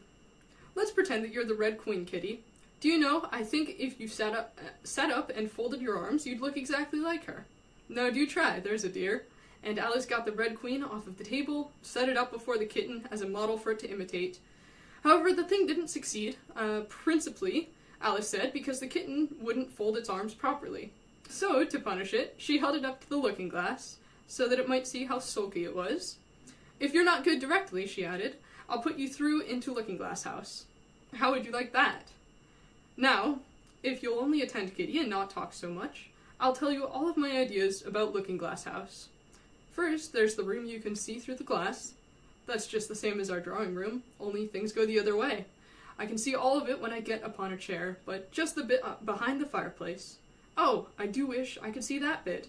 I want so much to know whether they have a fire in the winter. You can never tell, you know, unless our fire smokes, and then smoke comes up in that room too. And I'm nearly sure they can't see me. I feel somehow as if I was getting invisible. Here, something began squeaking on the table behind Alice, made her turn her head just in time to see one of the white pawns roll over and begin kicking. Wait, did I skip a page? I skipped a page, sorry. Ha! Okay. You know, unless our fire smokes, and then smoke comes up in that room too. But that may be only pretense, just to make it look as if they had a fire. Well then, the books are something like our books, only the words go the wrong way. I know that because I've held up one of our books to the glass, and then they hold up one in the other room. How would you like to live in Looking Glass House, kitty? I wonder if they'd give you milk in there. Perhaps Looking Glass milk isn't good to drink. But oh, kitty, now we've come to the passage. You can see just a little peep of the passage in Looking Glass House if you leave the door of our drawing room wide open, and it's very like our passage as far as you can see, only you know it may be quite different beyond. Oh, Kitty, how nice would it be if we could only get through into Looking Glass House? I'm sure it's got, such beautiful things in it. Let's pretend there's a way of getting through into it somehow, Kitty. Let's pretend the glass has got all soft like gauze so that we can get through. Why, it's turning into a sort of mist now, I declare. It'll be easy enough to get through. She was up on the chimney piece when she said this, and though she hardly knew how she had got there, and certainly the glass was beginning to melt away, just like a bright silvery mist. In another moment, Alice was through the glass and had jumped lightly down into the looking-glass room. The very first thing she did was to look whether there was a fire in the fireplace, and she was quite pleased to find there was a real one, blazing away just as brightly as the one she had left behind. So I shall be as warm here as I was in the old room, thought Alice. Warmer, in fact, because there will be no one here to scold me away from the fire. Oh, what fun it'll be when they see me through the glass in here and they can't get at me.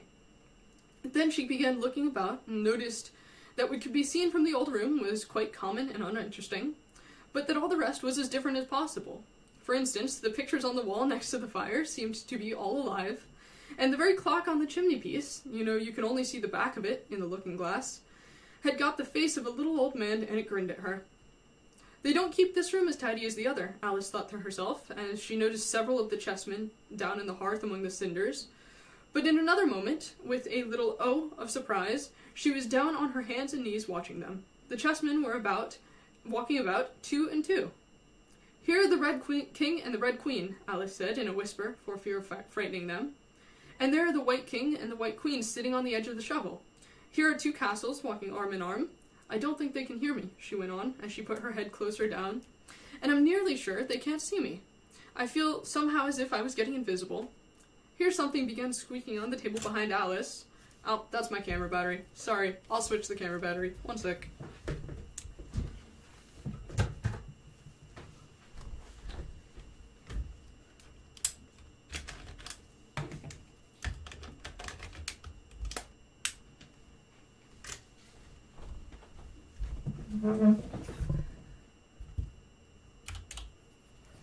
Okay, camera should be back.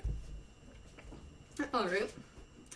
Here, something began squeaking on the table behind Alice, and it made her turn her head just in time to see one of the white pawns roll over and begin kicking. She watched it with great curiosity to see what would happen next. "It is the voice of my child," the White Queen cried out, and she pushed past the king, so violently that she knocked him over among the cinders. "My precious Lily, my imperial kitten," and she began scrambling wildly up the side of the fender. "Imperial fiddlestick," said the king, rubbing his nose, which had been hurt by the fall. He had a right to be a little annoyed with the queen, for he was covered with ashes from head to foot. Alice was very anxious to be of use, and as the poor little Lily was nearly screaming herself into a fit, she hastily picked up the queen and set it on the table by the side of her noisy little daughter.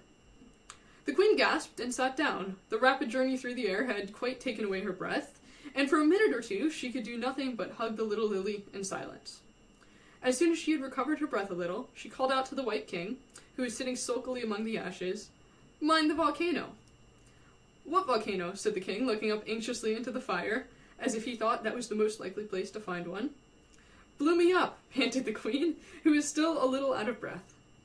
"Mind you come up the regular way, don't get blown up." Alice watched the White King as he slowly struggled up from bar to bar, till at last she said, "Why, you'll be hours and hours getting to the table at that rate. I'd far better help you, hadn't I?" But the king took no notice of the question. It was quite clear that he could neither hear her nor see her. So Alice picked him up very gently and lifted him across more slowly than she had lifted the queen, that she mightn't take his breath away. But before she put him on the table, she thought she might as well dust him a little, he was so covered with ashes. She said afterwards that she had never seen in all her life such a face as the king made when he found himself held in the air by an invisible hand and being dusted. He was far too much astonished to cry out, but his eyes and his mouth went on getting larger and larger, rounder and rounder, till her hand shook so with laughing that she nearly let him drop upon the floor. "Oh, please don't make such faces, my dear," she cried out, quite forgetting that the king couldn't hear her. "You make me laugh so that I can hardly hold you, and don't keep your mouth so wide open. All the ashes will get into it. There, now I think you're tidy enough," she added, As she smoothed his hair and sat him upon the table near the queen, the king immediately fell flat on his back and lay perfectly still, and Alice was a little alarmed at what she had done. Went round the room to see if she could find any water to throw on him. However, she could find nothing but a bottle of ink, and when she got back with it, she found he had recovered, and he and the queen were talking together in a frightened whisper, so low that Alice could hardly hear what they said. The king was saying, "I assure you, my dear, I turned cold to the very ends of my whiskers," to which the queen replied, "You haven't got any whiskers." "The horror of that moment," the king went on, "I shall never, never forget." "You will, though," the queen said, "if you don't make a memorandum of it." Alice looked on with great interest as the king took an enormous memorandum book out of his pocket and began writing. A sudden thought struck her, and she took hold of the end of the pencil, which came some way over his shoulder, and began writing for him. The poor king looked puzzled and unhappy, and struggled with the pencil for some time without saying anything, but Alice was too strong for him, and at last he panted out, "My dear, I must really get a thinner pencil. I can't manage this one a bit. It writes all manner of things that I don't intend." "What manner of things?" said the queen, looking over at the book in which Alice had put, "The White Knight is sliding down the poker. He balances very badly." "That's not a memorandum of your feelings." And there was a book lying near Alice on the table, and while she sat watching the White King, for she was a little anxious about him and had the ink all ready to throw over him in case he fainted again, she turned over the leaves to find some part that she could read. "For it's all in some language I don't know," she said to herself. It was like this. And this is the Jabberwocky poem that is written in backwards, so I can't read it, but it's backwards. She puzzled over this for some time, and at last a thought struck her. "Why, it's a looking-glass book, of course, and if I hold it up to a glass, the words will all go the right way again." This was the poem that Alice read. Jabberwocky. "'Twas brillig and the slithy toves did gyre and gimble in the wabe, all mimsy were the borogoves, and the mome raths outgrabe. Beware the Jabberwock, my son, the jaws that bite, the claws that catch. Beware the Jubjub bird, and shun the frumious Bandersnatch. He took his vorpal sword in hand, long time the manxome foe he sought, so he rested he by the tum-tum tree, and stood awhile in thought. And as in some uffish thought he stood, the Jabberwock with eyes of flame came whiffing through the tulgey wood, and burbled as it came. 1, 2, 1, 2, and through, the vorpal blade went snicker-snack. He left it dead, and with its head he came galumphing back. And hast thou slain the Jabberwock? Come to my arms, my beamish boy. O fabjuste, Calloy, Calais, he chortled in his joy. 'Twas brillig and the slithy toves did gyre and gimble in the wabe, all mimsy were the borogoves, and the moom raths outgrabe. What a fun nonsense poem. It seems very pretty, she said when she had finished it, but it's rather hard to understand. You see, she didn't like to confess, even to herself, that she couldn't make it out at all.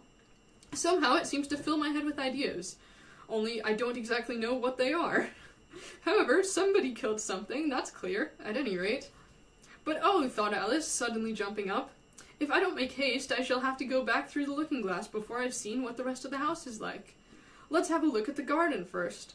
She was out of the room in a moment, and then ran downstairs, or at least, it wasn't exactly running, but a new invention for getting downstairs quickly and easily, as Alice said to herself. She just kept the tips of her fingers on the handrail, and she floated down gently, without even touching the stairs with her feet. Then she floated on through the hall, and would have gone straight out the door in the same way, if she hadn't caught hold of the doorpost. She was getting a little giddy with so much floating in the air, and was rather glad to find herself walking again in the natural way. Okay, well, that is the first chapter. Here are the pictures. I don't know if you can see them very well. Probably not. Anyways, that's probably enough for now, and I know there were donations that I was supposed to read, so I will go read the donations. Let me see. Not to be cheesy, but thanks for being you. I think in the genre of electronic interaction, we sometimes lose the humanity of the connections we make. I just want to applaud you for not losing yours. The diversity of topics is awesome. Thank you so much. I really appreciate that. That is so kind of you, and thank you so much for the massive donation. Wow, $50. That is a ton of money. Thank you so much. I hope I didn't miss any other donations. You can see the chat, but no video and audio.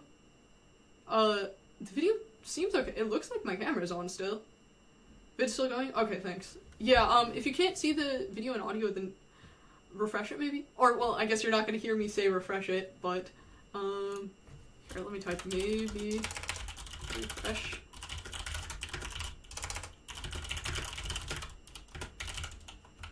There we go. Anyways, did I miss any other donations? Let me see. Oh, I can filter it out to just donations. That's helpful. No, I think that was the last one. Okay, I think I read everybody. I don't know. If I missed a donation, then like tell me I missed one and I will go read your donation. But thank you so much, by the way, for everybody who has been donating. You guys are amazing. I would not have expected you guys would donate so much. So thank you so much. That's the only one you remember seeing? Okay, great, thanks. What book was that? Alice in Wonderland. Actually, it's Through the Looking Glass. Alice in Wonderland is number 1. This is number 2. Through the Looking Glass. I prefer Through the Looking Glass. I don't know. Should I just every time I stream read another chapter of this at the end? I feel like that would be very, very fun to sort of look forward to. I'll read a chapter at the end of the stream. Something like that. Anyways, it's getting pretty late. I've not had a dinner or lunch, so I should probably go eat at some point. You learned typing as a kid in the 80s/90s, but you've managed to get to 100 words per minute on a really good day. More like 70 to 80 normal pace. If you have to type 24/7 for any reason, if you're doing any sort of work where you have to type and type and type, your typing will get very fast. As with everything, practice will make you faster. Thank you so much for the donation. Yeah, full-time on YouTube is a dream. That would be very nice. You know, I think if I did a fair amount of streaming and, you know, if I just keep up what I'm doing, hopefully within, you know, some amount of time, I will be able to do it full-time. That would be really nice, but yes. It's a neat idea. Never watch another YouTuber do that. Yeah, I was just sort of thinking, you know, what should I do on stream, right? I can play music, I can talk. What else can I do? I could read you a book. That was like, I was just thinking, like, what can I manage to do? And, you know, honestly, I feel like if somebody just did a stream where they were reading a book and I just got to listen to somebody read a book, I feel like I would enjoy that. So that was my own basis for, like, should I do this or not? I don't know. Do I play piano? I don't play piano. I should learn eventually. I've always struggled to learn it every time that I have tried to. Your brother and mom are both pretty good too, just not quite as fast as my piano teacher, and my mom's almost 82 and slowing down a little by now. Fair enough.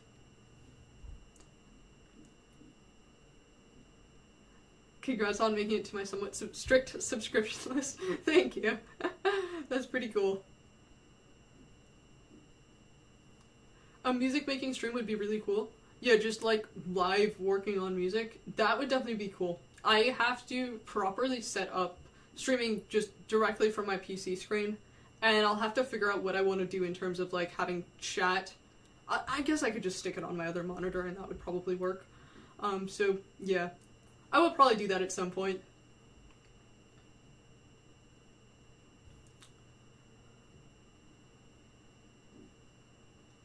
Another YouTuber who no longer has a channel would read to her audience and they would all be snug and content afterwards. Yeah, that's really funny. Yeah. I don't know. I think reading to other people is a little bit of a lost art in some sense. Like, I don't know. I mean, I think a number of us, you know, we're all read to as kids. I think a lot of people still have parents that read to them. You know, kids these days, I would assume, still have parents that read to them. But in some sense, it's a little bit of a lost art of just, like, listening to somebody read a book. I don't know. FOSS DAW recommendations for Linux. I use LMMS. People say Ardour is good, and I intend to try it. See you next stream. Remember to breathe and eat. Good night. Have a good night. Yes, I ought to go get some food pretty soon. You remember being read to as a kid and sometimes reading to younger kids? Yeah, that was a thing too. And, you know, if you were... I remember at some point, I think we had something where, like, you could volunteer to read to the younger kids, you know, a couple grades below you. That was a thing. I hope that's still a thing. I think that's, you know, it's a good skill to be able to read to people, and I think it's a nice activity, you know. Your parents did read to you as a kid, and you're really grateful they did. Yeah, same. I'm genuinely so grateful. I think that's some of my best memories, you know, just my parents reading to me. Both of them have read to me. I remember, yeah, it's a good memory, you know. Next stream I cook on the beach, that would be very fun. You know, imagine some just like bonfire on the beach, we're just frying eggs on stream, you know, just some eggs and sausages and bacon, or making breakfast on stream. That would be very cool. I have to say that would be really cool. You were born in 1981 and you feel like you kind of grew up in a way between generations. You remember some things before PC tech and also had experience in the early days of the internet/web as a teen. Yeah. That's really interesting. I think, yeah. You know, I think the younger kids these days are not... Oh, I'm doing the whole kids these days speech, wow. No, but really, the younger kids these days, I think, are... I kind of feel bad for them in that they just are not going to know a world that didn't have the prevalence of technology that we have now. They're just not going to know what it was like before everybody had a cell phone, you know? Curious why bread on penguins? Check my channel about me, and it answers. Thanks for the practice session. Once we have bought the wife a new wheelchair, I will send some cash your way. You deserve it. Thank you so much. Don't worry about it. Seriously, if you have real life stuff, 100% that should always come first. But best of luck to you and your wife. And by the way, thanks for always commenting and stuff. I notice you guys who comment regularly. I really appreciate it.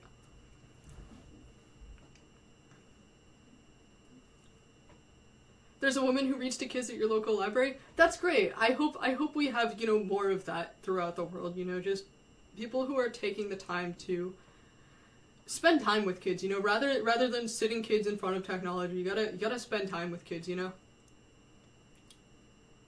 I don't know. I hope that the kids, you know, the kids growing up now do have people in their lives that will take the time to really do things with them rather than just sitting them in front of, like, a iPad or whatever. Should probably comment more, but you really do that. That's fair. That's fair. Yeah, I mean, no worries if you don't feel like commenting or whatever. I just mean, like, it is really cool to see the same faces coming back and commenting all the time. It's nice to see you guys. This corner of YouTube? Yes. I love this corner of YouTube too. This is genuinely so fun. You want to say thanks for the content. It's top quality. You're welcome. Thank you so much for watching it. First time catching my live? Well, this is the second live ever, so you haven't missed that much, but the first live is, it is, on my channel. It's like, if you go to the live tab, it's all posted there.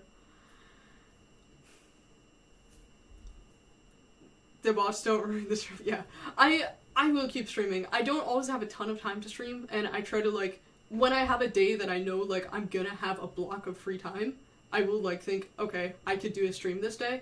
So, it's just gonna be random days, honestly, but I will try to announce it, you know, like, if I can announce it the day before, if I know tomorrow I'm gonna have a big chunk of time that I could do a stream in, I will try to announce it. I will try my best, though, to make sure that every announcement I'm like, high chance I will do a stream, because sometimes, you know, stuff comes up and I'm just like, oh shoot, I didn't know I was gonna have to do this, you know, work-related stuff, but, anyways, yes.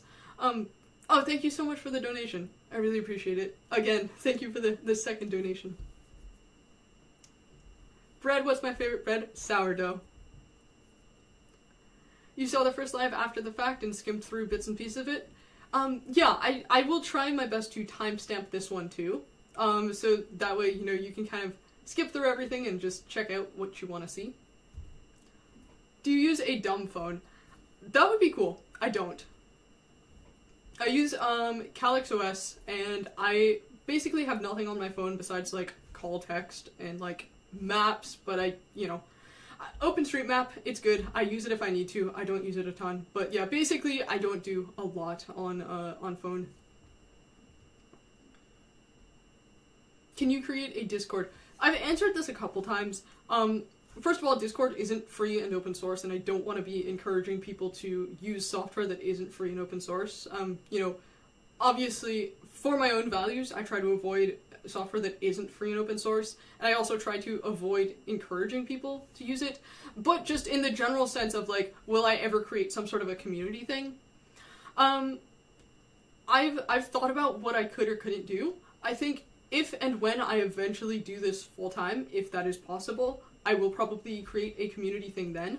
As of right now, the problem with the community thing is this, right? It needs to be moderated properly. It needs to have somebody making sure that, like, you're not having bad actors on it or whatever. I mean, like, as you can see, like, sometimes in the stream even, somebody, like, shows up and spams something, or, like, last stream, somebody was just spamming some random link to something. You know, if I have, whether it's, you know, a forum or an IRC or whatever else, I'm gonna have to find people to moderate it, and then I'm gonna have to make sure that, like, they're trained properly and they're all doing their job, and then my main worry is that, like, it comes back to me if something goes wrong. Like, if there's something bad that happens in the, whether it's like a chat server or a forum or whatever else, if something bad happens there, it falls on my shoulders, right? And that's my worry. I don't want to, as of right now, have that responsibility when I don't have the time to oversee it, if that makes sense. I will do something like that when I have the time to oversee it, but right now there's no way I could keep an eye on it, you know? The thing that I liked and imagined is true, for others, is that you come across, like, somebody we know, like, you'd be any one of us, and that's cool. Yeah, that's sort of my hope, you know? I think at the end of the day, as humans, we are all more similar than we think. I think the internet really amplifies differences between people, and at the end of the day, when you go and talk to real people in real life, you realize that a lot of them are actually living very similar lives to you, and they deal with the same problems you deal with, and it's not this sort of, you know, massive differences between people that you see because of the internet, and you, like, the internet really amplifies the sort of us versus them mentality in so many different areas. Like, this isn't one particular area, this is all across the board. The us versus them mentality, the I am isolated, and then you have this whole internet of people who are not like me. But in reality, a lot of people are very similar. I mean, we're all humans, we all have, you know, the same basic needs, the same goals in life, you know? I don't think moderating this community would be hard at all, especially if it's an IRC, and you genuinely need to be into Linux and FOSS stuff. That's fair, that's fair. Maybe it's not a reasonable worry to worry about moderating it. But, you know, I just want to make sure, like, if I do make a choice like that, that I don't know, that I have the time to back it up. Like, if I'm gonna make a community thing, I feel like I need the time to be certain that I can be keeping an eye on it, you know? It's past 1 a.m, you need your beauty sleep. Have a good night, dude. Thank you so much for stopping by.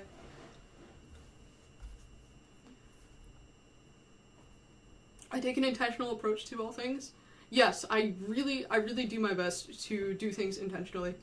And, you know, what's funny is, it actually goes back to violin, doing things intentionally. I had a violin teacher who taught me to do things intentionally. And it's funny, I actually learned a lot about, you know, just life in general from violin and from practicing. But yes, she taught me to do things intentionally. And that sort of started applying across the board beyond just violin. You know, you should practice intentionally. You should also live intentionally. So, how did I start with Linux? I have a video discussing it from, like, last December or so. IRC is easy/hard to operate depending on your community, but there will always be trolls and bad actors. Yeah, exactly. My thought is I just need to be able to be around enough that if there is somebody, you know, trolling or being a bad actor in one way or another, that I can see it and deal with it, essentially. And my worry is, like, okay, I have to deal with that. I have to create a set of rules that are going to, you know, deal with that well. I think in general, and if you ask anybody who has actually moderated a community, they're gonna tell you it is actually quite difficult to do if you want to do it well. So, have I heard about two-set violin? Yes, I love two-set. I haven't watched them in years. I think they actually, didn't they stop uploading or something? But yes, I learned a lot from Two Set back when I watched them. Yes. But we're not really different. That's all just self-imposed impression. At the end of the day, if you strip away all of the external influences, we're all the same. Exactly. Exactly. If you talk with your neighbor, if you talk with a stranger you meet on the street, you will realize everybody is very, very similar. And, you know, you're gonna have some, you know, sort of, it's kind of like, you have like a cake, right? And you've got layers to the cake. And you might have one layer here or there that's a slightly different flavor. But, you know, overall, the cake is mostly the same. It's still cake, right? That was a bad analogy, but you get the idea. Good night, thanks for the stream. Thanks for stopping by. I really appreciate it. You can't catch the stream, but you wanted to say hello to chat and streamer. Hello. Thanks for stopping by to say hello, even if you can't catch it. Am I a fast typer? I would say I'm a relatively fast typer, yes. My record is like 140.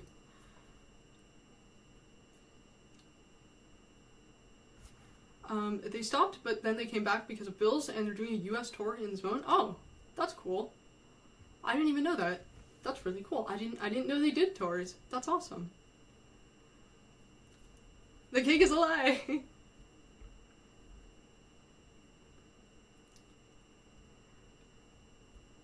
The pyramid of needs and the level each one of us are living in. That is fair. That is fair. You are gonna have that level of difference, but the pyramid of needs for everybody is, at some sense, the same. It's just how much of those needs are already completed for you. That is a fair point, though.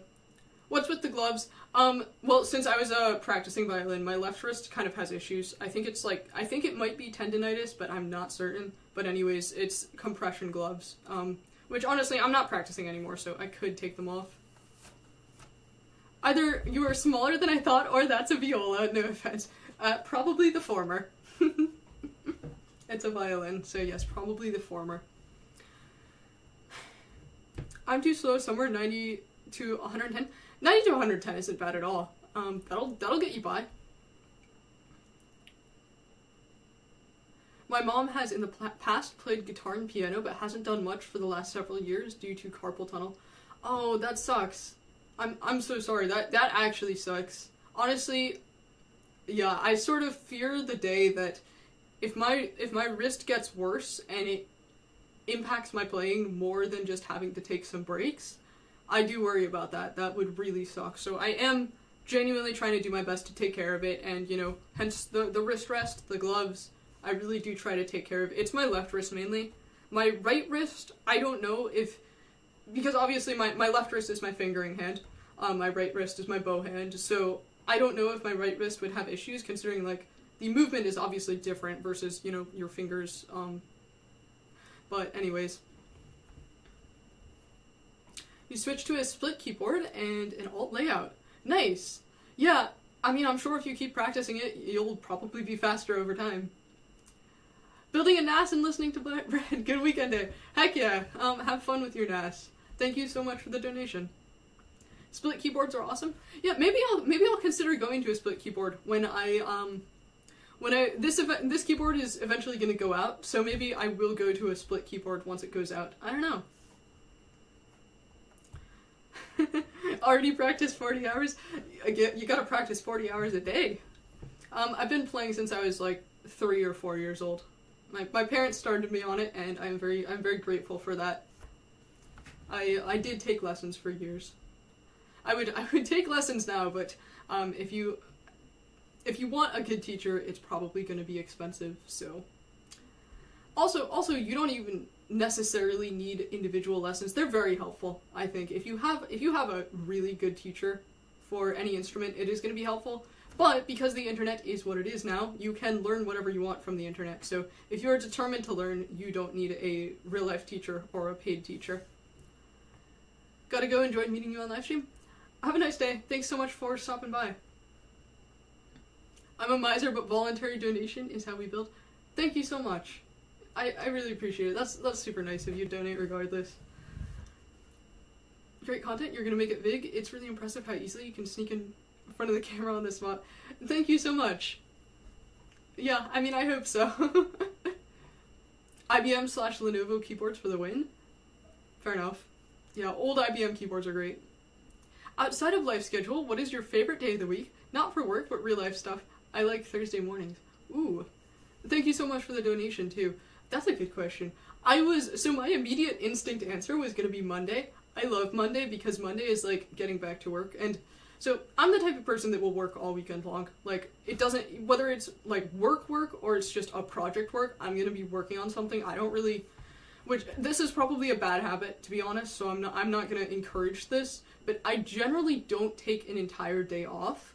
I will sneak in, breaks throughout the day, but I don't take a set day off. So I generally work Sunday and Monday, and then Saturday and Sunday, and then Monday it's like, okay, now everybody else is working again, so I feel like, better because everybody's like back to work, right?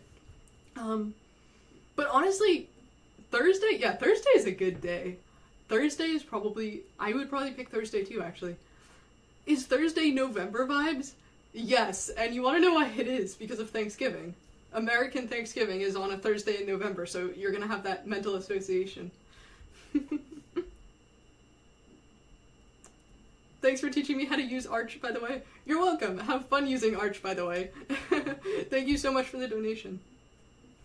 Sunday is rest day. That would be a good habit to have.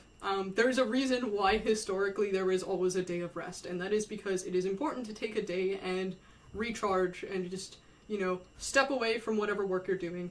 And I need to build that into my schedule, but I'm always like, but if I take the day off, I'm not going to be done with this in time, So, that's how it is for me right now, but eventually I do want to build just, a set day of just, I'm going to take a break from everything and just completely, not even necessarily relax, but just take a break from whatever I'm working on, Often I'll have random songs run through my mind, including ones that I haven't heard in years or decades. That happens to me too, actually. You're wearing a compression glove at the moment, fighting carpal tunnel? Oh yeah, compression gloves are like the solution, if any. If there's anything you can do, it's compression gloves, but best of luck. I hope it heals as much as it can. The first video you saw of mine was how to keep Arch stable. Yes, Arch actually does not break that often. I am generally the one that breaks it. If something breaks, it is my fault. It is not Arch's fault. A lot of the time, it's me messing with something that I probably should not have messed with. What is my desktop PC keyboard recommendation? To be honest, whatever you have on hand. The last keyboard that I bought was a Razer keyboard, and that keyboard failed me very quickly. A lot of the keys would double type or not type at all. And I searched up the issue, right? I looked it up on forums. And apparently other people had that exact same issue with that keyboard, so that sucked. So I can't recommend a Razer keyboard. I guess I could recommend my keyboard considering this. So this is a Corsair K65 Lux. I got it for free, and it has, I assume, had years of use on it before I got it. So I assume it is, I assume it's a good keyboard, considering I assume that it has had a lot of use before it got to me, because actually when I got it, I had to do like a huge deep clean on it. I had to like take off all the keycaps and clean everything and then reassemble it. And I got it with the last key here, and I assume this was why I got it for free. The last arrow key on this side does not work, and hence why I removed the other arrow keycaps, just because like I'd rather have no arrow keys than only 3 arrow keys, and I just have them rebound. Anyways, back to the idea of recommending a PC keyboard. I'm probably not the person to recommend one, honestly, but in general, my recommendation for PC and hardware stuff is just get whatever you can at cheapest, unless you have a real use case for it. So if you don't need a fancy GPU, don't get a fancy GPU. If you do have a use for a fancy GPU, then totally get one. But if you don't need a fancy thing, don't get the fancy thing. That's generally my recommendation. Arch is only broken for you once, and it's because you accidentally deleted the kernel. Yes, you know what? That is a rite of passage. If you accidentally delete the kernel, good for you. That is a rite of passage.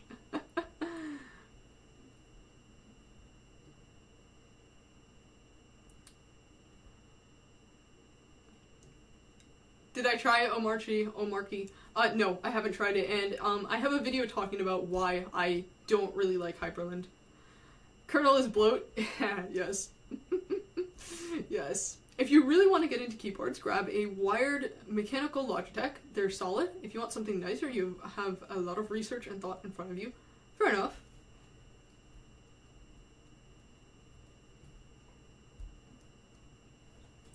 I used the typical like gamer keyboard for a few years, and then I found a small Logitech keyboard at a thrift store for like $1.75. Heck yeah. Dude, thrift store stuff in general is like, you can make something very cheap work, and that is a very good way to save money. Like, if you want to be taking money saving very seriously and you want to save as much money as possible, stuff like just don't buy new clothes. Just go to a thrift store.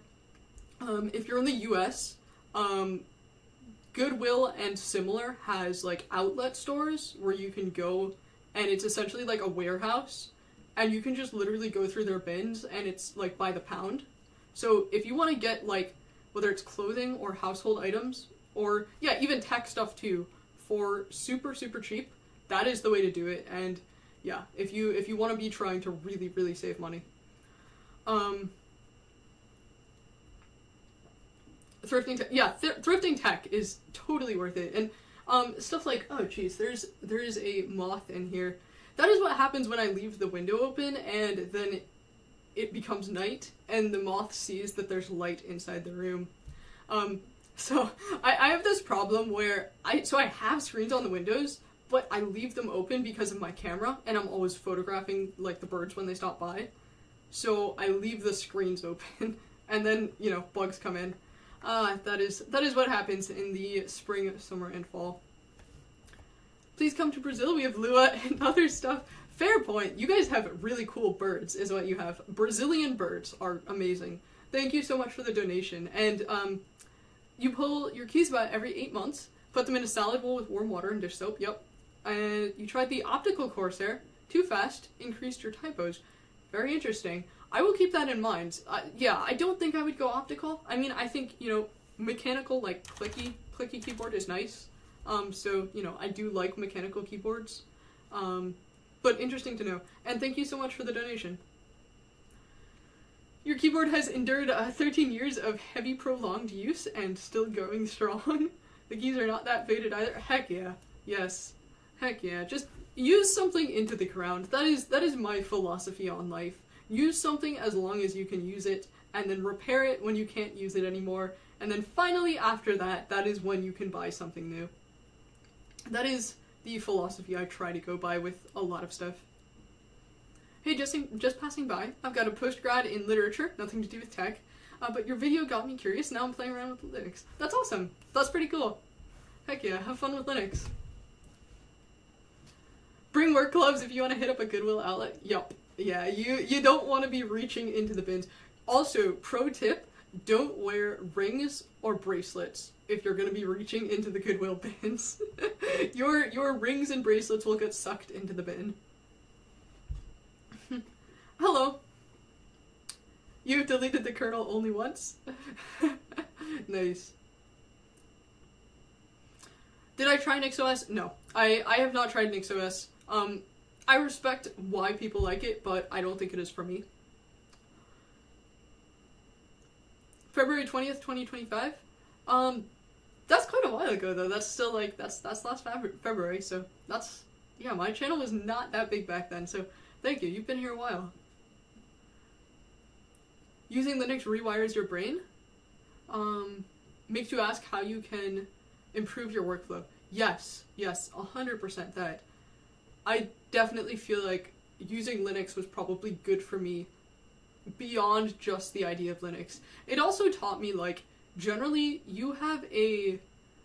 there's always going to be a solution to something. Like, even if you have what feels like an insurmountable problem, there's always going to be some sort of a solution.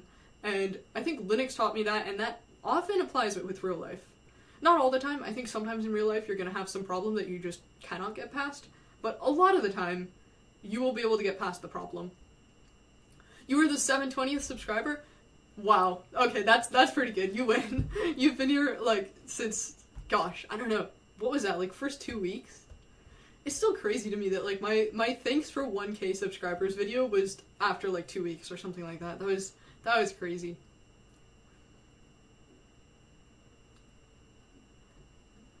A video of mine made your day? I'm glad to hear that. Wash the clothes right when you get home and don't try them at the store. Oh, yep, 100%.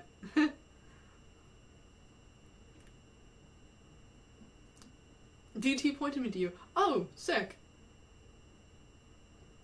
Yes, dude, that lamp meme, that was years ago, wasn't it? That was an old meme, yes. Moth. Actually, I don't see him anymore. Maybe he went back out the window. Yeah, I try to shut the windows when it's evening, but I'm always just like, I just leave them open because the problem with opening the window when I see a bird is, okay, A, I have to get up and open the window, but B, then it's gonna scare the bird, so like, I can't get the shot if it scares the bird, so I'm willing to deal with the moths.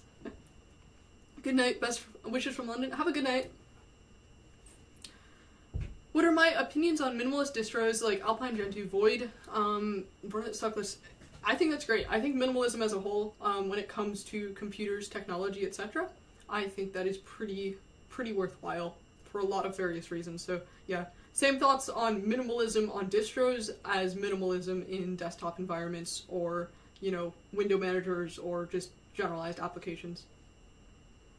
Linux users don't use Windows? A lot of us don't use Windows. I think some people still dual boot. Actually, I'd imagine a fair amount of people dual boot and such, so.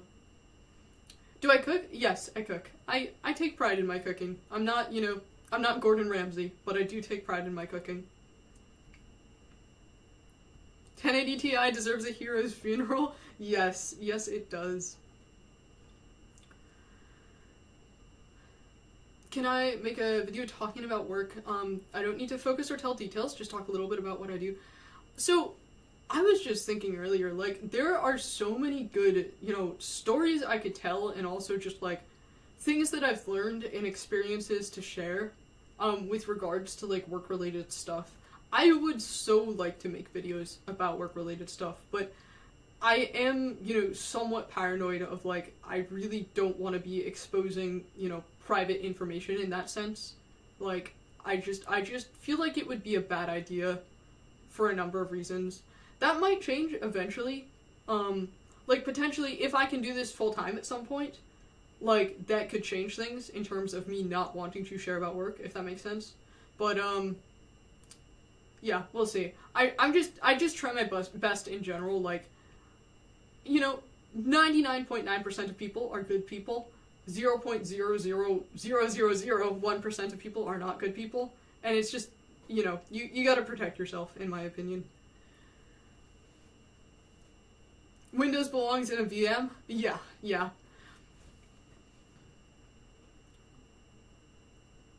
But I keep talking about opening the windows. It's true.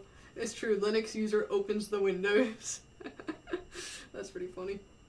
Am I a vegan? If not, what's my stance on veganism? I'm not a vegan. I don't have any stance on it. If you're a vegan and that works for you, that is great. Keep being a vegan. Do I play video games? Rarely. Very rarely. Occasionally with friends. But not often. Docker/Windows is the GOAT if you need to run Windows. Fair enough. The log monitor status peak Linux user. Yes, something about, like, Linux users and just DIYing everything and just trying to, like, get away with whatever, you know, we already have. We're just gonna make it work. That's like a Linux user thing, for sure. Used to play games some, but haven't done much in the last year and a half. Haven't logged into Steam at all since late March 2024. Yeah, good for you. I think video games can be super fun, and they can also be very easy to waste time with. So there's nothing wrong with video games if you're, you know, conscious about how much you're playing them and what you're getting out of them. But, like, don't let them take over your life, you know? What's my fave animal? Okay. Top 3. Unicorn doesn't count since it's not a real animal, but, like, unicorn, okay. And then duck, and then cow, and then penguin. That is my arrangement for favorite animals. Also probably like throw giraffe in there somewhere. The log stand is peak, just in general.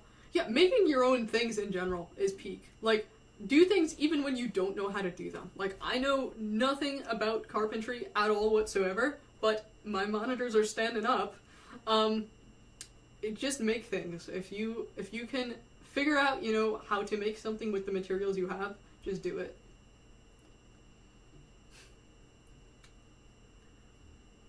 You're not great at sorting out your own priorities. Any advice for doing that? That's a good question. So, I would say, are you asking with regards to work-related stuff, or like productivity-related stuff, or with regards to life as a whole? Because I don't know, I'll go through my answers for both of those, since I guess both are potentially helpful. Okay, so as for sorting priorities with either work-related stuff or productivity-related stuff, anything that is going to be pressing in terms of time is the thing that you want to deal with first. So anything that needs to get done immediately, that's an obvious one. The whole rule of just like, if something's going to take you less than 5 minutes, just do it. That's useful because if you get those less than 5 minute things done, you'll start to, you know, build up that motivation to keep going. But in general with sorting priorities, like if you can make a long list of everything that's going to need to get done and you can sort of organize it out, do it like on paper. If you can make a physical, you know, list on paper, write down all of the various things that need to get done and kind of sort them out, that hopefully will help in terms of work-related priorities. Also, the trick of thinking like, is this going to matter tomorrow? Is this going to matter within the next week? Is this going to matter within the next month? And is this going to matter within the next year? And thinking about your answers to each of those can be helpful in sorting out the priorities with regards to just, you know, work stuff, productivity stuff, that sort of thing. Do I have a spice level food related? I dump a lot of pepper onto everything. I dump so much pepper onto everything that is probably not healthy, and I'm basically just immune to the pepper because of how much I dump onto everything. So I would say probably high in terms of spice level. Thank you so much for the donation, though. And then I also wanted to answer with that original question of prioritizing, I guess, real life related stuff, right?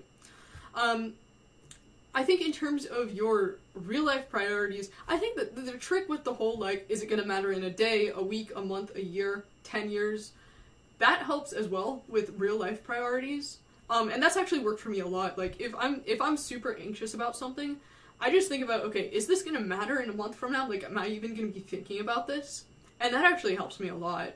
But in terms of real life priorities, you know, finding a balance between what gives you joy and what gets you where you know you need to go. And I think all of us, if we really think on it, we know where we need to go in terms of life. Like, we know what we should be doing to get our lives closer to how we imagine them to be. So, I don't know, finding a balance between what brings you joy, but also getting done the stuff you need to get done. I don't know, I hope that was a helpful answer. One of your business owner friends works in the way you described, Brad, and he is highly successful and quick at getting stuff done. Good, I'm glad to hear it, yeah. I try to be intentional about the way that I get stuff done. I try to be. And especially because I have so many different things that I'm interested in, like, you know, okay, I'm doing YouTube stuff, right? And then I do music, and then I do photography, and then I also want to just, you know, live life in general and just go outside and, you know, walk around in the woods and that sort of stuff. And, you know, then I also have family stuff, and then everything all together is like, I have no time for anything, so I have to use my time well. So I've really put a lot of work into using my time well, and then also, like, finding ways to automate things that should be going faster than they are. And you can automate real life in some sense, you know? Kind of like the idea of, like, okay, I'll put it like this, right? I have coffee in the morning. It's like a quarter coffee and 3/4 milk, but it is still coffee, and I have to make the coffee. So what I decided to do is make it the night before, right? And this isn't like a crazy trick or anything, a lot of people do this, but if you sort of take that sort of logic and apply it to other real life stuff, right? You can, Oh, did my camera freeze again? Is it the battery? Let's see. Did that? Oh, nope, that works. Okay. Anyways, yeah, if you can take the logic of sort of doing real life stuff in the right priority order, and sort of figuring out what is taking me too much time. Also, batching real life stuff to do while something else is happening. Like, if you have to, I don't know, I'm trying to think of an example. If you have to deal with laundry and you're going to be waiting for it for a certain amount of time, do something else in that time and figure out what task will best fit into that waiting time. And like, the whole batch task things for work, but apply that to real life. Anyways, it's a great response. Thank you for answering all my questions as well, by the way. I'm glad to hear. And not everyone knows where they want to go with their lives, though, which makes priorities tricky. That's fair. That's fair. I think I don't know. I'm very lucky in that I always feel like I've had the direction that I want to go with my life. Like, I have known my entire life that I wanted to do music stuff and that my goal was going to be doing music stuff full time. That, like, and I've always known that, like, doing something creative was what I wanted to do with my life. I've always known that, like, I'm gonna be happier just, you know, out here in the middle of nowhere instead of in a city. I've always known that. So I'm very lucky in that I have that figured out, whereas a lot of people just aren't sure. So, yeah, that is a fair point. Oops, I just knocked over something with my foot there. That's a fair point, and I don't know. I don't think I have any good advice for somebody who just doesn't have the sort of, like, the innate, I want to do this with my life, just because I haven't experienced that at all myself. Have I tried DWL and Wayland called DW? Yes, I use DWL on my laptop, on my ThinkPad. It's, like, sitting over there somewhere. And my build isn't anything crazy. I've got a couple patches on it, but yes.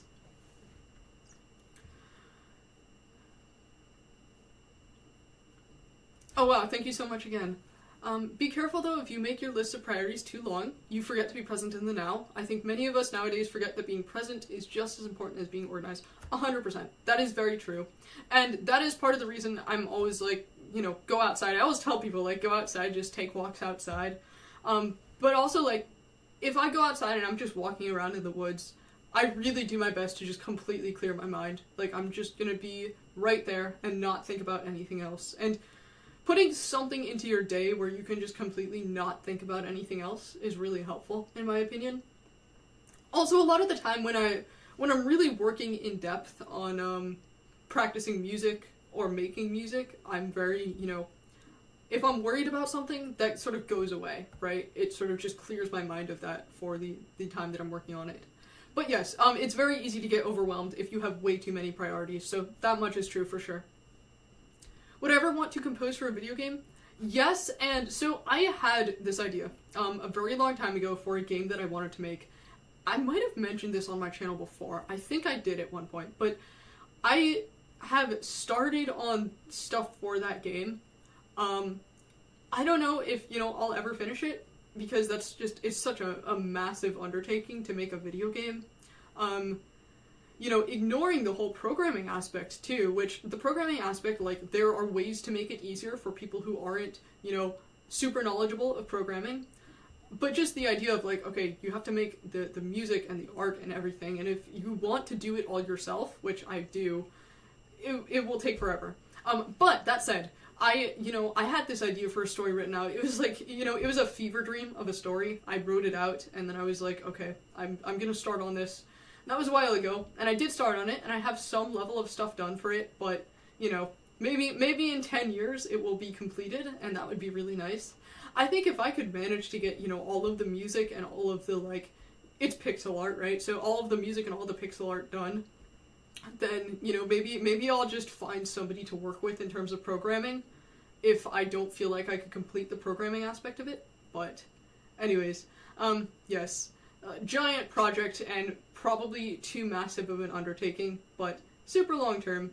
I would like to have a video game that sort of tells the story that I sort of dreamed of, like, this is the story, and this is, you know, how the story's gonna go, and this is the story that I can tell with this game. So I don't know, maybe someday it will be done. Apologies if I typed this twice. It's not showing at my end. I added a photograph to my channel page. Take a look if you get the chance and share your thoughts. I will try to remember doing that. Thank you. Or I don't know why I said thank you, but I will do my best to remember to go back and do that after the stream. I will open your channel actually in yeah, okay. I will do my best to go do that. Have I ever done psychedelics? No, I haven't. I said this earlier on stream. Actually, I don't and have never done any sort of substances at all because I'm already extremely anxious and I worry that if I were to even try substances, it would make it much worse. And there's also, you know, other personal reasons that I don't want to do substances. So, nothing against psychedelics. Obviously, some of the best music of all time was made by people who were extremely high, but yeah, not for me. Am I still running Calyx OS? Yes, I am, and I am happy with it. I was actually informed today that apparently it is not receiving updates, which is somewhat concerning, so I might swap if it really is not going to keep receiving updates. That is what somebody told me. I haven't, you know, confirmed that, but yeah, I'm going to look into that, I guess. But my experience with it has been great. Way too many priorities, that's your problem? Fair enough, yes. Projects that you've shelved since the 90s? Oh wow, that is a long time ago. Yes, I have some old projects that have bitten the dust. You know, that's part of the reason why, like, on my Patreon, I've tried to start just uploading, like, music scraps and stuff that I know I'm not gonna finish working on. Like, you know, it's better to kind of share it with somebody than just having it sit there on my drive forever and ever, right? So, I don't know. Even if it's halfway done, I've tried to start sharing it. Drugs are bad, don't do them. Fair enough. You're definitely going now? Have a good night. Stands on the new era of tiling window managers, as in Neri, Hyperland, etc. So I made a video talking about why I personally am not a fan of Hyperland, just for my own personal use. But I think obviously there's a user base who is really, really interested in these tiling window managers. And you know, I will say, these are the tiling window managers that are getting people to switch to Linux. Like, people see Hyperland and they're like, oh, I want to use that, let me switch to Linux. So I think that's a really good thing. Even though it is, you know, not personally for me, I think it's a good thing overall. Claude, Grok, or ChatGPT, do you dabble in MCP and sheep-floozy API gateways of the intermediate, temporary, daily, toothpaste, AI dinner plate? I am not gonna lie, I don't know what half of that message means. I'm sorry. In terms of AI, I really have tried to not use it much. I'm somewhat concerned with how much people are relying on it. I don't know. I think it's worth, you know, it's worth doing something yourself for the sake of learning how to do it, even if it's going to take you longer than it would take to have AI, you know, tell you the steps in which to do it. In my opinion. I think there's definitely cases where AI could help somebody's workflow, so I'm not, you know, I'm not denying you that, but yeah, personally, I think there is value, sort of like there's just value in doing physical things, even when they do take longer than the automated way of doing it, just for the sake of liking to do it. But it just depends on your workflow. Thank you so much for the donation again, though, thank you. DWM became your favorite window manager thanks to my DWM videos. I'm glad to hear it. Yeah, I think DWM, in terms of the philosophy of, like, you have a small piece of software that is, you know, very compact and it's very much intended to be hacked on. I really like that philosophy because it allows you to kind of get into it and really, you know, understand how the program works. So I think that is pretty cool. And I really appreciate the, you know, DWM, of course, isn't the only piece of software like that. There's a lot of other pieces of software and other, you know, I guess, I don't know what the word would be, but there's a lot of software that has that philosophy if you go and look for it, so I think it's pretty cool. Most tiling window managers have floating modes that you can switch to with a keyboard. Yep, that is 100% true. I mean, tiling window managers are really meant for people who are trying to have a fast workflow that's extremely organized. If the only thing you use is, you know, your browser and your Office suite and occasionally your file manager, you probably don't need a tiling window manager. But if you do have, like, 10 different applications open and you want them all organized and you want to be able to navigate between them very quickly, that is where a tiling window manager comes in handy.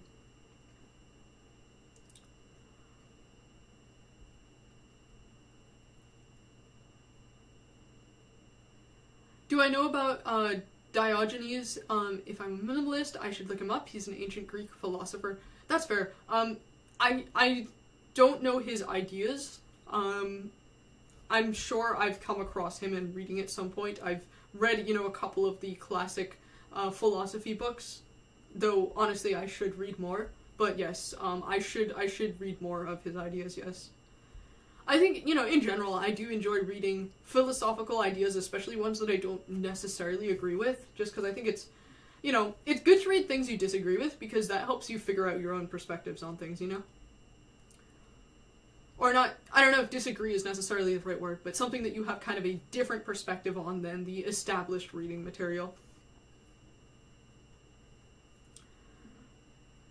I often have a ton of things open at once. Like just in Firefox, I have over 200 windows open across several virtual desktops. It's also 25 plus LibreOffice open. Oh, jeez. Yeah, 25 LibreOffice open. I feel for you.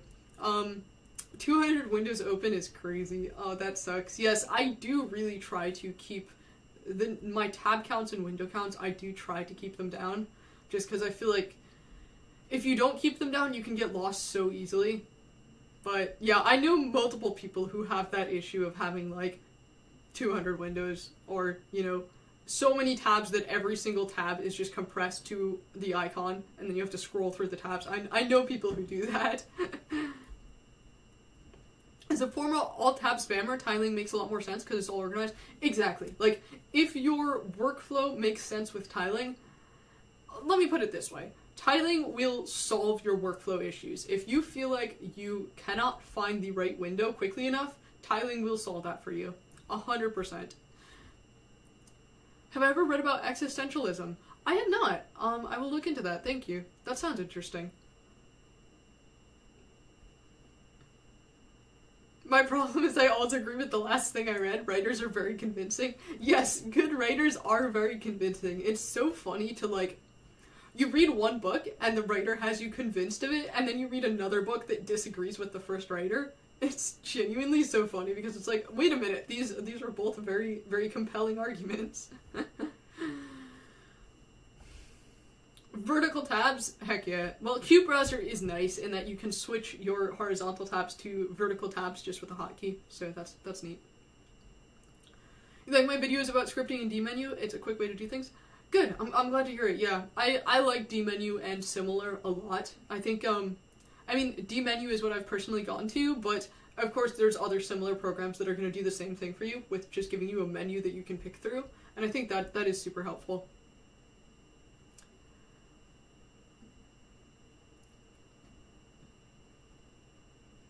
Tiling is not for everyone, but it's an option and you love it. Yes, it's really good to have options, I think.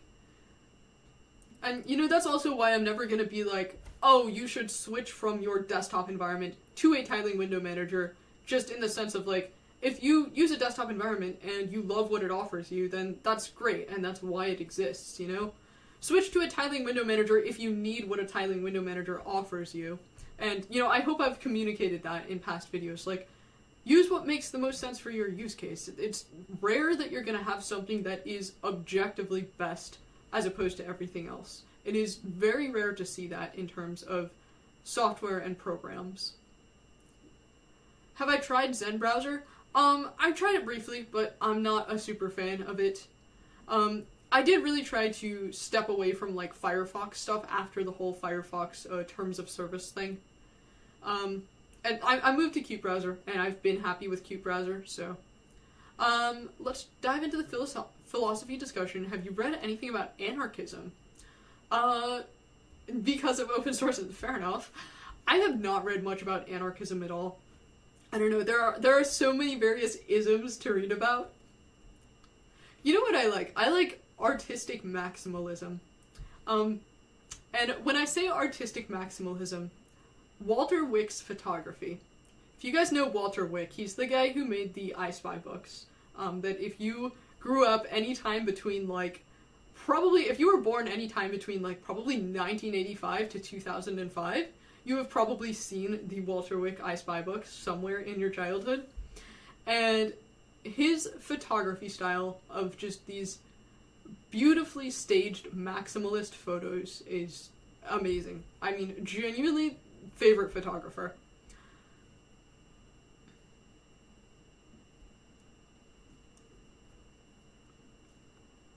Hello, friendly person from the woods who says smart things about life and Linux.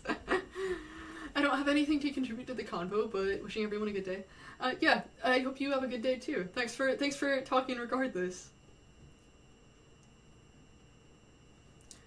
Oh, you're heading to bed? Have a good night. Am I familiar with the Low Tech magazine? No, I'm not.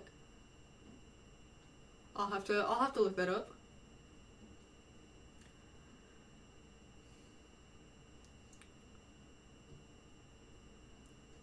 Anyway, have I heard of Quickshell for Hyperland? I have not heard of that. That sounds interesting. I've looked into Hyperland a little bit just to be informed about it, because I know so many people do enjoy it. And, you know, none of its features have made me go, oh, I absolutely must give this a try. Oh, that's my camera battery again. Jeez, I gotta get better batteries. Hold up, let me, swap it out real quick.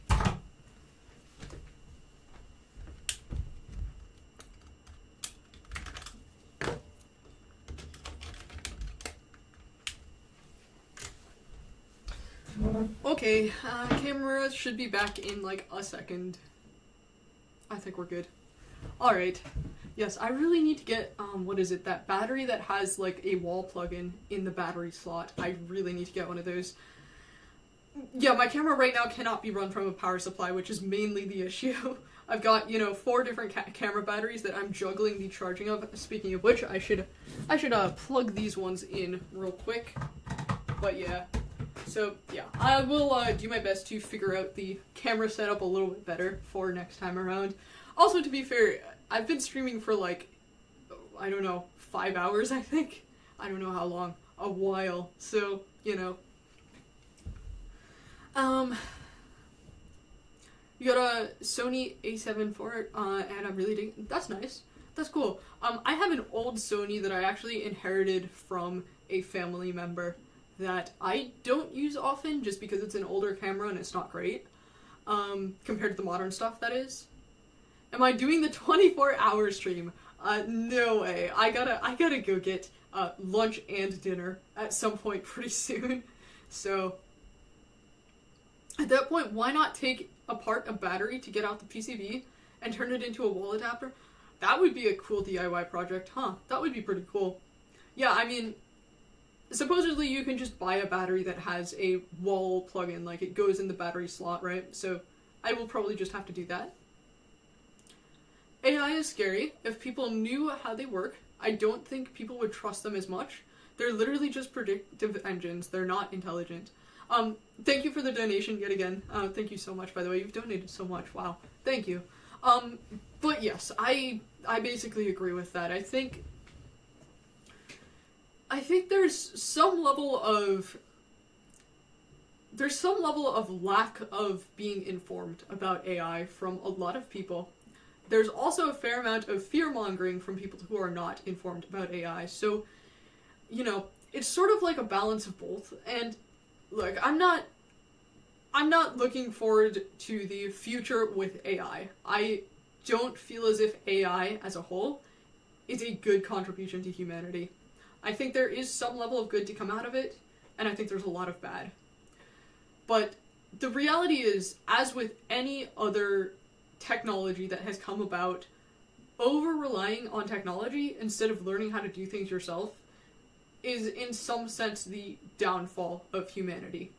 Like, anything that is just so, where you're so disconnected, like, AI runs on a computer, which runs, you know, on hardware, which runs on electricity, and it's just so many levels of being removed from the actual human behind it.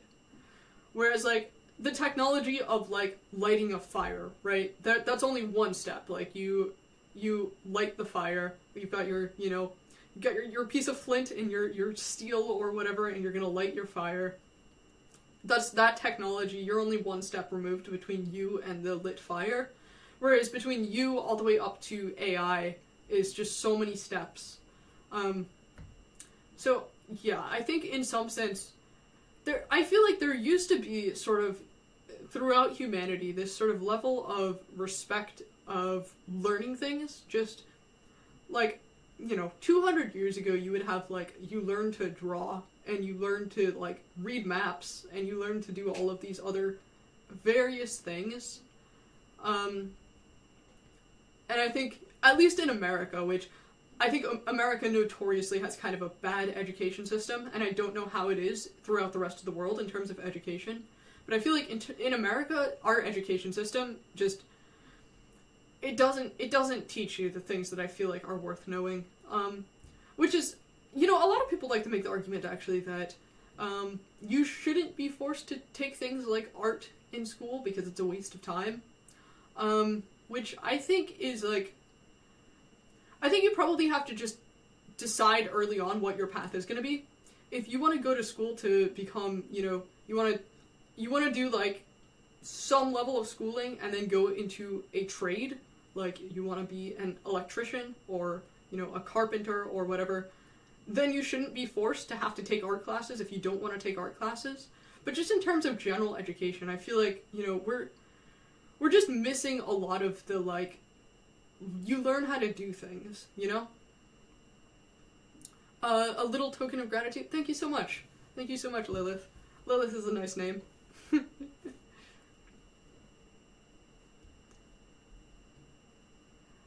Oh, and you said earlier you wanted to drop in and say thank you for inspiring me and my friends. I'm so glad to hear it. In an AI billionaire's fantasy, humans are just more precise robotic arms? Probably, yeah. Be careful what you share with AI because you cannot retract it. Yup, 100%. And AI learns off of so much stuff that's just throughout the internet, so in a greater sense, be careful of what you post on the internet. Oh yes, and yeah, you just said the same thing after, yep, exactly. Be careful what you post on the internet. There is some